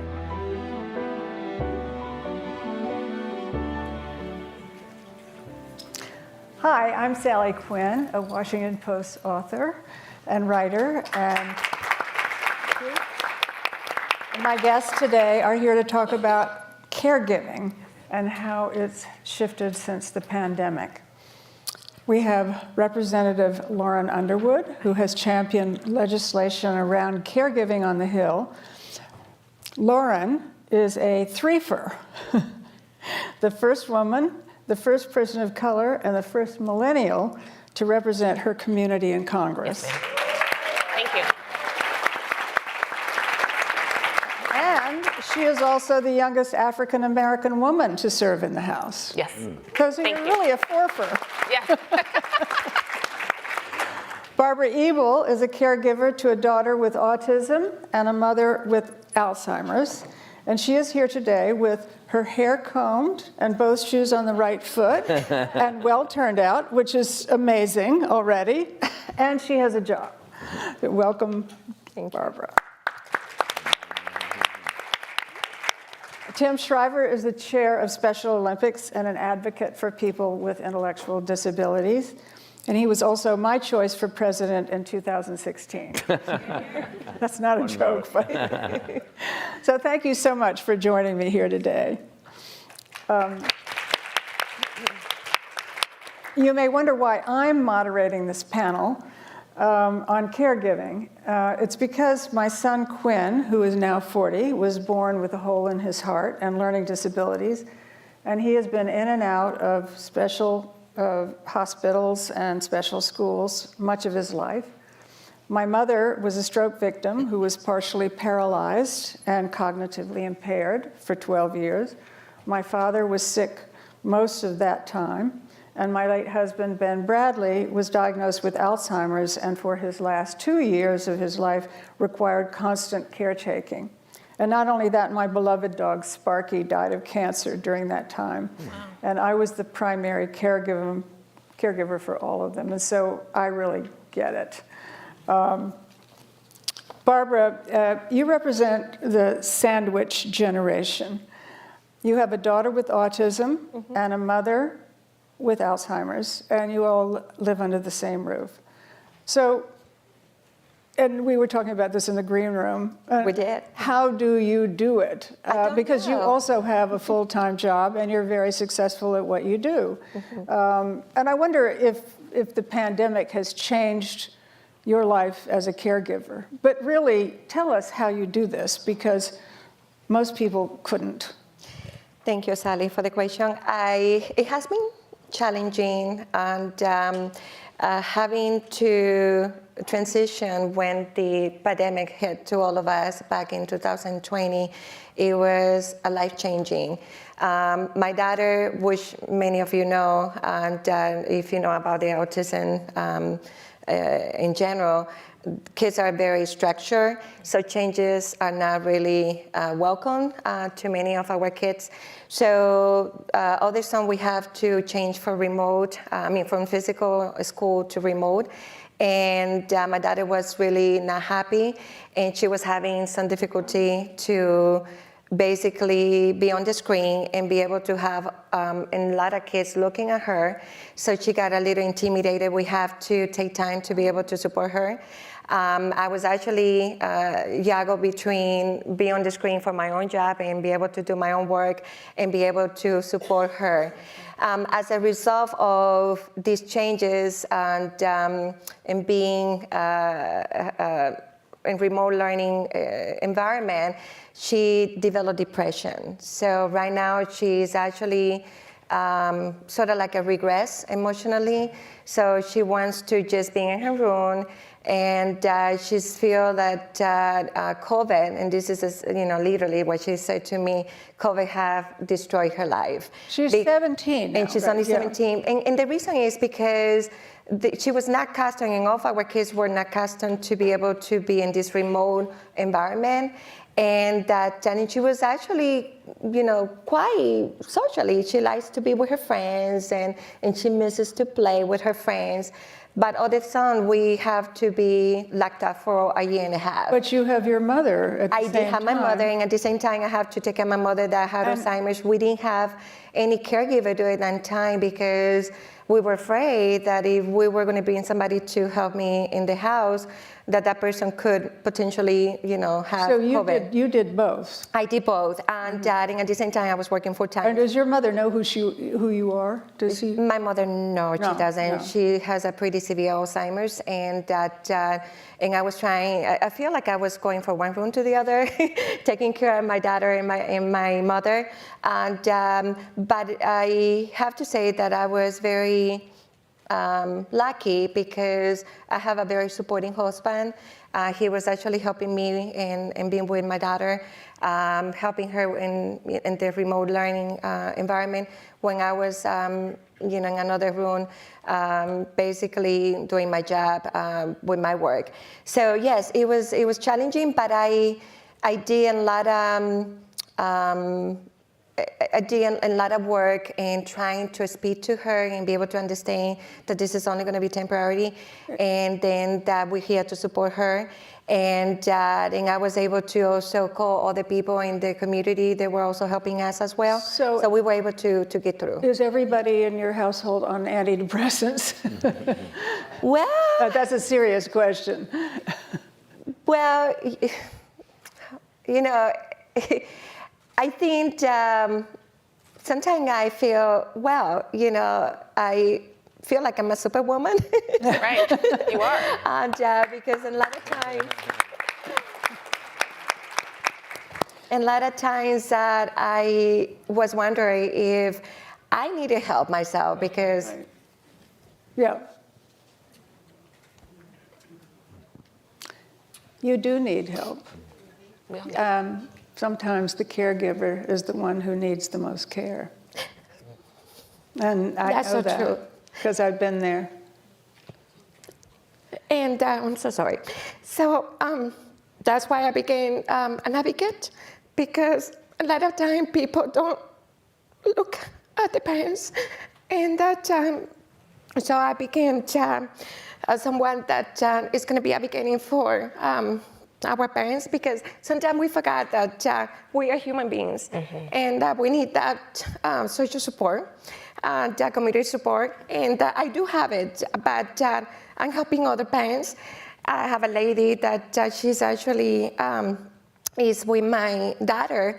I mean, her son is with my daughter in the same school in classroom, and she came to me over the weekend to say, I'm struggling because the school is really not supporting my child that has a disability, and she doesn't have the means, because sometimes we have to hire an attorney to be able to go through the litigation process to making sure that the school system is actually doing what is right for our kids. I'm not saying that the school is not, but sometimes there's some things that they're not executing. So, and I said, well, did you have the support from your family? And she said, no, saying I don't have the financial means. So I was able to connect her with some resources that is actually helping her to be able to get to the next stage. So that's why we have to fight for what is right for our kids and our parents, because if we don't take care also of the parents, that they're actually, like myself, that I get emotional here, and it's okay to be emotional, and to make sure that they're actually in a good place, how can they take care of their kids? Right. Well, Tim, you've been through this because your mother started Eunice Shriver started Special Olympics because her sister, Rosemary, had intellectual disabilities. How did growing up with Rosemary affect you and your family in terms of caretaking? Yeah. Well, first of all, thank you for having me. It's an honor to, I'm not sure, I don't think I belong, honestly, on this panel, not just because of the distinguished guests, but for obvious other reasons, but I'm happy to be here as the son of a powerful woman, the brother of a powerful woman, the husband of a powerful woman. So I'm going to try to channel their energy. My mom would always tell the story of her own mother in the 1920s and 30s, putting the phone down day after day and muttering the words, "There's nothing for Rosemary. Nothing. Nothing." And her voice would trail off, nothing. No health care, no school, no child care, no tutorials, no physical therapy. And it always reminded me of a quote I heard from a mom in our movement, in the Special Olympics movement. I wouldn't change my child for the world, but I would change the world for my child. I think that was the animating spirit that my mother had. Not that anything was wrong with her sister, but there was a lot wrong with the way her sister was being treated by the world. It animated her desire to help found the NICHD, founded really, founding energy, yes, President Kennedy and the leaders of Congress in those days, but I'm very proud that it's the only institute in the NIH named for a human being. It's called the Eunice Kennedy Shriver National Institute of Child Health and Human Development. So it animated my mom's whole life to change the course of history, not just for her own sister, but for those around her. Today, we made a lot of progress, and not enough, but we've made a lot. But we've got a long way to go. Around the world, 80% of children with intellectual disabilities never go to school. Never. Not one grade, not one lunchbox, not one pencil case, not one walk to school, not one bus, not one recess, not one birthday party their whole lives. So there is an almost criminal backdrop here. The largest caregiving institution in the world is schools. 12, 13, some places 6 years, some places 8 years, but in the United States, thank God, somewhere between 12 and 13 years of support for families in the helping in the raising of children. Those opportunities are denied to children around the world, and even here in the United States, we still have so much social isolation facing children with special needs, and as a result, the burden falls on their caregivers. The only thing I think I can add concretely to this conversation is a plea for a change in values. It sounds so fundamental and so abstract, but we value competition, we value success, we value achievements, we value money, we value political power, we value all these things. It's fine, it's good, I do too. But unless we begin to equally value compassion and equally value relationships, this is one of the great lessons of the Special Olympics community. You come to a Special Olympics event, many of you may have been, and you know you're in a place that values relationship more than power. It's just obvious. Everybody gets it. And so caregivers, if you can call them that, coaches, volunteers, people of goodwill, flock for themselves, for their own health, for their own spiritual strength, for their own emotional stability. I just want to mention one thing. There's a company that's looking at this in the healthcare space. Representative Underwood might be interested in this. It's a small company, but what it does is it's Medicare approved to diagnose the supports needed for caregivers and provide treatment and supports for the caregivers, they've already proven they can delay people going into nursing care by almost 2 years if you just support the caregivers. Huge savings to the government just by supporting caregivers. So I think there's a cultural challenge we're facing across all these walks of life to remove some of the stigma associated with vulnerability. And to, in some ways, I dare say, celebrate. No one wants to have these tremendously challenging problems, but all of us, in some ways, are capable of responding much more joyfully and powerfully and successfully than we have valued in the past. And maybe one little lesson in our movement is that caregiving can be an enormous source of joy if it's supported by the culture and the community. When it's isolating and painful, it leads to a very difficult and often very damaging outcomes.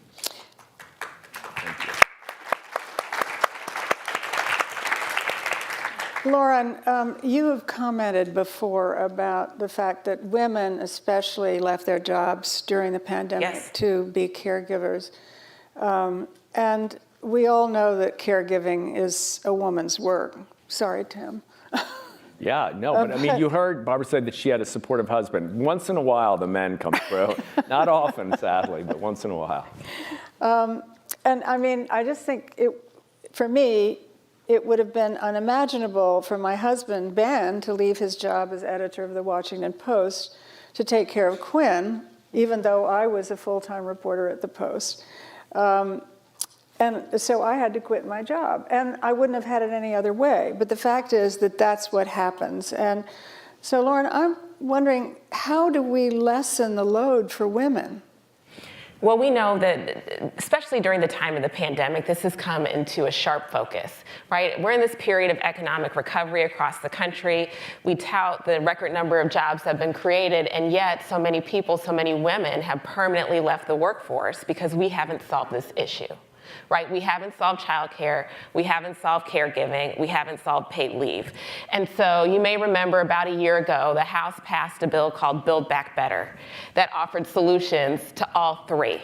Obviously that didn't move in the Senate, but it doesn't mean that our focus has lessened in any way in the House. We are laser focused on getting these across the finish line. And so one solution that I drafted was a bill called the Job Protection Act. So we're all familiar with the legacy piece of legislation called the Family and Medical Leave Act, FMLA.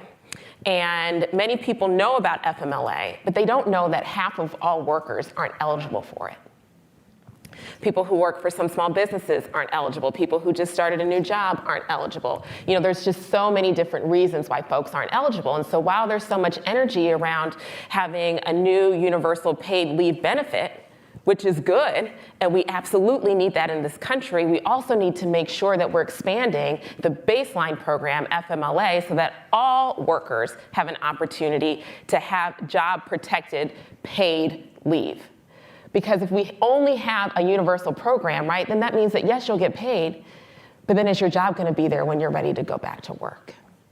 Well, you said that 1 in 5 Americans provide unpaid caregiving. Yes. And, the baby boomers are hitting old age now, and there's nobody to care for them.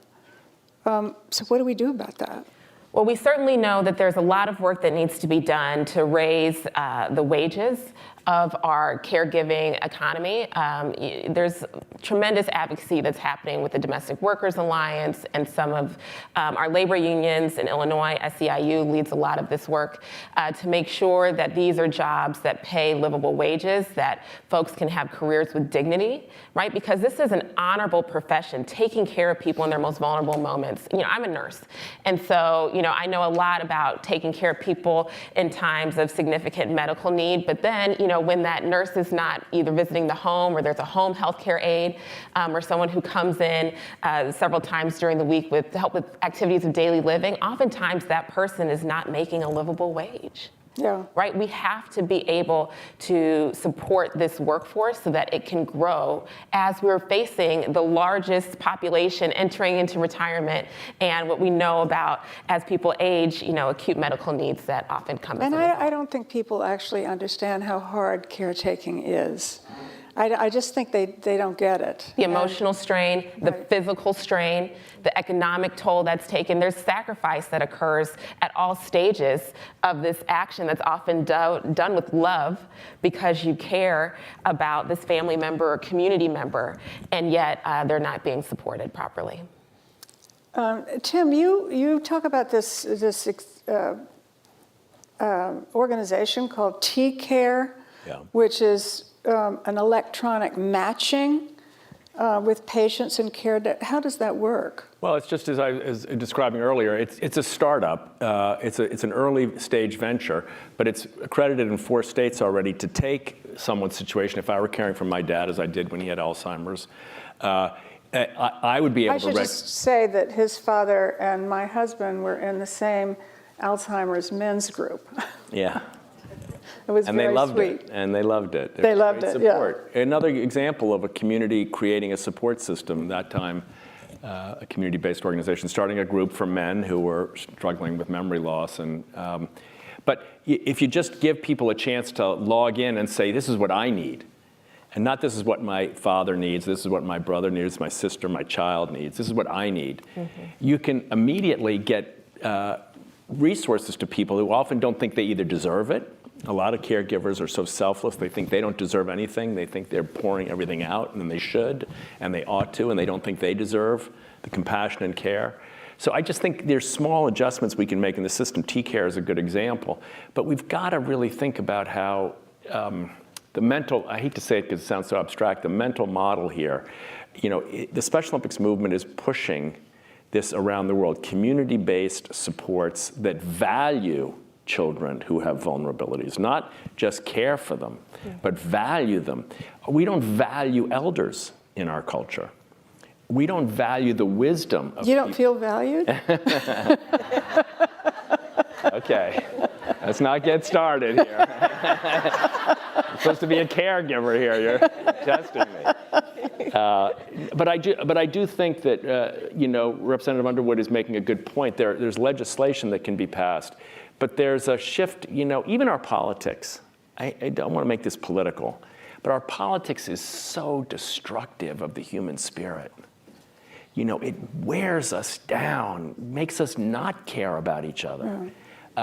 Leads us, whether it doesn't matter what party. I'm not talking about partisan politics here. I'm just saying we got to check ourselves a little bit, how we talk about one another, how we talk to one another, how we value one another, how we see the importance of treating people with dignity, even when there's vulnerabilities and Tim? Yeah, sorry. We have time for one more quick question. Okay, I'm shutting up.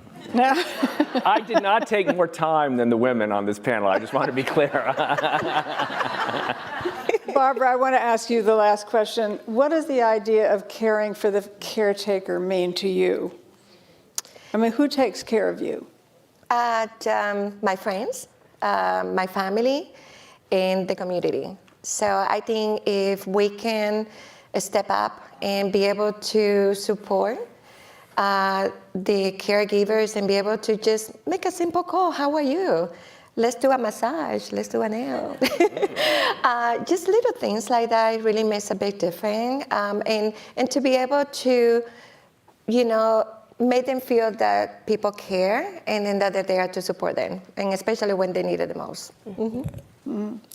And Tim, you were saying one last thing about, I have one more question, one last thing about dignity.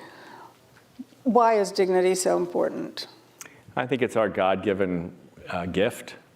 And I think when we lose it, it creates an enormous pain and reaction. And I think when we give it to people, it creates an enormous positive cascading energy that can flow out into the culture. And I think what we see in people like Barbara and all of you who have given care is in those moments of great compassion and care, and you treat someone with dignity, no matter how weak, no matter how vulnerable, no matter how close to their own, maybe even death they are.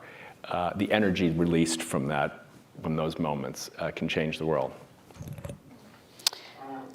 So we're just about out of time. I'm sorry, we could go on for a long time. This is a great panel. Thank you all very much.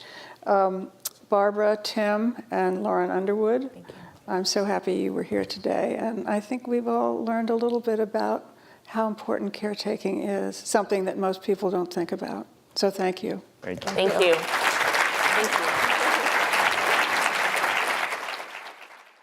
Our story begins more than 60 years ago inside an abandoned chicken coop, where our founder discovered a retired teacher living, no home, no health care. So she said no to this injustice and yes to transforming lives. It's this drive, this compassion, that inspired AARP.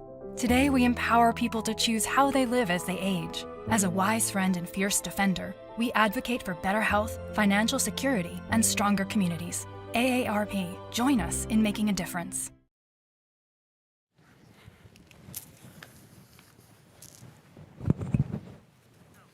Ooh, can't see anything. Hello. For many organizations, a commitment to diversity, equity, inclusion is not only a core value, but also a business imperative. And to talk about how leaning into diversity from all angles has the potential to improve employee performance and impact your company's bottom line, I'm joined by Edna Kane-Williams, Executive Vice President and Chief Diversity Officer of AARP, the first person to have this role, who heads up the new Diversity, Equity, and Inclusion Group focused on workforce, workplace, and marketplace strategies. Welcome, Edna. And since we're at the Washington Post, I have to mention that AARP was recently mentioned a top workplace by the Washington Post for the 5th year in a row. Congratulations. Thank you. I have to say AARP is a great place to work. Well, to begin with, let's set the scene here for the importance of having diversity, equity, and inclusion. And, you know, a lot of people are calling it DEI now for short because it's becoming so common. So this role is a position within an organization, and why it's important to activate it across an organization. I mean, the data tells the story, right? A more diverse workforce is more effective, profitable, and successful. Right. And I hope that you'll forgive me because I'm going to really evangelize around the importance of diversity, equity, and inclusion now and in the future. But you're absolutely right. Studies show, and really the model, the literature about being a model organization when it comes to diversity, equity, and inclusion, it really insists that it be an enterprise-wide effort and not solely the responsibility of a few. That gets to the heart of the really moral compass of an organization, that everybody understands that they have a role. A lot of folks jumped on the DEI bandwagon. There's been a lot happening in this country and the world over the last several years, and they made financial commitments. They may have even made some strategic adjustments, but many didn't make the structural changes. The strategic decisions. The structural changes that can help lead the strategic decisions to make sure that everybody in the organization understands their role. A lot of folks, when you talk about a model DEI organization, recommend that everybody in the organization have a performance objective specifically around diversity, equity, and inclusion. So I think often the C-suite assumes that DEI, if it hasn't made those structural changes, is being handled by human resources or even, you know, as a public relations issue. So let's talk about the importance of diversity and inclusion being part of the executive team and embedded in those core values of leadership in the organization. Yeah, I'm fortunate at AARP. I report directly to the CEO. And I think that's really important. Not all CDOs do, as you mentioned. Some are in HR, some are in communications. But again, elevating it, I'm a part of the executive leadership team of AARP, a very large nonprofit. There's only 10 of us. So I feel confident that I have our CEO, Joanne Jenkins, an African-American woman, ear. I can highlight and prioritize things that I wouldn't if I were layers down. And I feel that she speaks to the importance of diversity, equity, and inclusion and is signaling to the organization how important it is because of where I sit. Also, because of where I sit, I have access to our board of directors and am a part of board of directors meetings and indeed report to the board of directors. And that's important too, that really the executive and the board function of companies and organizations really need to demonstrate very visibly and intentionally that diversity, equity, and inclusion is important. I'll talk about how we're seeing some shifts in that in a little bit, but it's really, again, being a model organization, that's a key component. So let's talk about how equity is playing a role within AARP. I mean, that video that we saw before about the red chicken coop, about how your organization was created with the mission of empowering people to choose how they live as they age, it's even more relevant today. And the whole concept of aging, and I think not moving from retirement to how you choose to thrive in older age is even more relevant. So you're thinking not about only the company's strategies in terms of gender and LGBT audience, but still with that strong focus on age discrimination as an issue of equity and closing the gap of health and wealth and all those disparities. Sure, age is an important piece of the DEI spectrum, although surveys have shown that many companies don't include age. So we certainly, as AARP, elevate and focus on that, along with, I don't even say minority anymore, multicultural audiences, as you said, LGBTQ. We're launching new initiatives around the disability community. But I do want to point out that it's so important when we talk about this. You use the term choosing. And I think it's important for us to remember that not everybody, because of their life circumstances, necessarily have a choice. I'm from North Philadelphia, and I was talking to a friend I haven't seen in a while, and we both grew up on the same block, and she said, you know, it's so important that we got away from the block. But not everybody did. Not everybody, she talked about it as almost it was an option, it was an election. But really, not everybody has that choice. So what I'm most proud about, the work at AARP, is that in looking at aging, in looking at helping people to age as best they can, that we don't make assumptions about a privilege, that not everybody is going to age or grow old the same. Clearly, our founder, Ethel Percy Andrus, understood that when she found her colleague living in a chicken coop. So we have a lot of focus on disparities, both racial, both income-based, to recognize that that will take extra effort to ensure that they have the same opportunities that others do. So DEI has always been activated across AARP. You've been working on this for years, but this Chief Diversity Officer is a new role. So how are you operationalizing DEI within your leadership? So it's a real opportunity. I was promoted last March of 2021, and it is the first Office of Diversity, Equity, and Inclusion that AARP has had. We have multiple decades long involvement in advocacy for multicultural communities. Our AARP Foundation is designed to focus on poverty and low income. So we have deep roots. Our founder, again, Ethel Percy Andrus, she was one of the first. She was a school principal in a school back in Los Angeles in the early part of the 1900s that was really diverse for its time, had significant African American students. So she embodied that and infused the mission of AARP to reflect her concern that we always understand that they didn't talk about it as diversity back then, but that diversity is so important. You speak a lot, you talk to a lot of leaders from other companies. What are some of the obstacles that you're finding or hearing about preventing organizations from reaching those DEI goals? Well, and I'm looking around because there's so many leaders in this room. I'm hoping that I can really inspire some folks. Diversity, equity, inclusion, it can be cyclical. We all know the events of a couple of years ago, the murder of George Floyd being one of them, where lots of companies came off of the sidelines, devoted dollars. There was lots of media attention to diversity, equity, inclusion, how important it was.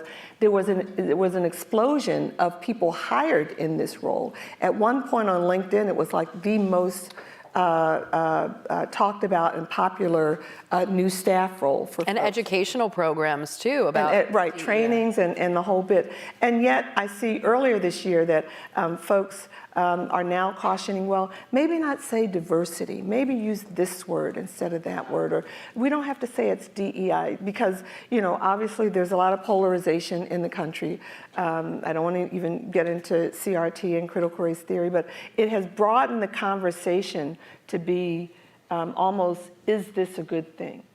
And I really, am very impatient with that kind of semantic gamesmanship, or trying to diminish how important this is for our country, our families, our organizations now. If we don't get this right, if we don't bring more people into the conversation, if we're not honest about what we're talking about, it's going to be very hard. And so I think that's a challenge for CEOs and others who try to manage the winds of opinion, because this is not necessarily popular in all facets right now. There's a lot of pushback. There's a lot of sort of shrinking, like, well, maybe let's not go big, let's go smaller and take our time. And while this is a marathon, not a sprint, it's long term. You have to be in it to win it for the long term. I really encourage people to challenge that kind of thinking. And I'm not being partisan one way or the other. Diversity really does include all. So I think that's one challenge we've had, is to really communicate that we're talking about everybody. We're talking about everybody, and not positioning groups in competition, although at the same time I think we need to recognize the vast disparities that exist, and COVID and the pandemic really revealed a lot of them, although it's really interesting in the last year that the numbers have really shifted. So in short, recommending that they focus on resisting the notion that this is cyclical and that they have to wax and wane. And also recognizing that there are a lot of challenges that CEOs need to be prepared for. And one of them we talked about is age. And now we have, for the first time in history, 5 generations working in one workforce. That's really never happened before. It's going to take, and that's a part of the diversity spectrum. People, Gen X, Gen Z, millennials, boomers, and even the silent generation that are coming back into the workforce, either because their retirement didn't work out the way they thought, or because they're just bored and want to do something else. So as we close, as you said, we have so many leaders here in this room. What advice do you give to other organizations, including the leaders in this room, who are really looking to make DEI a business imperative? What are the few things that they could start working on right now? Well, yeah, and I always start with business imperative when I'm talking to companies. I also think it's a moral imperative. I talked about model organizations in terms of being a DEI or a group. One is the long-term nature of this. This is not a 2 or 3 year effort, it's long-term. Again, executive and board support is so important.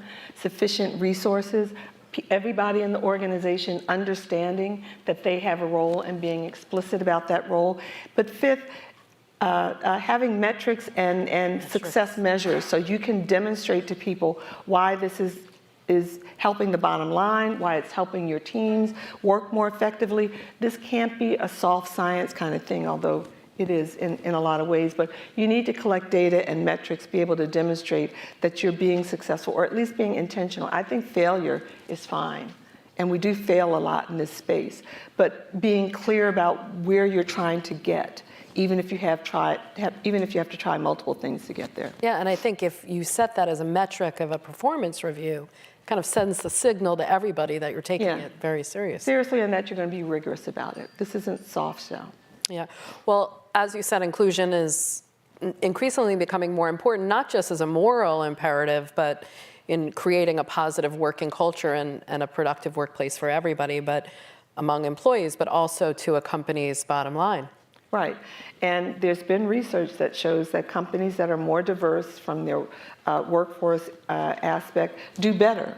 They do better in terms of profits if they're, as a part of the stock market. They do better in terms of their teams and their effectiveness and impact. We've seen a lot just in the last couple of days about people wanting companies and organizations to speak to their sort of social mission interests. Yeah. And Nikane Williams, Executive Vice President and the first Chief Diversity Officer at AARP. Thank you so much for joining us. Thank you. Thank you.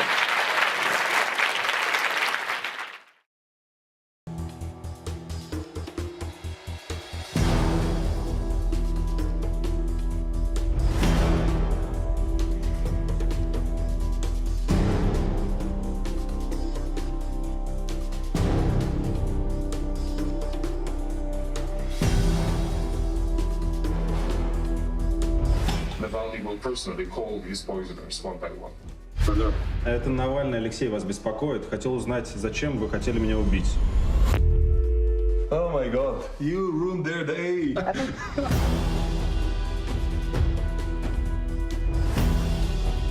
Together with Alexei Navalny, with our anti-corruption foundation, we've been screaming and shouting, trying to explain everybody what exactly the problem with Putin is.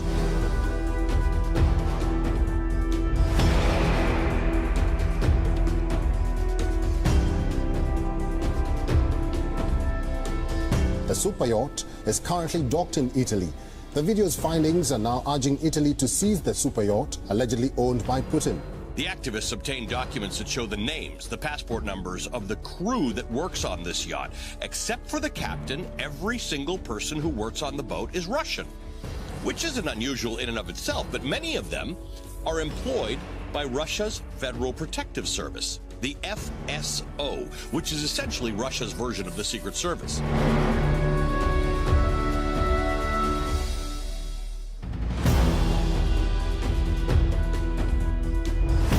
The staff gathering on Thursday morning in a mood of disillusionment and disgust at the loss of their long-serving editor Galina Timchenko. Sacked on Wednesday night, editorial control handed over to a media executive with more friendly Kremlin connections.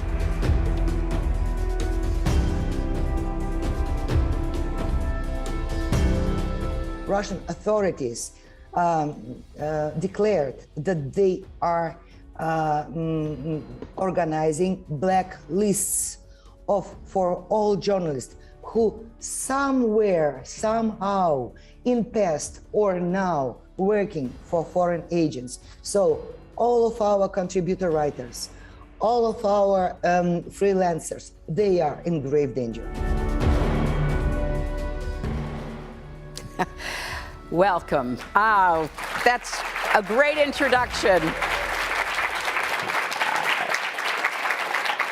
I'm Hillary Clinton, and I cannot tell you how absolutely delighted I am to be interviewing these two remarkable women, and we're going to dive right into it because I could literally talk to them for hours, but we don't have that much time. I think you got a bit of a taste from the videos as to what we have in front of us. Two remarkable women, veteran Russian journalist Galina Timchenko and activist investigator Maria Pevchik. And you also saw an excerpt from the remarkable documentary about Alexei Navalny. Maria works with the anti-corruption foundation that Navalny started. And let me turn first to you, Maria. I want to talk about your work at the Anti-Corruption Foundation and the linkage that you see between your efforts to expose corruption and the authoritarian, totalitarian, dictatorial reign of Vladimir Putin. But first, let's get an update about Alexei Navalny. He's now been in prison for the last year and a half. He was just, as I understand, sentenced to another 14 days in solitary confinement. I personally believe he's in constant danger because he's imprisoned by the same people who tried, thankfully unsuccessfully, to murder him. So when was the last time you heard from him? How's he doing? What can you tell us about what's happening with him? Of course, of course. I wish I had a little bit more of a cheerful news to share about Navalny, but the situation, frankly, isn't good. So he has been in prison for almost 2 years now. In the last 2 months, more than 2 months, he has spent in solitary confinement. So that's a punishment mechanism for those prisoners, for those inmates who don't behave according to the prison rules. And he's been given this rolling 14-day sentences in the solitary confinement for things like not having his shirt buttoned up, or not introducing himself properly, or not addressing a prison guard in an appropriate manner, and things like that. He's, at this very second, he's in a very small room, 6 by 11 feet big. It's just concrete walls and a tiny little window very close to the ceiling. There is a bed in this room that at 6 a.m. every day is being chained up to the wall, so he cannot lay down, he cannot sit in it. There is a stool without a back. There is a small table, and the only 2 possessions he's allowed there are a book and a mug. So that's literally everything he has in his life as of now. For 35 minutes a day, he's allowed to use pen and paper, and these are the most precious 35 minutes because this is when he writes letters to his family, to his friends, he responds to some letters that he might be getting in prison. And for the past 8 to 9 weeks, we've had 0 communication with him. Well, you know, he authored a very important op-ed for the Washington Post that appeared on September 30th. And I, for one, thought it was extremely impactful because he talked about Russia after Putin. And I personally, after having watched the documentary and been so moved by his journey, was happy to read him throwing it into the future. Like, you know, we have to think about the future. We can't give in. We can't give up, even though he's in that 6 by 11 foot room.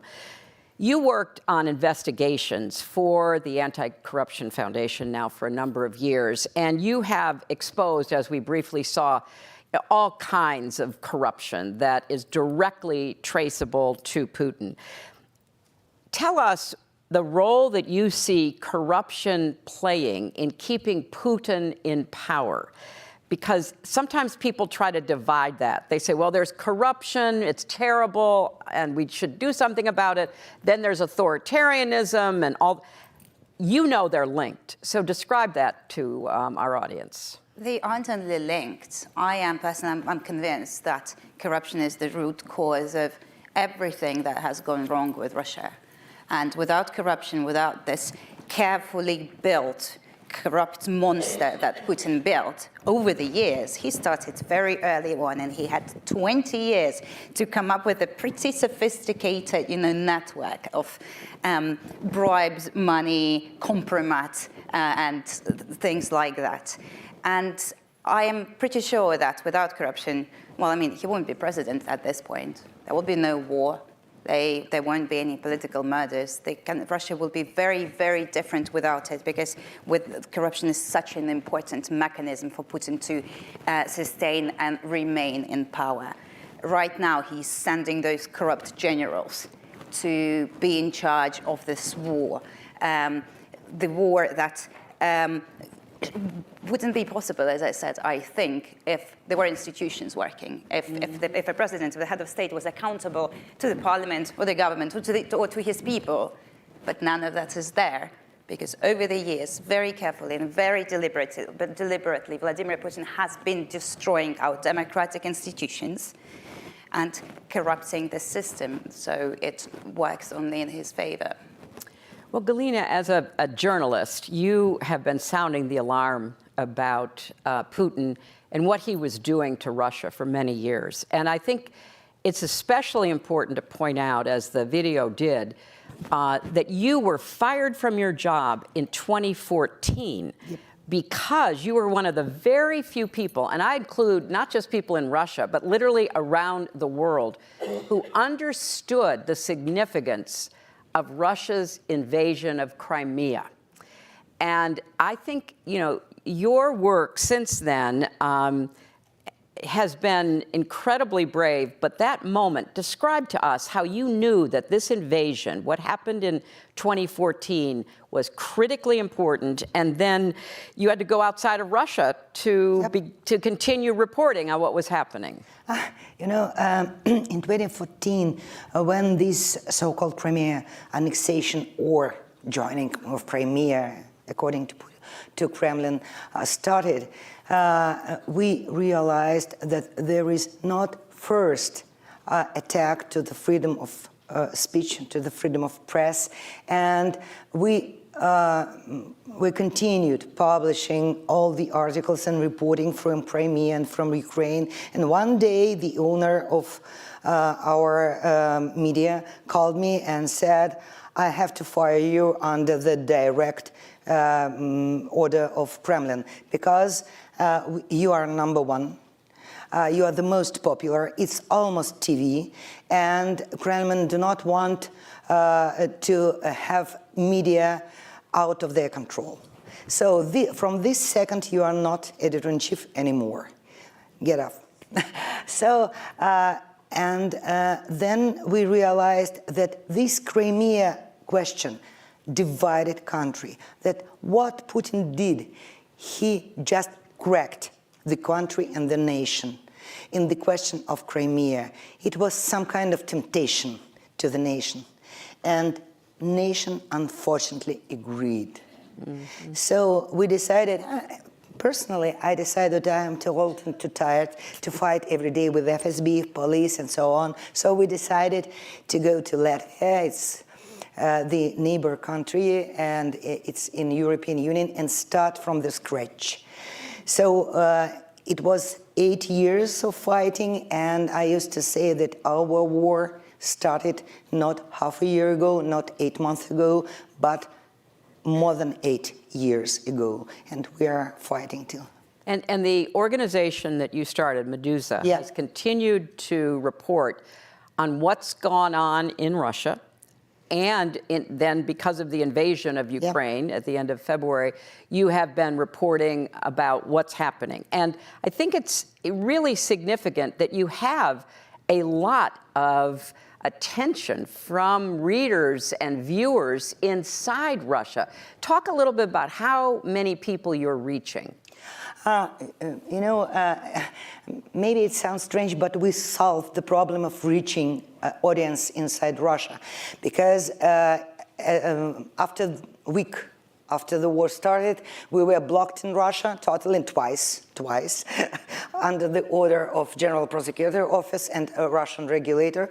They blocked us twice, but still, from the very beginning, we decided that we are multi-platform media, and we are broadcasting from every platform we could reach our audience. So we upgraded our mobile application, and now we have more than million and a half, actually, downloads of our application, and we have built-in mechanism of avoiding blocking. So we could freely broadcast inside Russia, and on every platform, from Messenger to email newsletters, from podcasting to YouTube. It's not blocked in Russia still. So we are broadcasting, and now we could reach in this October, after mobilization was declared, we had pre-war numbers, more than 15 million users per month read Meduza, even on desktop, and additionally on every platform. So more or less we succeed, but we realize, as 8 years ago, that it's just a start of attack. It's not finish, and we realize that they will continue the attack on the free press. Mm-hmm. And Maria, a lot of the work that you've done with the Anti-Corruption Foundation, you post on YouTube. Yes. And YouTube is still available inside Russia. And you also get tens of millions of views. So talk a little bit about how you've been able to continue to break through the wall that Russia's tried to construct to keep both of you from reaching Russian citizens. Well, there is YouTube and it's still standing. So the trick with YouTube is that you cannot block just one video in it.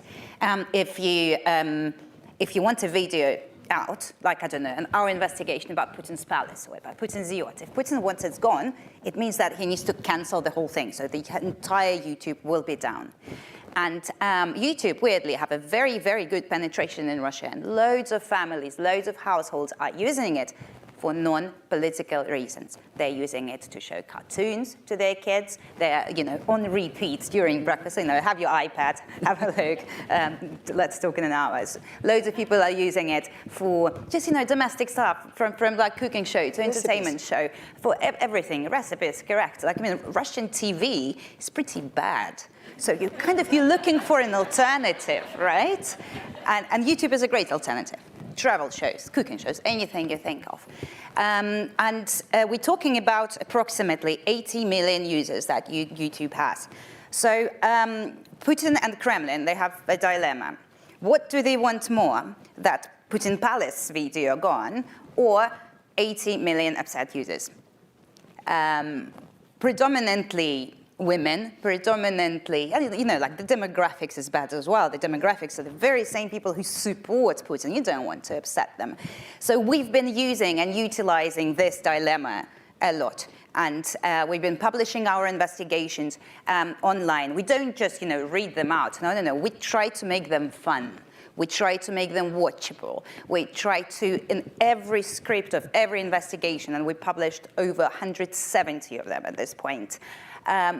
I love them. I mean, they have music. They have villains. They have all kinds of activity. And sometimes, when he was not in prison, Navalny would pop up and say, "Can you believe this?" I mean, they really are attention grabbing, and I think that's important. Thank you. Thank you very much. So, Galina, you told us something in preparation for today, that the Russian journalists inside Ukraine covering the war are all women. Yep. Because Russian men are banned from going into Ukraine. How has that shaped the coverage that you've been seeing? At first, it put me in a great responsibility for their lives and safety and security. And for sure, Russian male journalists are prohibited to enter Ukraine in any case. So we had 4 women journalists. They reported from the war zone, from besieged cities, from Kyiv under bomb attack. So, and one of them, she left the besieged city of Chernihiv in the last group of civilians, and then city was closed. So we sent her for rehab, and after 3 days, Bucha happened, and she returned, and she investigated this rapes and this tortured that women of Bucha survived or not survived, unfortunately. And it was very scary. This war we could see through women's eyes. Yeah. And in total, it's our side to this war. It's a women's face of this war. It seems to me it's for the first time in the modern history we could see war through women's eyes, and it's our women and Ukrainian bravest journalists who are facing death but continue to report. Oh, wow.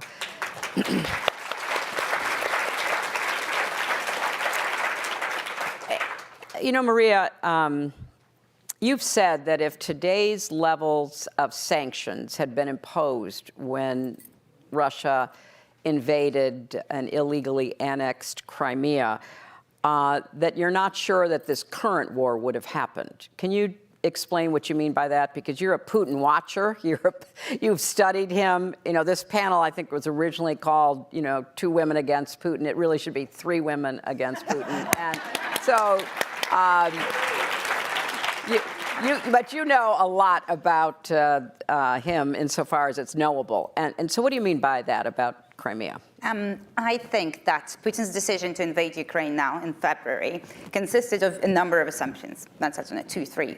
Some of them were that Ukrainians will be greeting Russian army with flowers and cakes and pierogies and, I don't know, and giving them hugs in every city. That was clearly a lie provided to Putin by generals, I don't know, special agents, or whoever has taken money from Putin to actually, pay for this and organize this and then do this in the end. Obviously, there was a very wrong assumption about the strength and capability of the Russian army. Again, corruption in this specific case, thank God. And the third thing, Putin thought that he will get away with it. And that is not the most unreasonable assumption if you think about it. After Crimea was annexed, they sanctioned 50 mates of Putin who have billions of dollars, and they moved billions of dollars to a different jurisdiction, somewhere to, I don't know, Arab Emirates or just to Russia sometimes. And actually, it wasn't that bad. Then after Putin got away with shooting down MH17 Boeing and 333 Dutchmen and Malaysian citizens being killed over Ukrainian sky by a Russian missile, and that has been proved, and it's the Hague Court has solved this case. Putin got away with this quasi-war in the eastern Ukraine and Donbass. Again, talks, deep concerns. We all have heard it so many times. But in the end, if you analyze it, the reputational loss, the economical loss of sanctions, up until this point, weren't significant. You could almost neglect them. So these sanctions that were imposed after the invasion of Ukraine, okay, now we're talking, that this is something that actually is a big problem for Putin and Putin's inner circle and the economy and everything. And the closed borders are the problem. The brand and etc. leaving is the problem. All of that adds up to actually a good set of sanctions, which sadly came too late. And we cannot really fix that. I'm not trying to tell people off or just complain or anything like that. All I'm trying to say is that we just need to acknowledge that the world has been late with that, and we shouldn't be late again. That's never too late. Sanctions imposed today are better than sanctions imposed tomorrow. Mm-hmm. And now that the wave of those sanctions is kind of thinning a little bit, they are not as robust, they are not as often, and they don't feel imminent anymore. I'm urging every government, every institution responsible for that to not let this go and continue doing that and continue applying pressure on Putin's regime. Well, because I think we've learned some very difficult lessons as to how far he will go, left unchecked, not held accountable, with acting with impunity. So let's sort of fast forward a minute, because I mentioned Alexei Navalny's article about a post-Putin Russia. He advocates a parliamentary system, what he calls a parliamentary republic. Galina, what do you see post-Putin? Assuming we keep the pressure on and don't give in too quickly, and just as we were walking out here, we saw a news alert that Russian missiles had crossed into Poland and 2 Polish citizens were killed. Poland is a NATO country. The Polish National Security Council is meeting as we speak. And this, my friends in the Baltics have been saying this for years. You're now living in Latvia, Maria's living in Lithuania. They've always been warning about what Putin is capable of doing. So how do you see this in the future?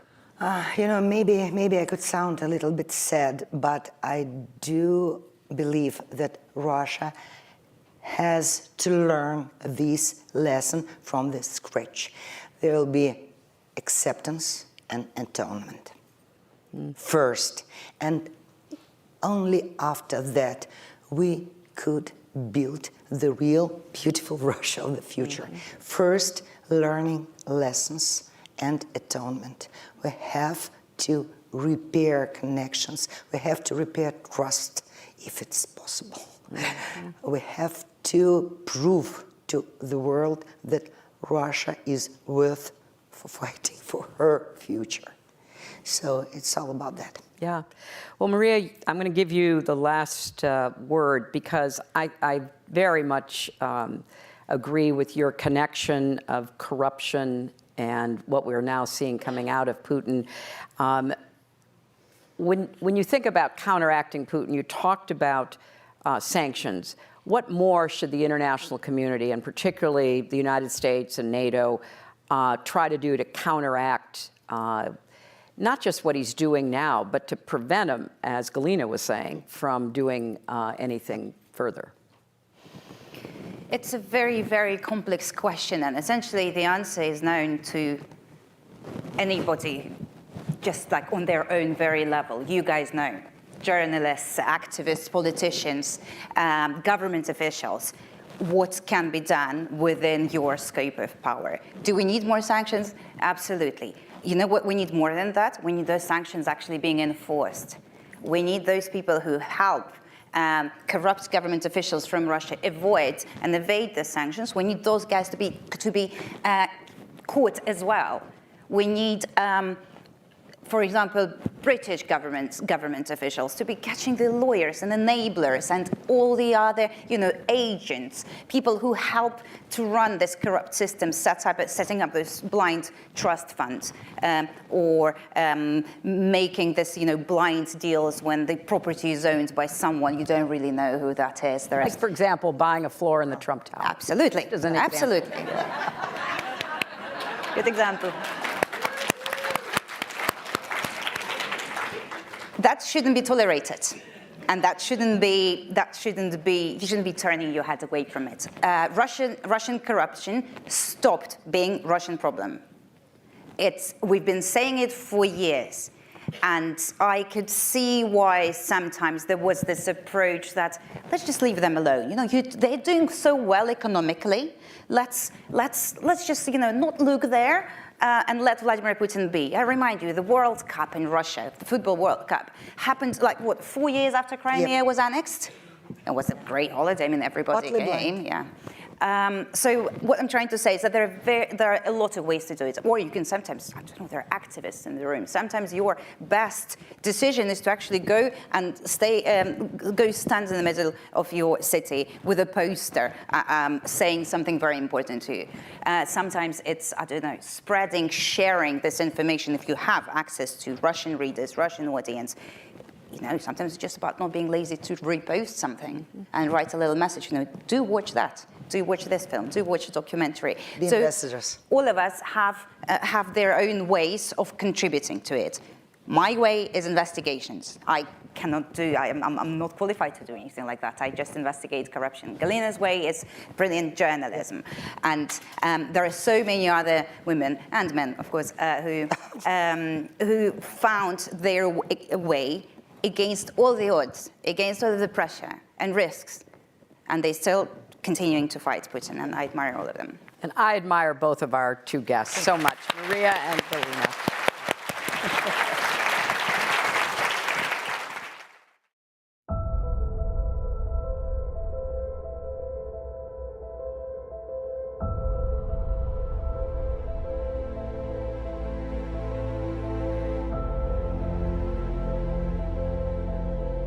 The KKK regularly would come on weekends and burn a cross in somebody's yard.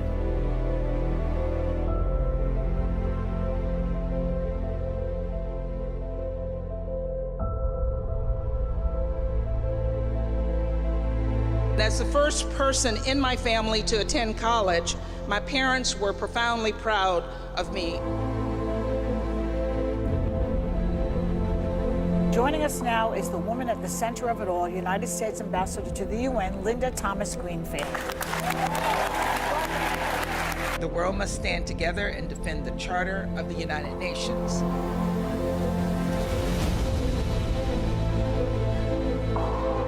Russia has called us here once again for the sole purpose of spreading disinformation.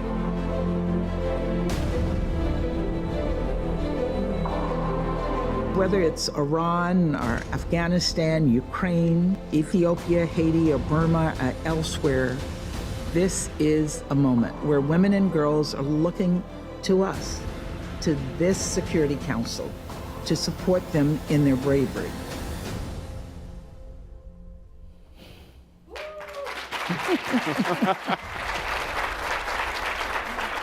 I mean, there's no need for me to introduce you. I'm Jonathan Capehart, Associate Editor at The Washington Post, and after that spectacular video, you know who this guest is.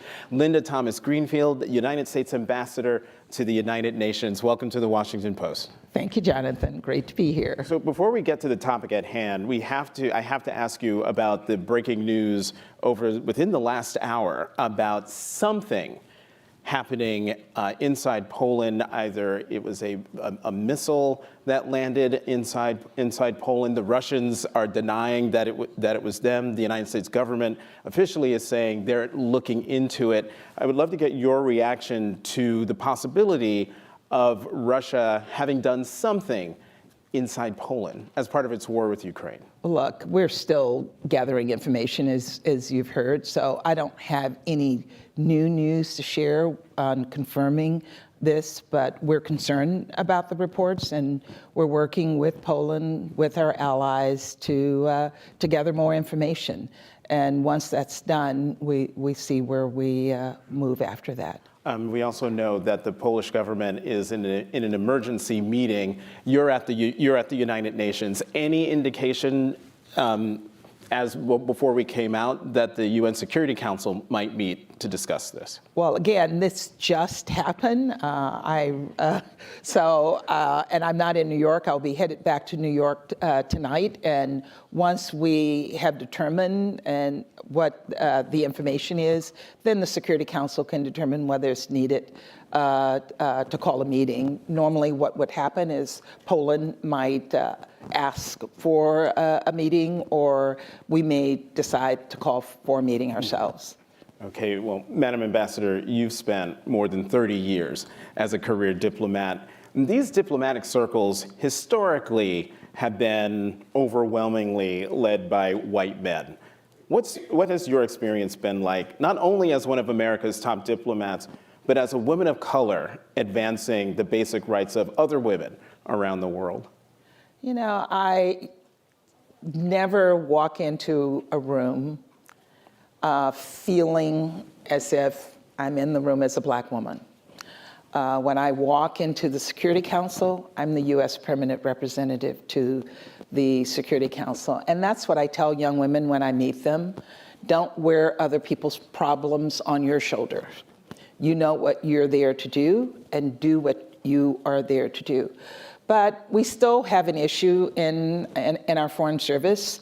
We're still not diverse enough. Diversity is our strength. It is important that the face of America is reflected in our diplomatic corps.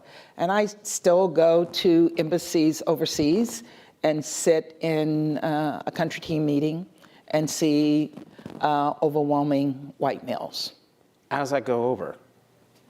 You know, sometimes I actually will comment. I'll say there's something uncomfortable about this room. There's something that's weird about this room, and people will all look around and they never come up with what it is. Like, oh, it's really cold. And usually it is, but other times people will notice. I was at one mission and we were literally in a room with 50 people and there were only 2 women, me and the DCM, the Deputy Chief of Mission. You grew up in the segregated South. Briefly, how has that experience informed your work as a diplomat, and particularly as the top American diplomat at the UN? You know, I am proud of how I grew up, because I think it shows where America has come, how far we've come. And I think it is a sign to the world that while America continues to address these issues, we are addressing them. The fact that I made it to where I made it when I look at where I came, I think is a message to the world. And it's also a message to other young people who come from diverse and underprivileged backgrounds, that where they come from does not necessarily have to define where they're going. And so when you're traveling around the world, do you hear from, or do people in other countries come up to you and talk to you about, I don't know, being a symbol to them? They do, and it's very, I feel uncomfortable being a symbol. But also it's a responsibility, and it's a privilege, and it's a bit of a burden. Being a privilege, because you always have to be on your P's and Q's, because the expectations of you are so high. So I always tell young people, and particularly young people from underprivileged backgrounds, that they have a burden. They have a burden to sometimes overperform. They can never underperform. They can never have a bad day. So that burden can sometimes be overpowering. But they need to know that, because their failure, when I went to Louisiana State University, no one thought I was going to succeed. And they were all sitting back, even people in my own community, waiting for me to fail. And so I had that burden. I couldn't have a bad day. I wanted to hang out with my friends and party and get drunk and do all those things that young people do in college. But I never, ever felt that I could do that. Mm-hmm. The burden of perfection is what I wrote down. It's the burden of perfection. You've noted that women are becoming more political around the world, from Iran and Afghanistan to the United States, as we've just seen in the midterm elections. What do you attribute that to? Well, it's long overdue. And women have been pushing against those, I would say, nail-shut doors for a long time, and they just burst through.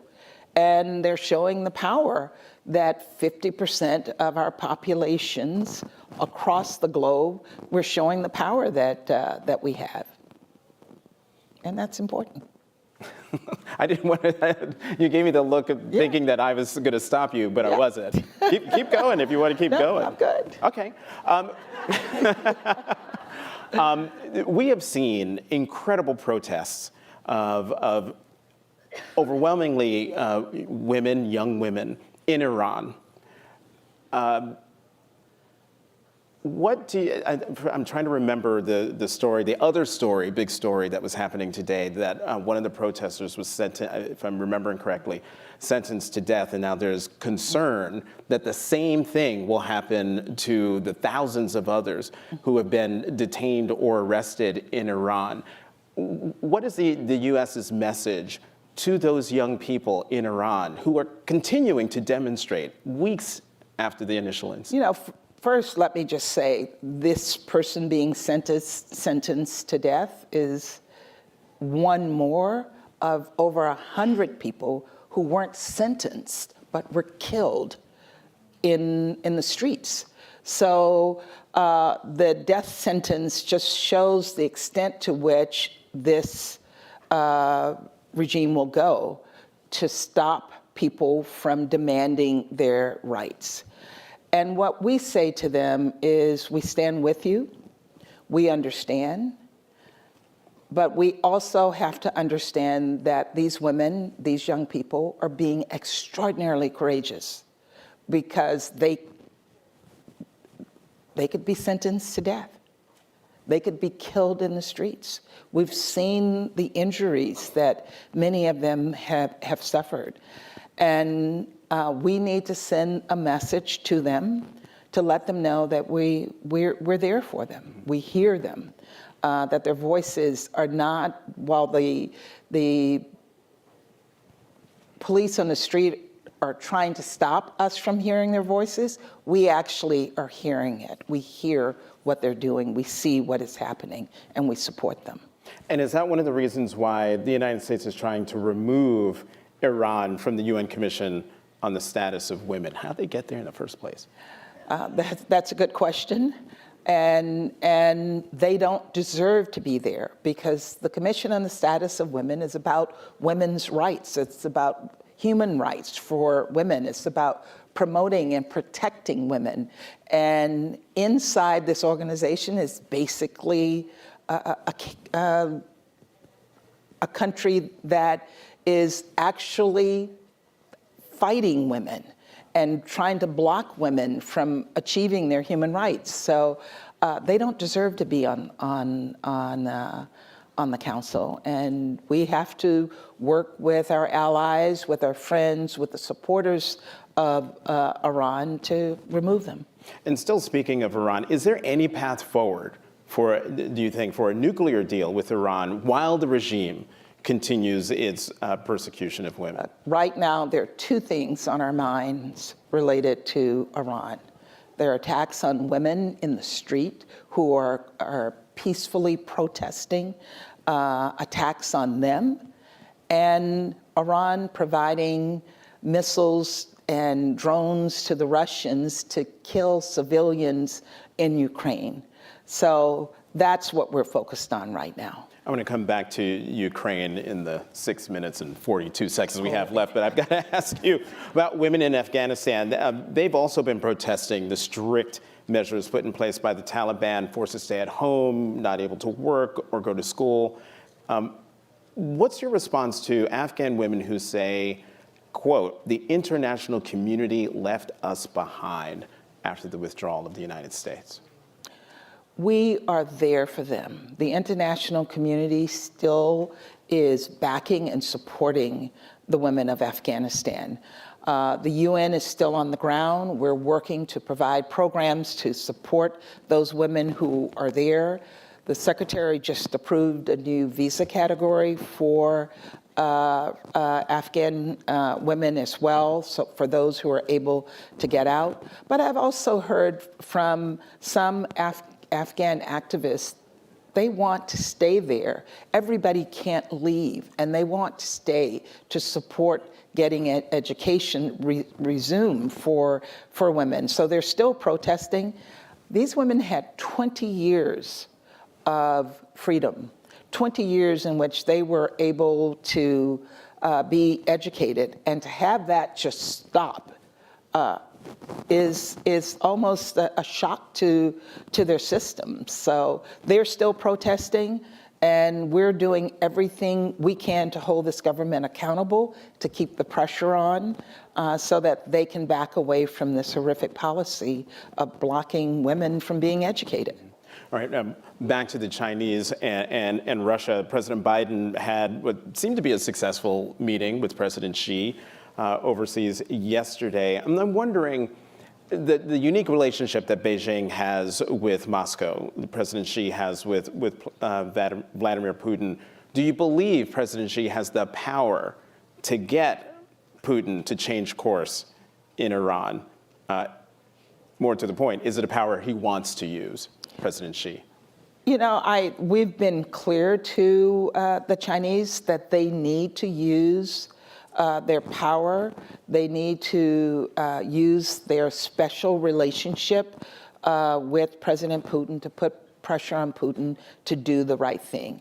Because if they don't get him to do the right thing, and he continues to make the mistakes that he's making, including his threats to use a nuclear weapon, then China has to also be held accountable for that if they don't do everything possible to stop it.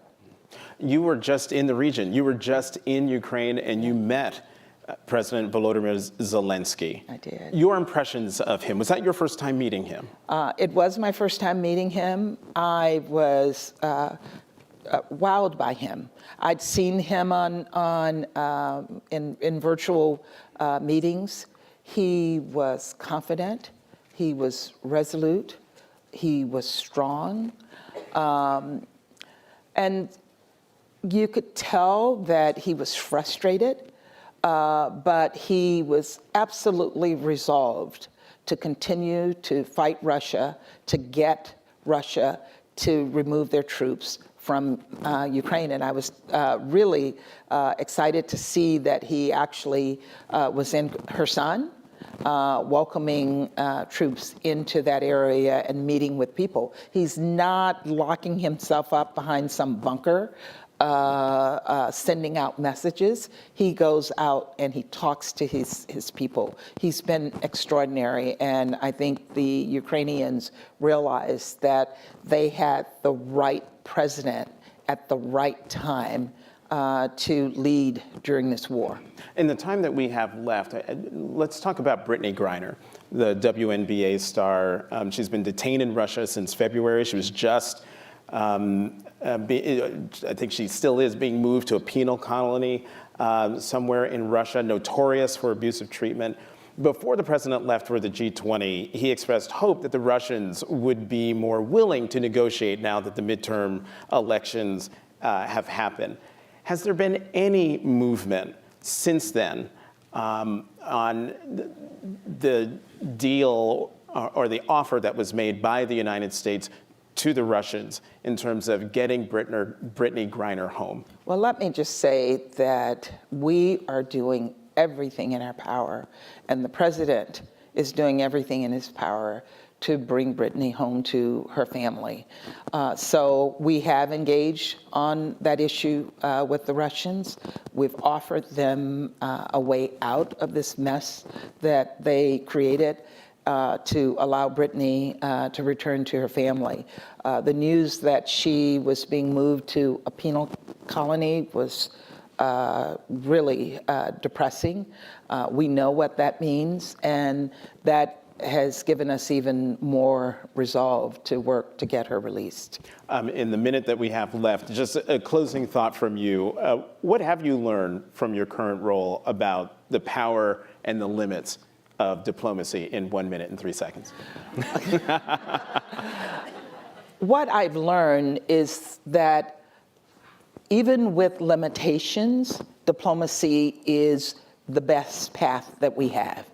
And we have to continue to pursue a diplomatic path to achieve whatever it is we're trying to achieve. And we've had some successes. I mean, we actually got 143 member states in the Security Council to condemn Russia's annexations of Ukrainian territory. Unheard of. We raised the number from 141 who condemn the invasion to 143 condemning the annexation. So diplomacy has some positive effects, and we're seeing that in New York. I'm going to squeeze in one more question because there is, I believe the president floated the proposal of expanding the Security Council and maybe having some floating seats. But is that even possible when Russia and China have a veto power?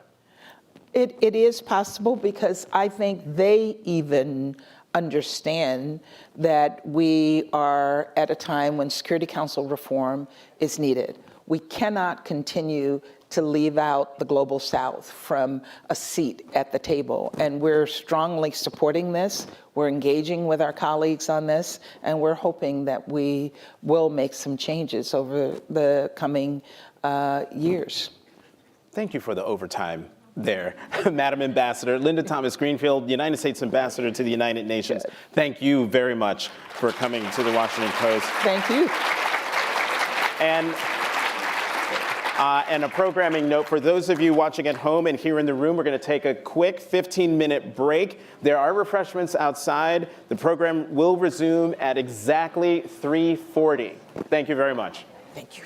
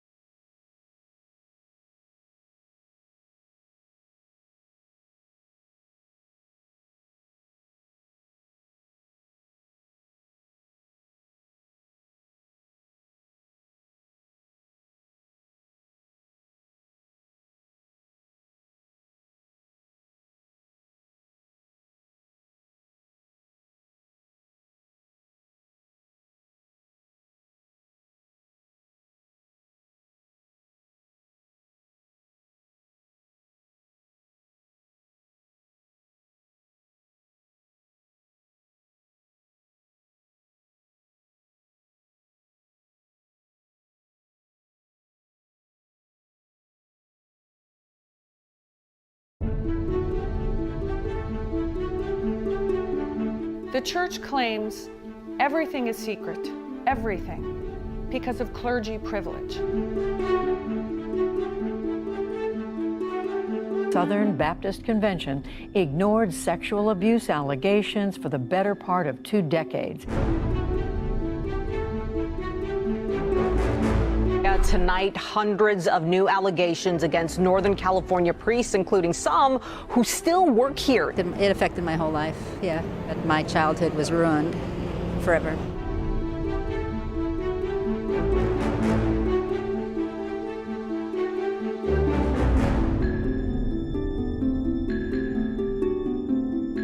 Who should be held accountable for this? Someone has to pay the price for the enormous damage done to these children. We have evolved as a society, I hope, and we need to make those changes.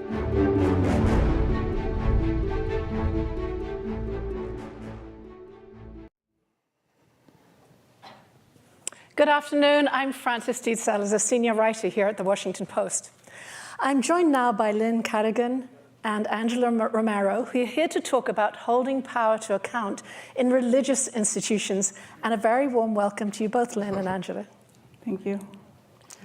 I want to start, Lynn, by asking you we'll be hearing on this video a little bit about clergy privilege and what sets clergy apart from teachers and other people in terms of reporting abuse. Well, the law recently has had a very strong movement to mandate reporting of child abuse because it's such a terrible problem.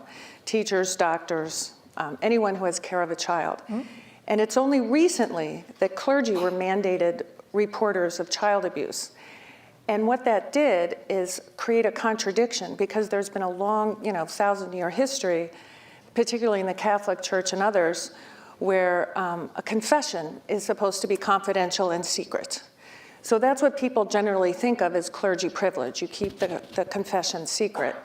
However, what it really is, what the law really says now, is clergy, because they're the closest to the children, they're the closest to the family, they know what's going on. They have a duty to care for the souls of the children and their welfare. So they do have a legal duty to report, or else it's a crime. Clergy can be accused of a crime. It's a Class 6 felony. But it's not happening?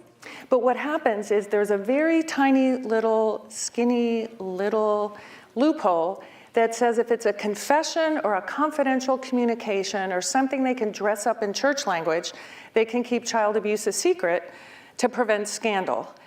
And the problem I have with this is there is no law that says they have to keep it a secret.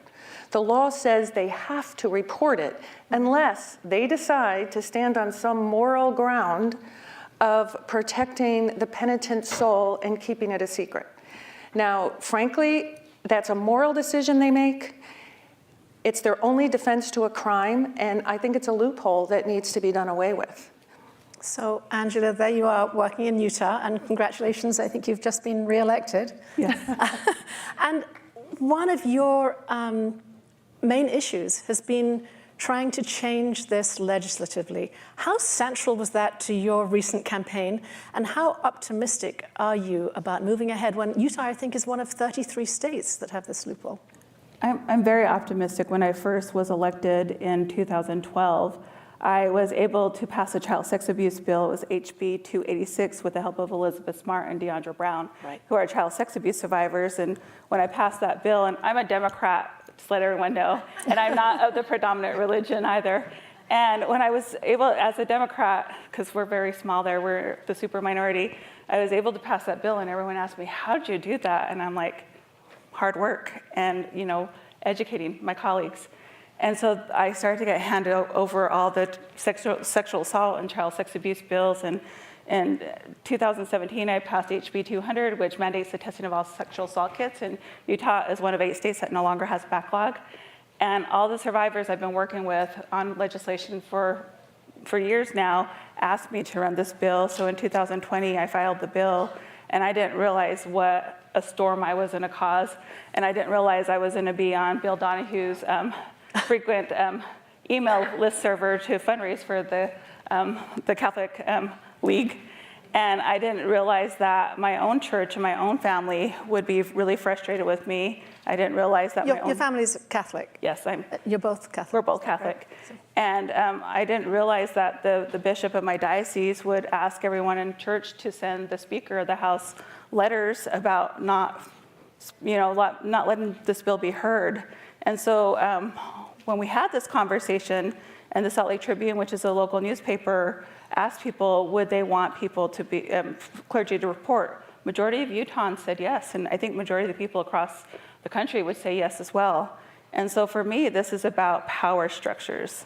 This is about power structures not protecting children. And as a policymaker, I was elected to represent all people, and children are the most vulnerable. And a lot of times they don't have a voice. And so I'm not worried about Uncle Bob getting some jail time and maybe help. I'm worried about the small child who isn't believed because they go to somebody and then that person goes to their spiritual advisor, or the perpetrator goes to their spiritual advisor, and they say what they're doing, and it's not stopped because it's protected under this confidential privilege. So Lynn, I mean, this is clearly intensely personal, and you've taken on these battles as well that are very, very meaningful for you. How broad a problem do you think this is? You're fighting a battle right now, I think, in Arizona, but what are we talking about? Utah or? It's a nationwide problem, and the problem is most people think that clergy do have the right. I mean, most people think that clergy have to keep it secret. That is not true. And it's just simply not true. And I don't understand a church, either Mormon or Catholic or any church, that thinks it's in their best interest to keep this a secret. Because at this day and age, everyone knows that sex abuse is an addiction. You don't have, like in my case, well, I won't go into the facts of all the different cases I've had, but people just don't wake up one day and start molesting their children. It just doesn't happen by accident. And it doesn't go away. They keep doing it. And so getting counseling doesn't help. Going to your priest doesn't help. And going to your Mormon bishop doesn't help. You can't counsel away raping your child. You just can't. And the clergy privilege, and the problem with all the recent appointees, the federal appointees, is they've really been confusing what the First Amendment is. Churches like to say they have this First Amendment right to do whatever they want, basically, but one of them is to conceal sex abuse. And it makes absolutely no sense that you have a First Amendment right to conceal sex abuse, but the child has no right to be free from rape. It just makes no sense. So Angela, in pushing this legislation, you had a lot of pushback against you, and some of it was saying you were allowing government to interfere with religious institutions. How do you respond to that? What's the argument back? I've been working on sexual assault for a long time, and so I'm not very popular with a certain segment of the population. And I guess it was a little hurtful when I had my own family asking me not to run the piece of legislation because I was attacking confession, which is a sacrament of reconciliation. And I just don't really see it that way, because I think about our child sex abuse rates in Utah and our sexual assault rates in Utah, and they're higher than the national average.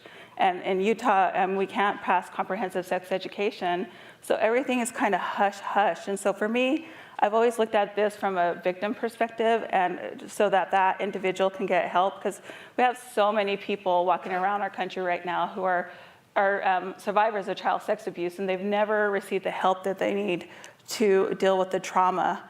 And so you see a lot of hurt people, and you see them get put in other situations where they're re-traumatized because we never believed them, and we didn't get them the help and the services they need. We always are helping people who are the perpetrator. We spend millions and millions and millions of dollars in Utah and across the country on rehabilitating people. And I'm not saying we don't need to rehabilitate people, but we forget about the people that are left behind, the community, and how it impacts the entire family. And many times we're worried about protecting another parent, or again, Uncle Bob, but we're not thinking about what we're doing to that child and what we're going to do for generations. And so for me, the legislation I run has always been survivor-focused and trauma-informed, because a lot of times people are like, why do we talk about these issues in government? And I'm like, because we have to. We have to set these rules and these guidelines, and we have to hold people accountable, because they'll continue to reoffend. So holding people accountable, which is really what you're trying to do, Lynn, and I think you have a case right now against the Mormon Church. How does that compare, and you can just outline it briefly, with taking on the Catholic Church, which you've done in the past? Well, I think. You know, it was interesting. Taking on the Catholic Church, it was difficult. It was very powerful. They have a lot of money. But frankly, they had a sense of shame. And I think that they really wanted to do the right thing eventually. Maybe it's because I come from that background, but they came to a point where they were willing to compensate the victims and say they were wrong. And what I find with the Church of Latter-day Saints is it's like litigating against Exxon. They're incredibly powerful. It's like global capitalism. And what they care about, in my mind, is making sure that they don't lose tithing. Because I have gotten so many calls from members of the church who are just heartbroken about the fact their church says, I mean, it's really sad to see people lose their faith. It's sort of like a ripple effect of abuse. And they're very sad because they love their church. And when they hear their church saying, our first duty is to the penitent, we did the right thing by not reporting this abuse for 7 years. We have our first duty is to the perpetrator, not to the child. We didn't do anything wrong where they knew that this girl was being molested for 7 years. They said they didn't care. And so what happens is you just get these people who are just heartbroken. And they want to, and what I think that the Mormon Church is more concerned about is scandal and losing tithing than anything else. And it's more like a business to me. And we should just add here that we did reach out and that the Church of Latter-day Saints declined to comment in advance of this, but has issued a statement in the past condemning child abuse, I think, when a previous article ran. But this gets me to another point, Angela, about being a woman and taking on these hierarchical institutions, which are often very patriarchal as well. How does that work? I guess I want to point out I was born in Tuala, Utah. I'm not of the predominant religion. I'm a woman of color. And so I've always kind of been on the outside looking in, and even though I'm an elected official now and I have some power, I guess I understand that outside view. So for me, this is really nothing new because this is something I've had to grow up with all my life, whether it was because of my religion or because of who I was. I've always kind of been on the outside. So I guess I've always been committed to being that, that's the Catholic in me, the social justice activist. I don't participate in my church anymore.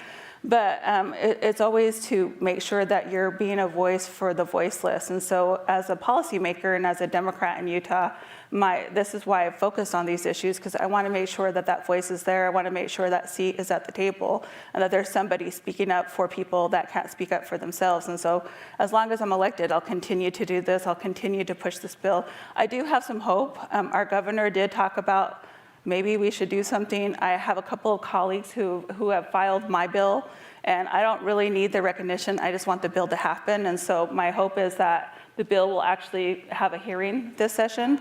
It won't be buried in rules, and we'll actually have an honest conversation. And so I really look at this as an institutional problem.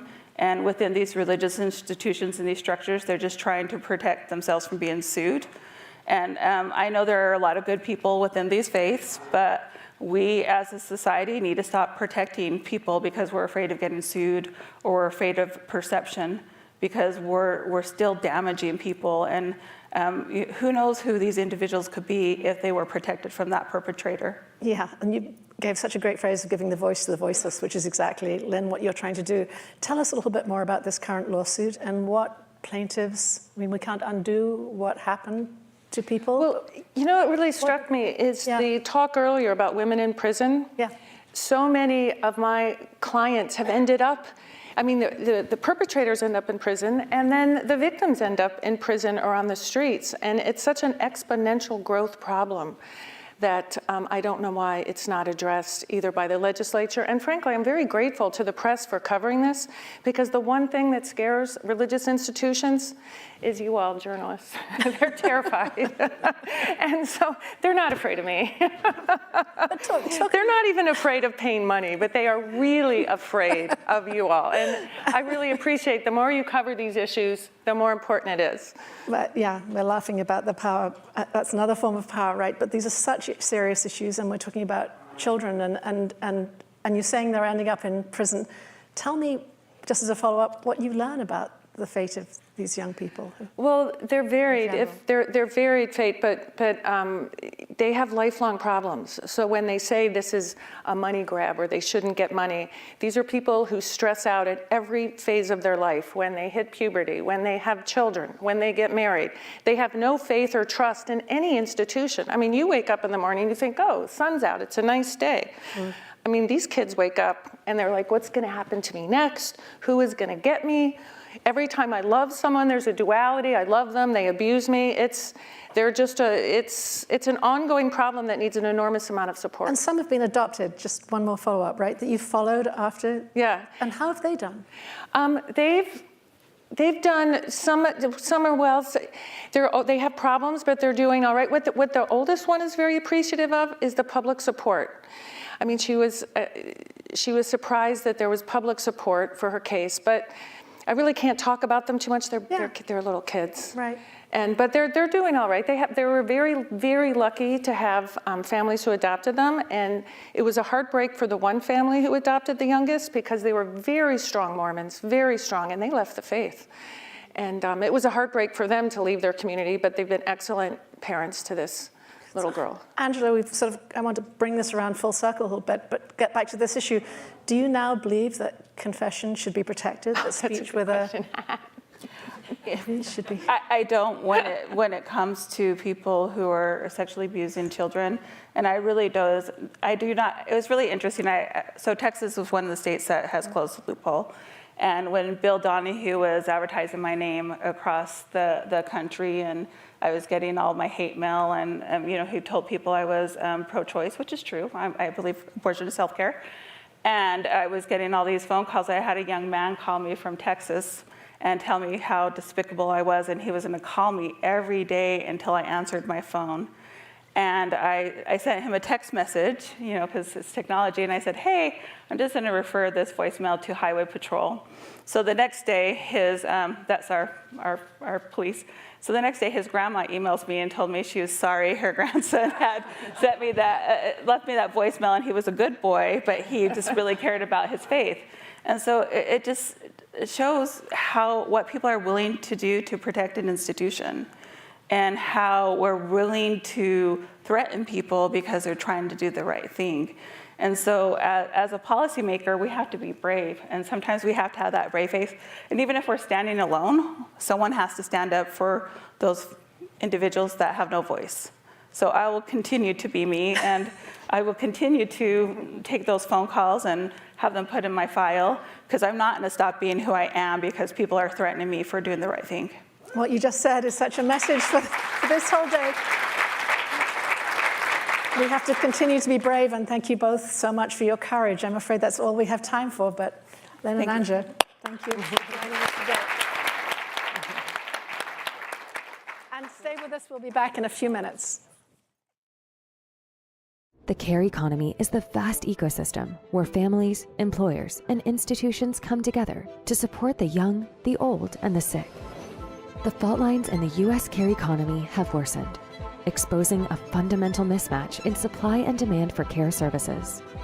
BCG has been exploring the challenges facing this $6 trillion industry and forecasts that if the care economy is not fixed, then in the year 2030, the U.S. economy could lose $290 billion in GDP. Addressing the care problem in the U.S. now isn't just good business, it's necessary business. For more, visit on.bcg.com/care.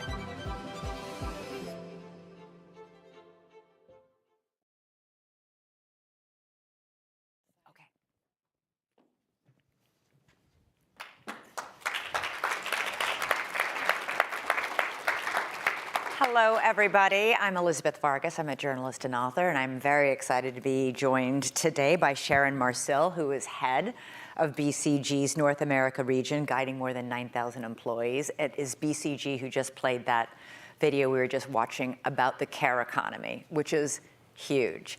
I know we had a great panel a little bit earlier about taking care of special needs people. This is about the enormous number of people in this country, I'm sure in this room, who find themselves in the position of holding down full-time jobs, part-time jobs, maybe no job, and still having to care for people. So it's a huge issue.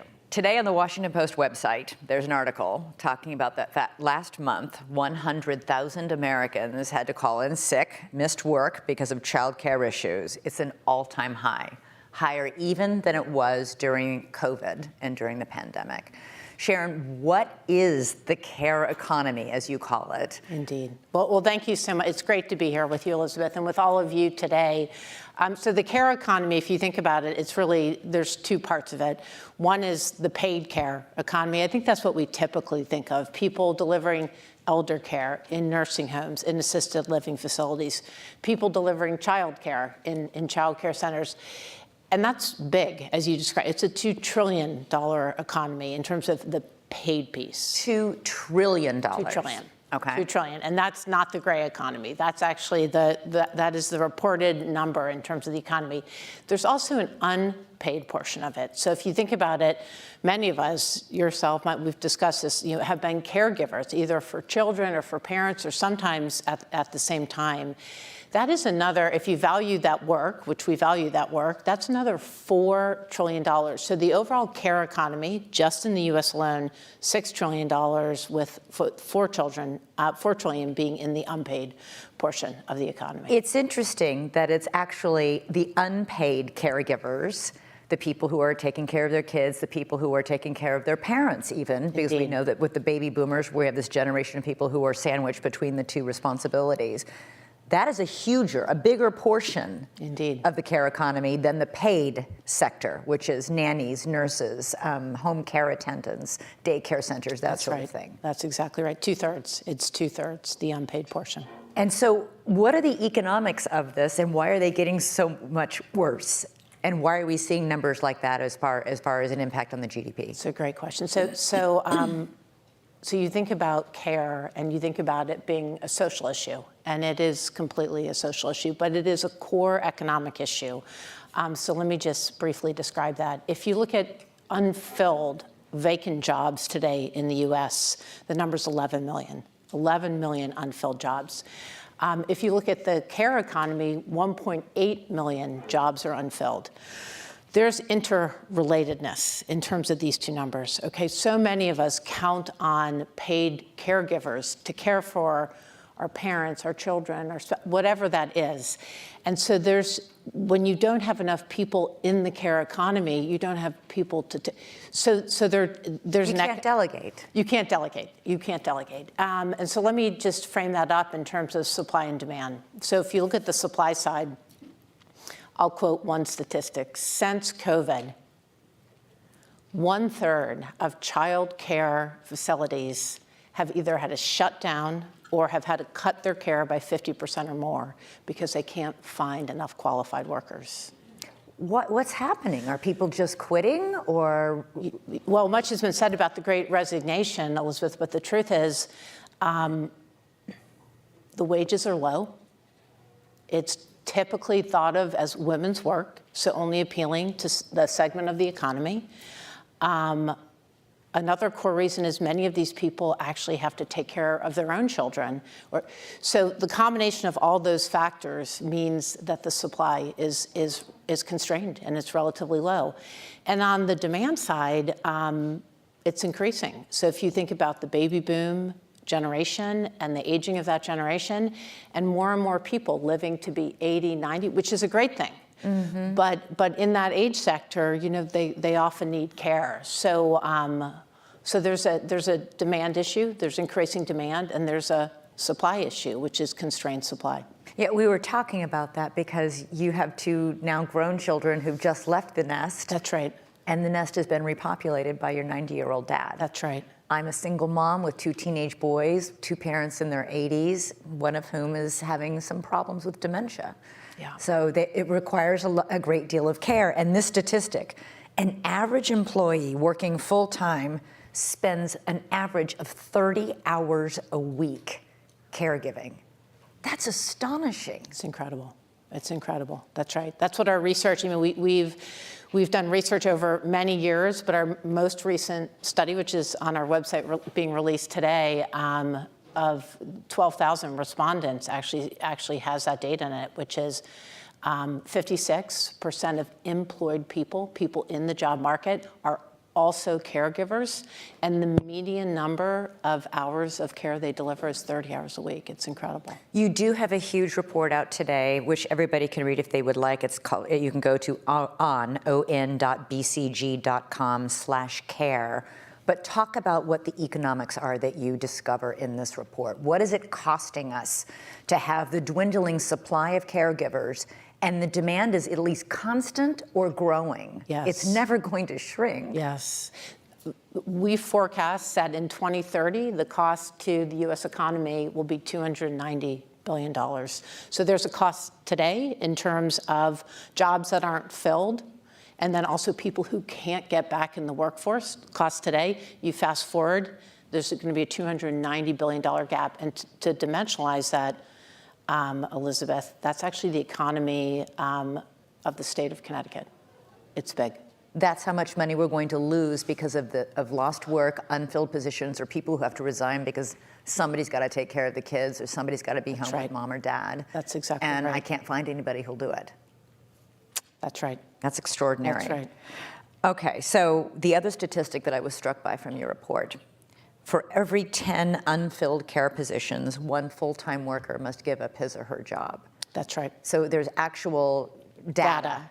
That's right. For what this is translating to in terms of lost workforce. That's right. And we've done research for everyone who loses paid care. They lose it because their daycare center shuts down or it no longer becomes affordable.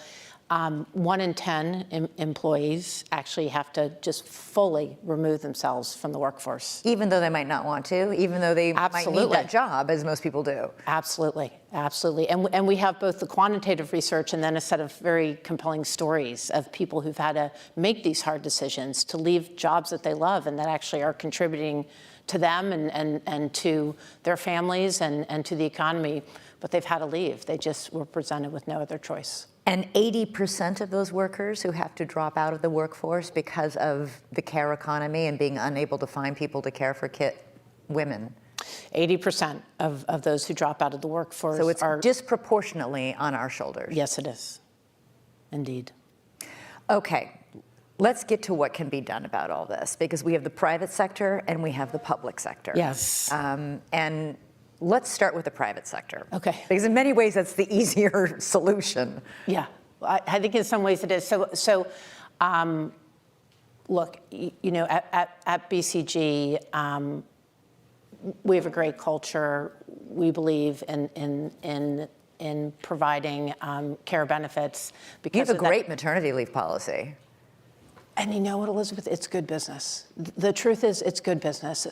So I've benefited taking care of my father, taking care of my 2 girls, and we have many employees. 56% of our employees in North America have at some point, you know, benefited from these policies. And it's good business because it actually drives retention. So it's not just about recruitment, it drives retention. It actually encourages recruitment and loyalty. It actually drives loyalty as well. So there's a good reason, other than altruism, for the private sector to do it. But why haven't more companies followed that side? I did a primetime special for ABC News 16 years ago after the birth of my youngest child about working mothers, and we interviewed experts who said exactly what you just said, which is that by giving mothers, especially working moms, generous leave policies, flexible work schedules, all these kinds, they are rewarded 10 times. Yes, like it's paid back in dividends with employee, you know, hard work, loyalty. It's incredible, and that's been true and common knowledge for 15 years. It's been true for 15 years. There has been progress. Actually, you saw kind of a big spike during COVID of companies offering both maternity leave and paternity leave and family leave, but that's coming down now. You see that number coming down. So you say, why? I think the economics aren't understood.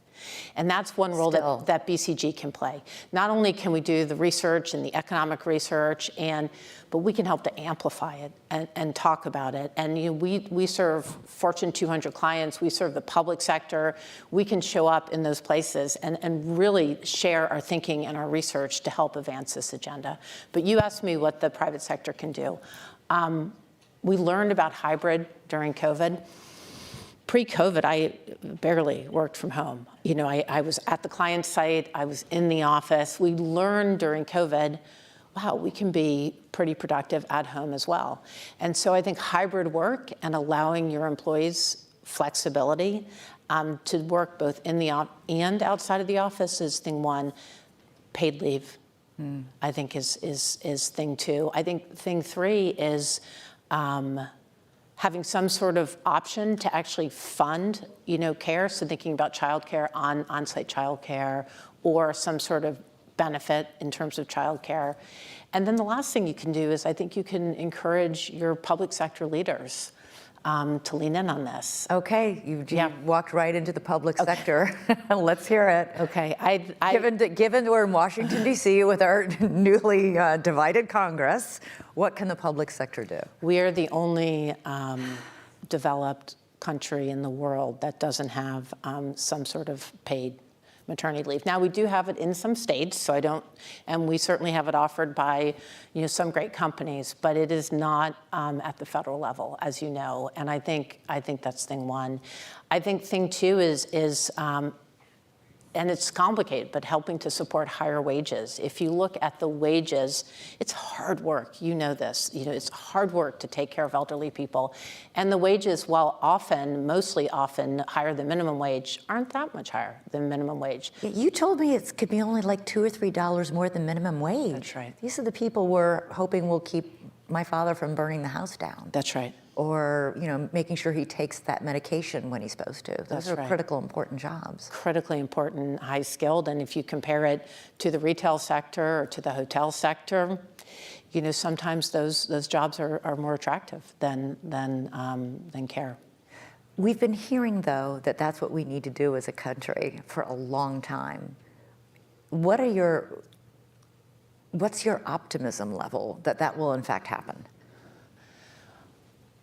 I'm optimistic. I think in some ways it's not that hard. In terms of moving the needle, and I'll talk about the private sector versus the public sector. I think when the economics and the loyalty benefits and actually the cost are better understood, I think we can help companies to move the needle. I think there's real opportunity there, and they're going to have to. I mean, the workforce, the talented workforce, is going to be constrained. We're not replacing ourselves in terms of the number of children we're having. And so I think companies, to attract and retain the best people, are going to have to get better. I think when they understand the return on investment, even better, more quantified, I think we'll get there.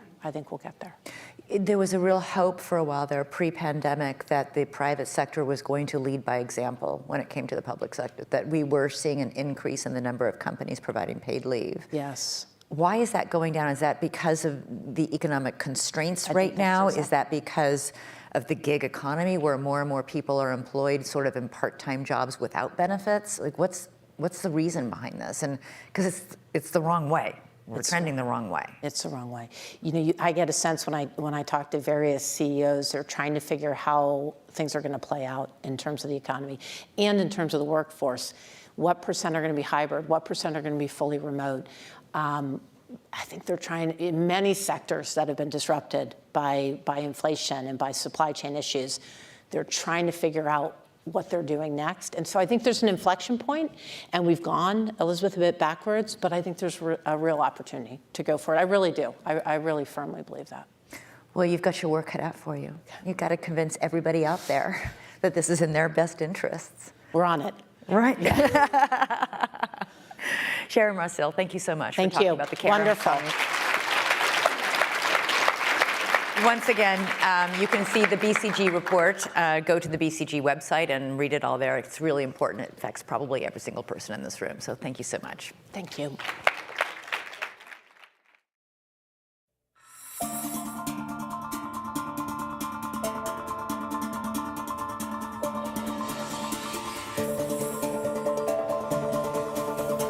इस्तीफा नहीं दिया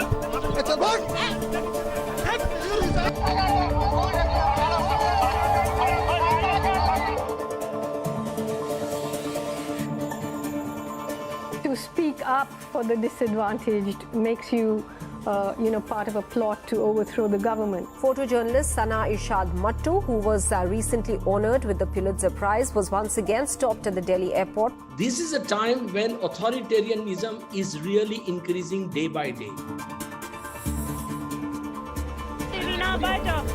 Certainly most people here are really... I gotta get out of here, okay? So tell me... Yes. Tell her why should we are there. These hundreds of bodies buried in the sandbank will go down as India's great uncounted COVID dead. These people, along with Zubair, must be hanged to death for conspiring against India. Why shouldn't the classroom become a place to learn about others' religions instead of sanitizing them out of the classroom? This is a country that's gasping for breath. People who can't breathe. Hospitals are having to go to court to beg for oxygen. We forget that the court documents record that Bilkis Bano was raped 22 times. Bilkis is left asking, should any woman's fight for justice end like this? And the answer to that question depends on us and how much noise we make.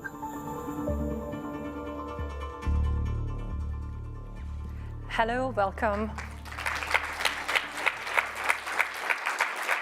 I'm Suad McKinnett, international security correspondent here at the Washington Post, and I am very pleased and honored to have my wonderful colleague here, Barkha Dutt. She's one of the most known journalists in India, and she's also a contributing columnist at the Washington Post. Welcome, Barkha. Thank you very much. Barkha, we just saw in the introduction video the case of Bilkis Bano, and in the end, you asked the question, should any woman's fight for justice end like this? Could you tell us who is Bilkis Bano and what does this case show and say about the cases and the lives of women in India and of Muslims in India? Thank you, Suad, and good evening, everybody. Thank you very much for turning out in such large numbers to hear this conversation. My answer, however, is going to be a little bit complex. Who is Bilkis Bano? Bilkis could be any one of us. She could be any one of us women who has experienced sexual assault of the most horrific, unimaginable kind. She was 19 years old when she was gang raped by a group of 11 men in 2002 in the backdrop of anti-Muslim riots that had taken place in Gujarat. She was pregnant, 3 months pregnant, and she had a 3-year-old baby. As the mob came for her, the baby in her womb obviously didn't survive. Her 3-year-old daughter, Saleha, her head was smashed with a stone. As Bilkis was raped and lay on the ground bleeding, the men then split up and raped her mother. The men made the mother witness the rape of the daughter, and daughter witnessed the rape of the mother. Bilkis fought. She fought for 17 years, and the Indian justice system actually worked. The men were sentenced to life imprisonment. In India's history, she is the rape survivor to have been granted by the Supreme Court exemplary compensation in 2019. However, now, the men were released then, right? Now is the horrific part. Yeah. A few months ago, the men who did this to her, who was supposed to spend the rest of their life in prison, were released by a government decision as part of a special program to show leniency to prisoners. And all 11 of them walked out, and they walked out to garlands and sweets. And one of the legislators who was part of the decision to release these men, he said in an interview to my platform that these are men of good values. He referenced their caste, and he said, they're Brahmins, they're men of good values. It made me very angry. I'm not usually an activist journalist. I believe in letting the story speak for itself. This is one of the few stories I've actually run an advocacy campaign on, because I did not see another side. And do you think they also were released because she was a Muslim woman? Did that play a role in all of this? So this is where I'm going to give you an answer that's a little bit complex, and I want your understanding, and maybe just 2 minutes to let me explain. Please go ahead. Are there issues with religious minorities in India today? Yes. For me, the biggest two issues are the following. We have one of the most powerful elected governments in recent history, completely democratically elected, I should underline. There's nothing about seizing power here or a flawed system. This is what the people of India have willed, and it's an extremely powerful government in terms of how many seats it has. However, the ruling party does not have a single Muslim member in parliament. And to me, that is a problem in a country where there are 220 million Muslims. That's a nation by itself. That is a problem. The other problem is we've seen all manners of literally sort of right-wing nuts, I would call them, make hate speeches that I believe that those in power have not done enough to shut down. However, I want to say something a little complex here. When I travel to the West, there's a broad stroke in the Western media about India. The cliches I usually hear are Muslims under Modi, India in the age of Modi. There's a kind of generalization and no granularity in actually trying to know us. Who are we? We're 1.3 billion people. We're many things all at once. We have issues that we raise our voices against, but we also have extraordinary syncretism. We have diversity, we have pluralism. And just as we talk about Bilkis, one more sentence and I'll shut up. In the last 12 hours, I was up all night before I got to the conference here, came the report of a young woman called Shraddha. She had been killed by her boyfriend. He chopped her up into 35 parts. He minced the intestines. He stored them in the refrigerator in his home, where he then brought other women to date. In this case, the perpetrator was Muslim, the victim was Hindu. I make this point to say two things. We do fight, and we do speak against injustices as we see them. But please try and have a more granular understanding of our nation. And please, as women, let us understand that the fight for women's rights is universal. You've all just been through Roe versus Wade. In many ways, my country is freer on abortion. So let's acknowledge that women are fighting everywhere. I actually would pick up on this point because you wrote a piece for the Washington Post where you spoke about the prism of prejudice that some Western journalists, when they come to India, that they look at India from a perspective with some prejudices. And I would like to ask you, what exactly do you mean by that? You mentioned a few points, but could you tell us a bit more? There's an assumption that as an Indian woman, I will by definition be less empowered than many of the women sitting in this hall today.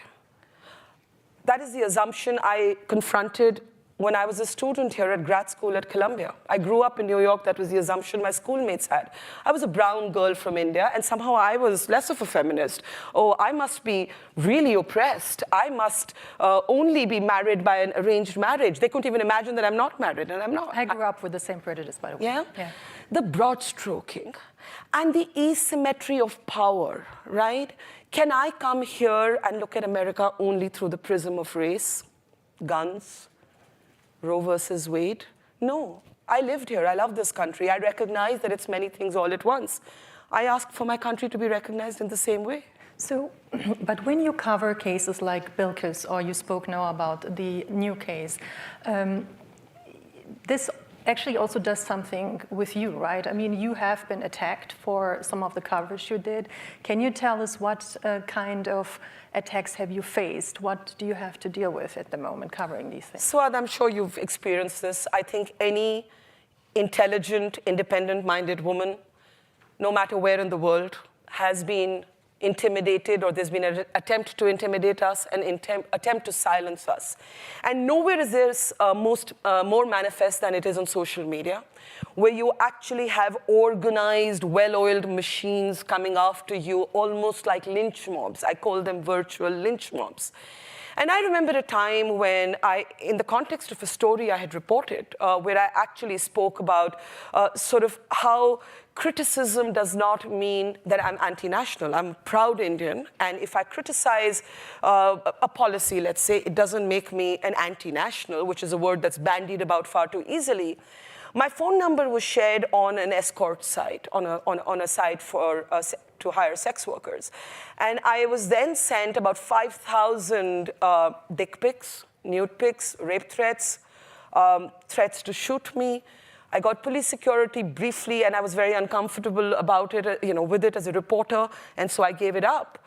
And I remembered, funnily enough, I was listening to Hillary Clinton moderate earlier today, and she'd come to India, and I'd interviewed her. And I was asking her, she was Secretary of State then, and she quoted Eleanor Roosevelt, and she said, "Barkha, you have to grow a skin as thick as the hide of a rhinoceros."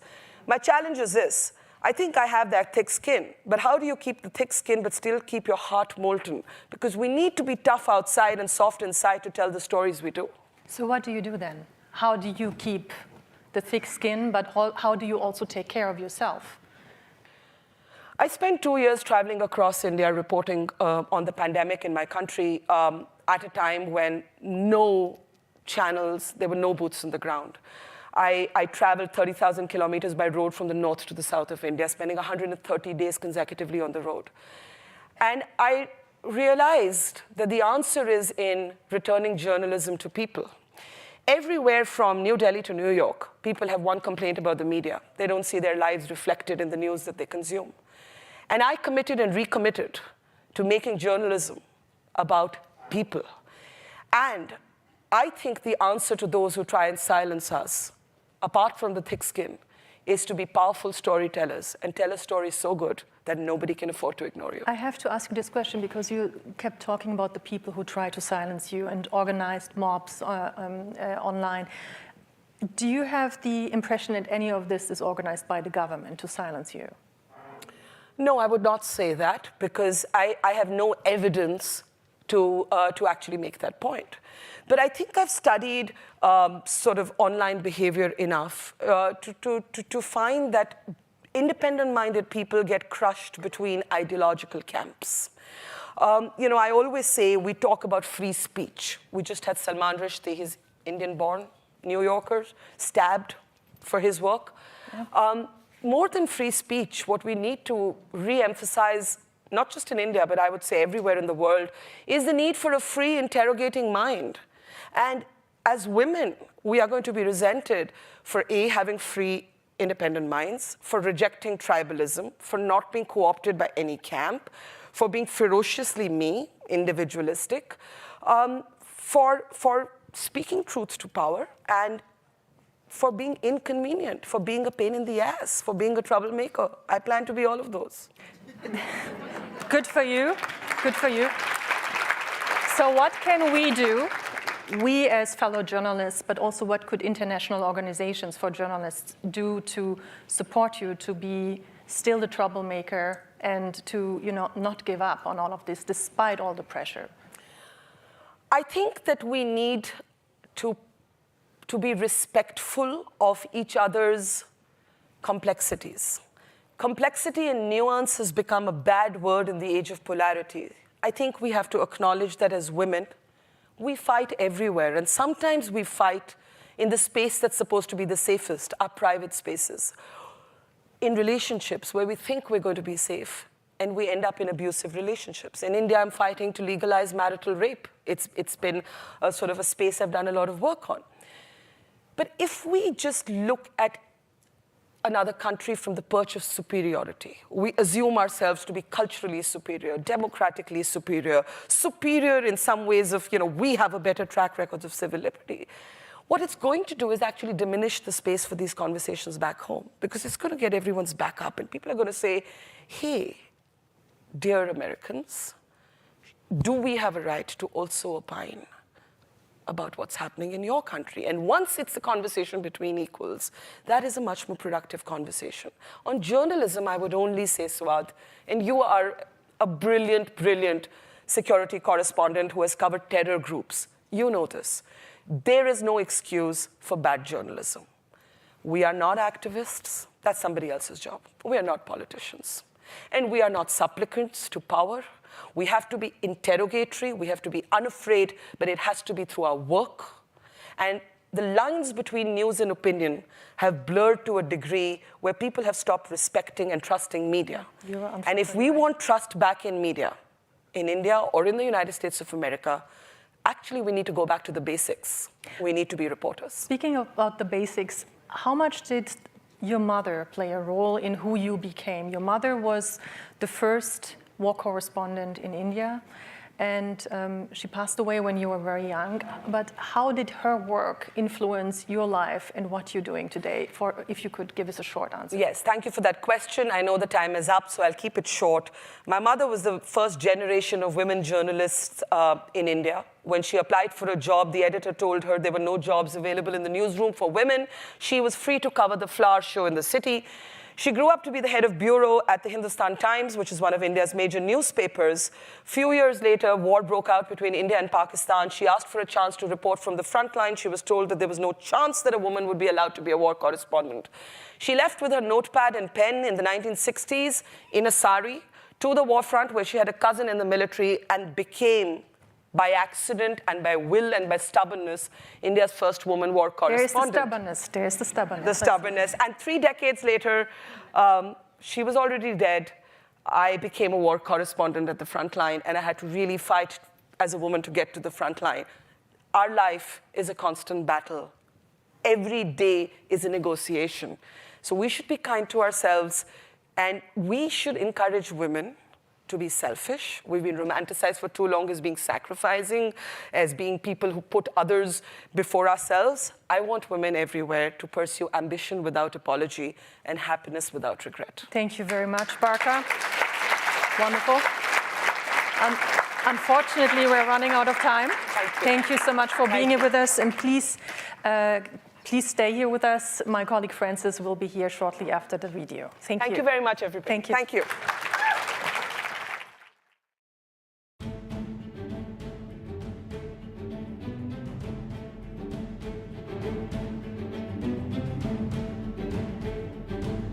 We are going to keep on fighting until we get our right to breathe and our right for clean air.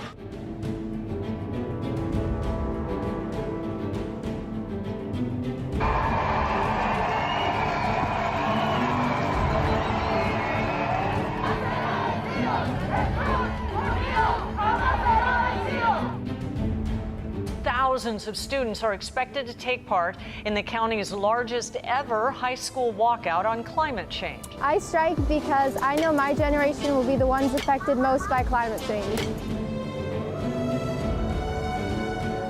I have a simple question. How many more cops are you going to have before we take action? All these different social justice issues are environmental issues as well, since the people that are experiencing the climate crisis first and worst are people of color and are women. You cannot tell me that you're going to steal my children's futures away. You are negotiating what world my grandkids are going to be living in. You have to be able to promise me that they're going to have a rich, sustainable, healthy, and just livelihood.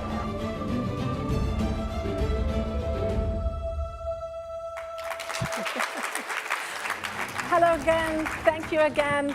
For our last panel this afternoon, and that's hard to believe, I'm joined by 3 climate activists who are trying to make the climate movement more inclusive. So Wawa Gatharu, Shia Bastida, and Alexandria Villaseñor. Welcome to Washington Post Live. Thank you for having us. Thank you. So I want to talk, first of all, Shia and Alexandria, to you about the experience of having climate change affect your family's lives and your own lives. And maybe, Shia, you can talk to us a little bit about what happened in Mexico to your family's community. Of course. Well, first of all, thank you for having us. Thank you for hosting us. We had just a long trip back from Egypt, from COP27. So we are, ready to talk about that, but also, just share a little bit about our experience. I was born and raised in Mexico in a small town called San Pedro Tultepec, and I'm part of the Otomi Toltec indigenous community. So in my cosmology, everything is about reciprocity. It's about intergenerational dialogue. It's about taking care of Mother Earth because that is what we do. That's the principles. And seeing my own town, looking around, all of these relationships disrespected and broken. Mexico City taking our water from our aquifer to expand. polluting industries, putting waste into a river that my dad used to bathe in. And in 2015, my hometown suffered from flooding, which had never happened ever before. My grandmother had never seen that, and she's in her 80s. So for me, that was the moment where I couldn't wait to grow up, to get a degree, to be part of climate solutions like my parents had. My parents met at the first ever Earth Summit in 1992 in Rio de Janeiro. They've been working in the climate space way before I was born. And I wanted to follow their footsteps in terms of, you know, they've been writing about it, they've been going to UN conferences about it, championing indigenous rights. But I couldn't do that. I had to put myself out there at 15 years old. It was my first ever climate conference. Right. So we're growing up too fast, but it's also important to share those stories. But it's very personal as well, as it was for you, Alexandria, in Northern California, right, where you experienced the wildfires. Yeah, so I grew up in Northern California. We have wildfires all year round. But when I was younger, we didn't used to see a ton of wildfires. It's definitely changed. And so in November of 2018, I was in Northern California when the Camp Fire happened in Paradise, California. And at the time, it was California's worst wildfire in its history. It ended up covering the entire area in this thick, unbreathable smoke. And the air quality at the time was the worst in the world. And so it was a very scary experience, especially because I didn't understand why it was happening. But it was once I educated myself and started to see the connection between the two, that's when I knew I had to get involved. And we're still seeing wildfires, and I think that everybody who becomes an activist gets involved because they see something happening in their own community. They see how they're being affected or how others are being affected. And so when it comes to climate change, people are having a wake-up call just because of the effects that we're seeing every single day. So, well, you came into this a little differently, I think, because you're of Kenyan descent from a long line of farmers, but it was an environmentalism class that brought you into this movement, is that right? Exactly, and you know, it's so interesting because I really grew up with really strong, positive environmental values. Like she was talking about, I also grew up in a Black Indigenous family, and the concept of reciprocity and the concept of taking care of our planet and actually being a part of nature ourselves was something that was passed along to us. However, my understanding of environmentalism and who environmentalists could be very much so was not me. It felt like a very top shelf white issue, and it wasn't until I took that environmental science class when I was 16 that my teacher had decided to go the extra step and make the connections between racial justice and gender justice and environmental justice. And that's where I was able to connect the dots that, oh, all these issues that I have cared about for so long and I feel are so fundamentally a part of myself and my well-being and that of my community are intrinsically environmental issues as well. So talk about sort of top shelf. Shia, you've just come back from COP27, as you said, and I think another very well-known activist, Greta Thunberg, decided not to go. She said she thought it was about influential people greenwashing and backed out of it.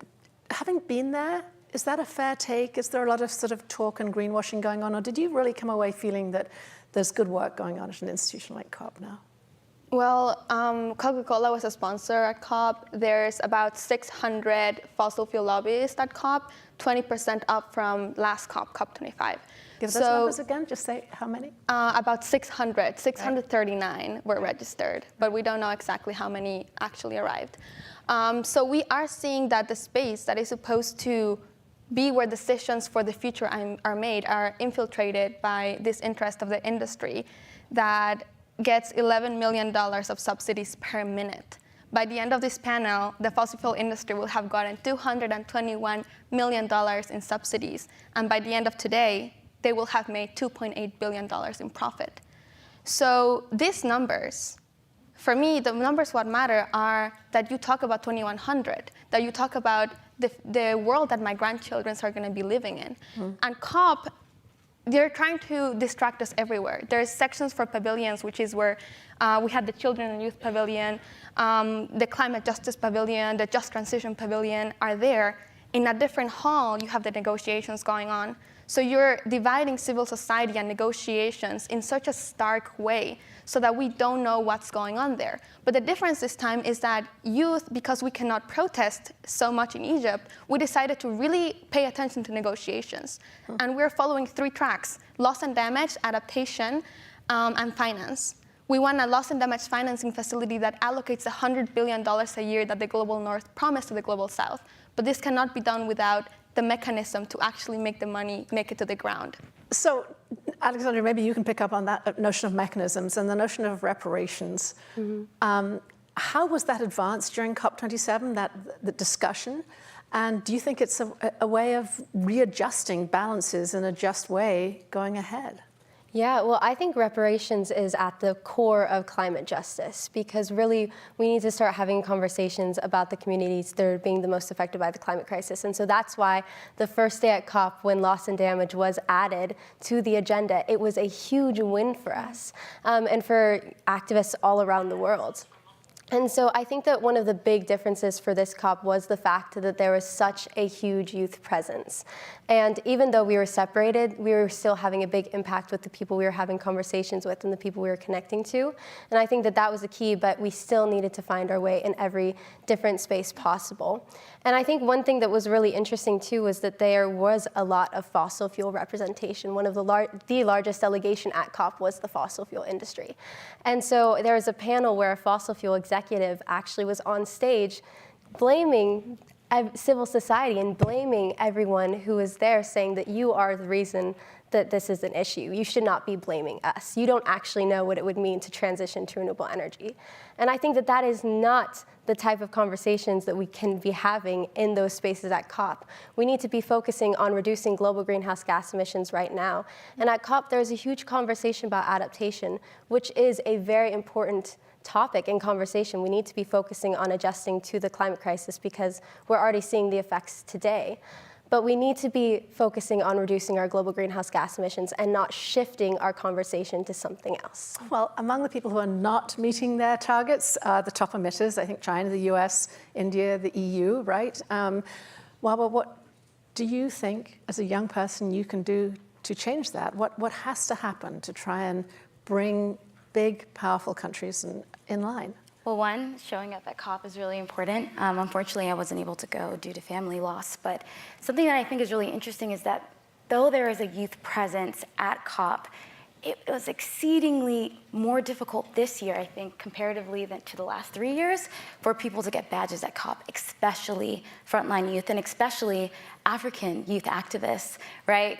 Right now, COP is being held in Egypt. It's supposed to represent the interests of Africans. And when you looked around at the youth that were represented, oftentimes you weren't seeing African youth platformed.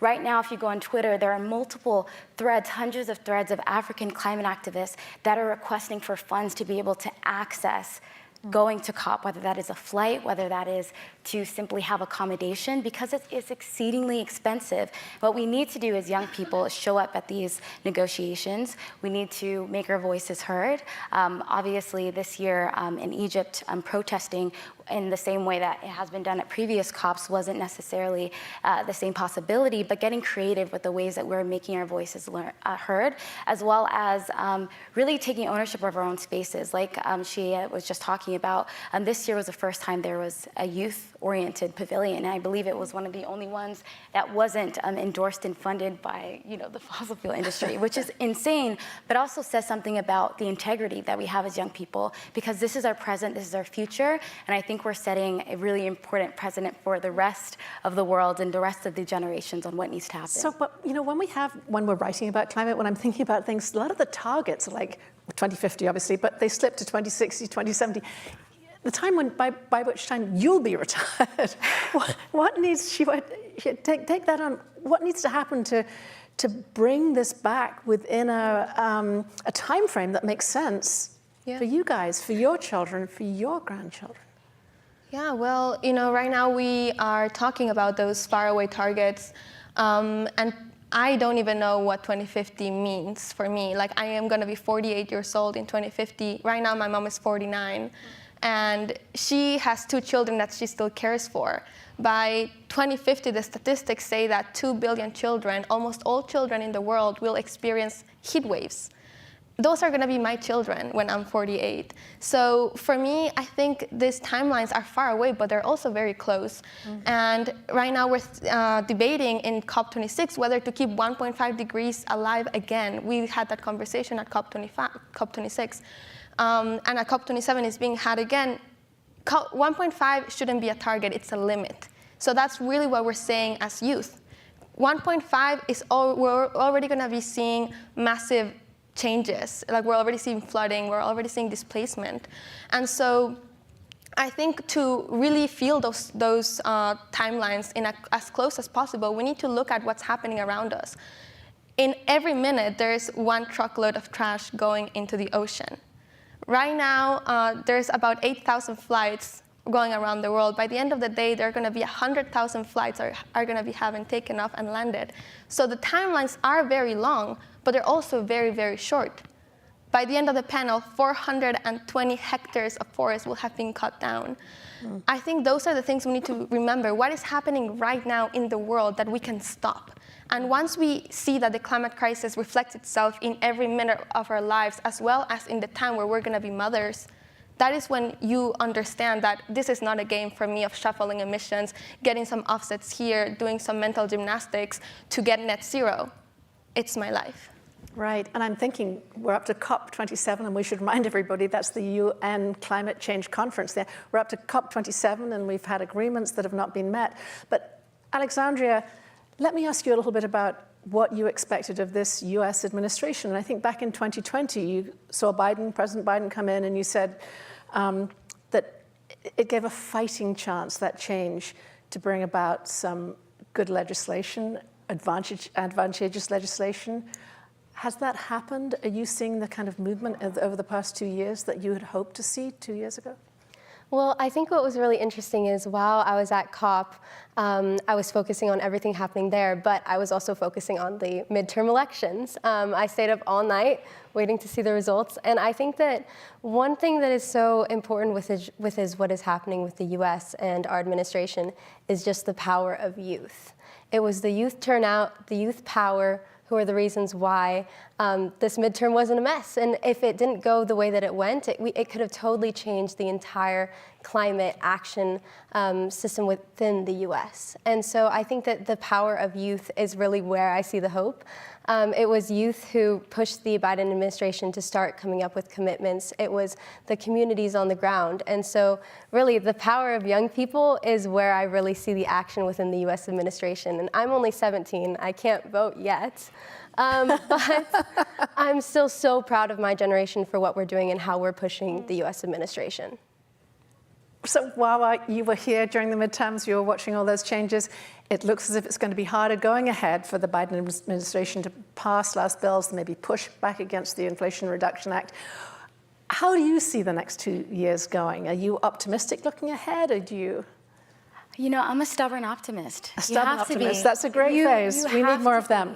You have to be. And you know, what's so interesting is that I think if I didn't have a historical context of the way that young people have constantly been at the forefront of every social movement that has come to fruition, I would feel really overwhelmed. I'd say, you know, as Gen Zers, what can we do to change the course of the next 2 years, a lifetime? But the reality is that people have fought for their lives before, right? The civil rights movement, many of the leaders are still alive to this day and are actually coaching their grandchildren of how to stand up for a better climate future. So I see a lot of the hope, right, in young people, and young people bringing conversations around environmental justice, climate justice. I mean, those terms weren't even in the political arena, 5 years ago at presidential debates. Now people are putting it within their platforms, and their running platforms. So I am a stubborn optimist because of the power of young people, because of the power especially of Black and Brown-led environmental justice organizations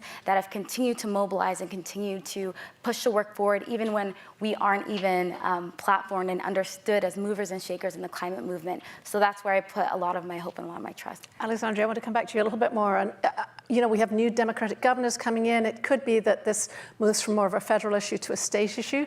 How do you think that will affect climate activism for your generation? Do you see yourselves acting more at a state level? I think the way that it's going to affect us is we're going to start pushing a lot more for systemic change. And that's really where it's going to start, is we're going to start getting involved as well and more in the political system, and also coming up with the solutions ourselves and proposing them. Because too often when youth activists are protesting, we say climate action now, and our politicians and governments come to us and they're like, well, what specifically do you want to see? And because of that, we have to start showing up with the solutions and telling our governments exactly what we want to see. So I think because of that, we're going to start to see more young people joining the conversations and making space for us in those conversations and pushing for more federal change on the systemic level. So we have only 2 minutes left, and I'd like to ask you all the last question, and it really is a sort of summary of what we've been going through today. You're all very keen to increase inclusion, and that means inclusion for women too. Why does it matter that women get involved in the climate movement? And we're going to have to be quick, but why don't you go first? Just run down the line. Okay, I'll go first. Okay, so women exist at the forefront of the climate movement and at the forefront of climate injustice because our basic rights continue to be infringed upon at varying degrees across the world. However, we shouldn't be infantilized because the reality is women around the world are creating solutions as a means of survival. Women around the world are creating solutions for the means of survival. Shia, go ahead. Well, I think women should be at the forefront because the world that we are in was created by men. And all of our international relations frameworks have been about taking emotions out of decision making. Morgenthau's 6 principles of political realism say do not include emotions in decision making. And what is more needed in this planet now than love, the courage of love? So, in COP, only 7 of the world leaders were women out of 110 present. We need women at the forefront. We need women at the forefront. Alexandria, last word.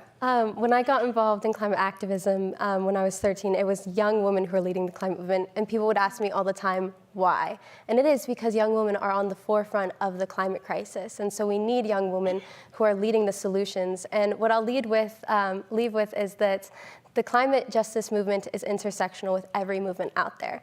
And so in order to get climate justice, we need women's rights and reproductive rights. We need women's rights and reproductive rights at Downton Home. Thank you all, 3 of you, very much for joining us. Wawa, Shia, Alexandria. It was wonderful to have you, and great to have those inspiring words. That's all we have. What a wonderful way to round out the afternoon. I hope, as Sally Busby said this morning when you came in, that you leave with a greater sense of women's role in shaping our current world and defining our futures. And it leaves me now to thank you all for coming and to hope you will join us next door for a reception. Thank you to our audience.